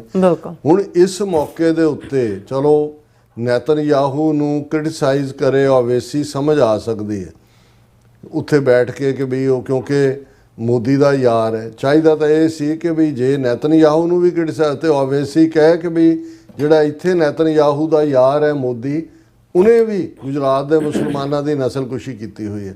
ਪਰ ਜੇ ਨੈਤਨਯਾਹੂ ਦੇ ਨਾਲ ਜਨਰਲ ਆਸਿਮ ਮੁਨੀਰ ਨੂੰ ਮਿਲ ਕੇ ਜਿਹੜਾ ਉਹ ਉੱਥੇ ਆਪਣਾ ਮੈਸੇਜ ਦੇਣਾ ਚਾਹੁੰਦਾ, ਦੇਖੋ ਜੀ ਪਾਕਿਸਤਾਨ ਵੀ ਜਿਹੜਾ ਉਹ ਐਕਸਪੋਰਟਰ ਹੈ ਟੈਰਰਿਜ਼ਮ ਦਾ। ਇਹਦਾ ਮਤਲਬ ਇਹ ਹੈ ਕਿ ਆਸਿਮ ਮੁਨੀਰ ਨੂੰ ਨੈਤਨਯਾਹੂ ਨਾਲ ਫਿੱਟ ਕਰਕੇ ਕਿਹਦਾ ਫਾਇਦਾ ਕਰ ਰਿਹਾ ਉਹੀ RSS ਦੇ ਏਜੰਡੇ ਨੂੰ। ਸੋ ਇਹ ਕੰਮ ਰੈਂਟਾ ਮੁਸਲਮ ਜਾਂ ਰੈਂਟਾ ਸਿੱਖ ਇਸ ਕਿਸਮ ਦੇ ਕੰਮਾਂ ਲਈ ਉਹਨਾਂ ਨੇ ਰੱਖੇ ਹੋਏ ਨੇ। ਜੀ ਡਾਕਟਰ ਸਾਹਿਬ ਤੁਹਾਡਾ ਬਹੁਤ ਬਹੁਤ ਸ਼ੁਕਰੀਆ। ਹੁਣ ਆਪਾਂ ਆਪਣੇ ਜਿਹੜੇ ਵਿਊਅਰਸ ਮੈਸੇਜ ਨੇ ਉਹ ਲੈਣ ਜਾ ਰਹੇ ਹਾਂ। ਸਭ ਦਾ ਬਹੁਤ ਬਹੁਤ ਸ਼ੁਕਰੀਆ ਅਦਾ ਕਰਦੇ ਹਾਂ। ਨਿਹੰਗ ਸਿੰਘ ਜੀ ਸਾਡੇ ਪਹਿਲੇ ਵਿਊਅਰ ਨੇ, ਸਾਨੂੰ ਫਤਿਹ ਬੁਲਾਉਂਦੇ ਨੇ। ਵਾਹਿਗੁਰੂ ਜੀ ਕਾ ਖਾਲਸਾ ਵਾਹਿਗੁਰੂ ਜੀ ਕੀ ਫਤਿਹ। ਔਰ ਧਰਮ ਸਿੰਘ ਜੀ, ਸੋਨਮੈਲ ਜੀ ਵੀ, ਅਮਰਜੀਤ ਸਿੰਘ ਜੀ ਵੀ, ਹਰਮਨ ਪੰਨੂ ਜੀ, ਗੁਰਜੀਤ ਸਿੱਧੂ ਜੀ ਔਰ ਬਲਜੀਤ ਵਰਾਜ ਜੀ, ਸੁਖਜੀਵਨ ਬੱਚੂ ਜੀ, ਸਰਦਾਰ ਸਾਹਿਬ ਜੀ, ਡਾਕਟਰ ਪਰਮਜੀਤ ਸਿੰਘ ਸਮਰਾ ਜੀ, ਬਿੱਲੇ ਸਿੰਘ ਜੀ ਔਰ ਇਸੇ ਤਰ੍ਹਾਂ ਮੁਹੰਮਦ ਯਾਕੂਬ ਜੀ ਨੇ ਕਾਫੀ ਸਾਰੇ ਮੈਸੇਜ ਨੇ ਹਰੇਕ ਸੈਗਮੈਂਟ ਦੇ ਥੱਲੇ ਬੜੇ ਫੋਕਸ ਨਾਲ ਦੇਖਦੇ ਨੇ।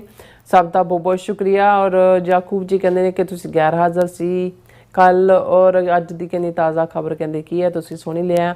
ਔਰ ਡਾਕਟਰ ਪਰਮਜੀਤ ਸਿੰਘ ਸਮਰਾ ਜੀ ਕਹਿੰਦੇ ਬਿੱਲੀ ਸਿੰਘ ਜੀ ਜਲਾਵਤ ਨੇ ਸਿੱਖਾਂ ਨੂੰ ਭਾਰਤ ਤੋਂ ਬਾਹਰ ਹੀ ਇੱਕ ਆਜ਼ਾਦ ਸਰਵਉੱਚ ਤਖਤ ਸਾਹਿਬ ਦੀ ਸਥਾਪਨਾ ਕਰ ਲੈਣੀ ਚਾਹੀਦੀ ਹੈ। ਭਾਰਤ ਅੰਦਰ 5 ਤਖਤਾਂ RSS ਦੇ ਗੁਲਾਮ ਬਣ ਗਏ ਹਨ। ਡਾਕਟਰ ਸਾਹਿਬ ਤੁਸੀਂ ਠੀਕ ਕਹਿ ਰਹੇ ਹੋ ਵੀ ਉੱਥੇ ਤਾਂ ਤਖਤਾਂ ਦੇ ਉੱਤੇ ਉਹਨਾਂ ਦਾ ਕੰਟਰੋਲ ਹੈ, ਪਰ ਕਿਉਂਕਿ ਤਖਤ ਹਿਸਟੋਰੀਕਲ ਨੇ, ਉਹਨਾਂ ਦਾ ਇੱਕ ਆਪਣਾ ਪਿਛੋਕੜ ਹੁੰਦਾ, ਅਸੀਂ ਤਖਤ ਤਾਂ ਨਹੀਂ ਸਿੱਧ ਸਕਦੇ। ਪਰ ਇੰਨਾ ਜ਼ਰੂਰ ਹੈ ਕਿ 5 ਮਿਲੀਅਨ ਸਿੱਖ ਡਾਇਸਪੋਰਾ, ਜਿਵੇਂ ਅਸੀਂ ਆਪਣੇ ਓਪਨਿੰਗ ਸੈਗਮੈਂਟ 'ਚ ਕਿਹਾ, ਸਾਡੀਆਂ ਜਥੇਬੰਦੀਆਂ ਜੇ ਤਾਲਮੇਲ ਕਰਕੇ ਜਿਵੇਂ ਵਰਲਡ ਸਿੱਖ ਪਾਰਲੀਮੈਂਟ ਦਾ ਕਾਨਸੈਪਟ ਹੈ, ਆਪਣੀ ਸਟਰੈਂਥ ਨੂੰ ਅਸੀਂ ਗੈਦਰ ਕਰੀਏ ਤੇ ਪੰਜਾਬ ਦੇ ਲੋਕ ਜਾਂ ਭਾਰਤੀ ਨਕਸ਼ੇ 'ਚ ਕੈਦ ਸਿੱਖ ਜਿਹੜੇ ਨੇ ਉਹ ਅੱਜ ਵੀ ਬਾਹਰਲਿਆਂ ਸਿੱਖਾਂ ਵਾਲੀ ਦੇਖਦੇ ਨੇ। ਔਰ ਅਲਟੀਮੇਟਲੀ ਗੇਮ ਚੇਂਜਰ ਡਾਇਸਪੋਰਾ ਸਿੱਖ ਹੀ ਨੇ। ਪਰ ਬਹੁਤ ਧੰਨਵਾਦ ਤੁਹਾਡੇ ਸੁਝਾਅ ਦਾ। ਔਰ ਮੁਹੰਮਦ ਯਾਕੂਬ ਜੀ ਸਲੀਮ ਮਲਕ ਦੇ ਬਾਰੇ ਵੀ ਗੱਲ ਕਰ ਰਹੇ ਨੇ, ਕਹਿੰਦੇ ਤੁਸੀਂ ਉਹਨਾਂ ਨੂੰ ਸਟੂਡੀਓ ਵਿੱਚ ਐਜ਼ ਏ ਮਹਿਮਾਨ ਦੇ ਤੌਰ ਤੇ ਬੁਲਾਉਂਦੇ ਸੀ। ਹਾਂ ਨਹੀਂ, ਉਹ ਤਾਂ ਸਾਡੇ ਪਿਲਰ ਸੀ ਇਹਨਾਂ ਸਾਂਝਾਂ ਦੇ। ਅਨਫੋਰਚੂਨੇਟਲੀ ਉਹ ਇਸ ਜਹਾਨ ਨੂੰ ਤੋਂ ਚਲੇ ਗਏ, ਜਿਹਦਾ ਸਾਨੂੰ ਬਹੁਤ ਵੱਡਾ ਘਾਟਾ ਪਿਆ ਜੀ। ਫੋਰ ਇਸੇ ਤਰ੍ਹਾਂ ਬਿਲਾਲ ਅਹਿਮਦ ਜੀ ਵੀ ਸਾਨੂੰ ਅਸਲਾਮ ਵਾਲੇਕਮ ਕਹਿੰਦੇ ਨੇ ਦੋਨਾਂ ਜਨਾਂ ਨੂੰ, ਔਰ ਕਹਿੰਦੇ ਕਿ ਇੱਥੇ ਰੇਨਿੰਗ ਹੋ ਰਹੀ ਹੈ ਮਾਰਨਿੰਗ ਟਾਈਮ ਤੇ। ਵਾਲੇਕਮ ਸਲਾਮ। ਔਰ ਫਿਰ ਇਸ ਤਰ੍ਹਾਂ ਮੁਹੰਮਦ ਯਾਕੂਬ ਜੀ ਕਹਿੰਦੇ ਨੇ ਕਿ ਓਕੇ ਹਾਂਜੀ ਨਹੀਂ, ਉਹਨਾਂ ਨੇ ਮੁਹੰਮਦ ਯਾਕੂਬ ਜੀ ਨੇ ਕਿਹਾ ਵੀ ਕਰਨਲ ਮਕਬੂਲ ਮਲਕ ਜੀ ਨੂੰ ਵੀ ਤੁਸੀਂ ਇਹ ਅਸੀਂ ਦੇਖਾਂਗੇ ਆਉਣ ਵਾਲੇ ਪੀਰੀਅਡ ਦੇ ਵਿੱਚ, ਆਲਰੇਡੀ ਮੇਰੇ ਮਾਈਂਡ 'ਚ ਹੈ ਜੀ। ਹਾਂਜੀ, ਔਰ ਬਿਕਰਮਜੀਤ ਸਿੰਘ ਵੀ, ਔਰ ਇਸੇ ਤਰ੍ਹਾਂ ਜਤਿੰਦਰ ਸਿੰਘ ਜੀ ਵੀ, फिर इसी तरह मोहम्मद याकूब जी भी और जसबीर सिंह जी भी और अब्दुल वाहिद, इन्हों का मैसेज मेरे ख्याल तुसी ही कर दो। मैं क्या कहते डॉक्टर साहब, ईरान के साथ गद्दारी की खातर इंडियन नेवी वालों मसूद के साथ मिलकर गद्दारी की और मुझको ये बात समझ नहीं आई। मुस्लिम मुल्क इंडियन पर एतबार क्यों करते हैं मोदी हर तरफ से। यही अब्दुल वहीद जी ट्रैजेडी मैं इसनों कहांगा कि भी कोई मुसलमान मुल्क समेत सऊदी अरेबिया, UAE, कतर दे ऐसा नहीं है जिन्होंने मोदी नूं हाईएस्ट सिविलियन अवार्ड ना दिता होए।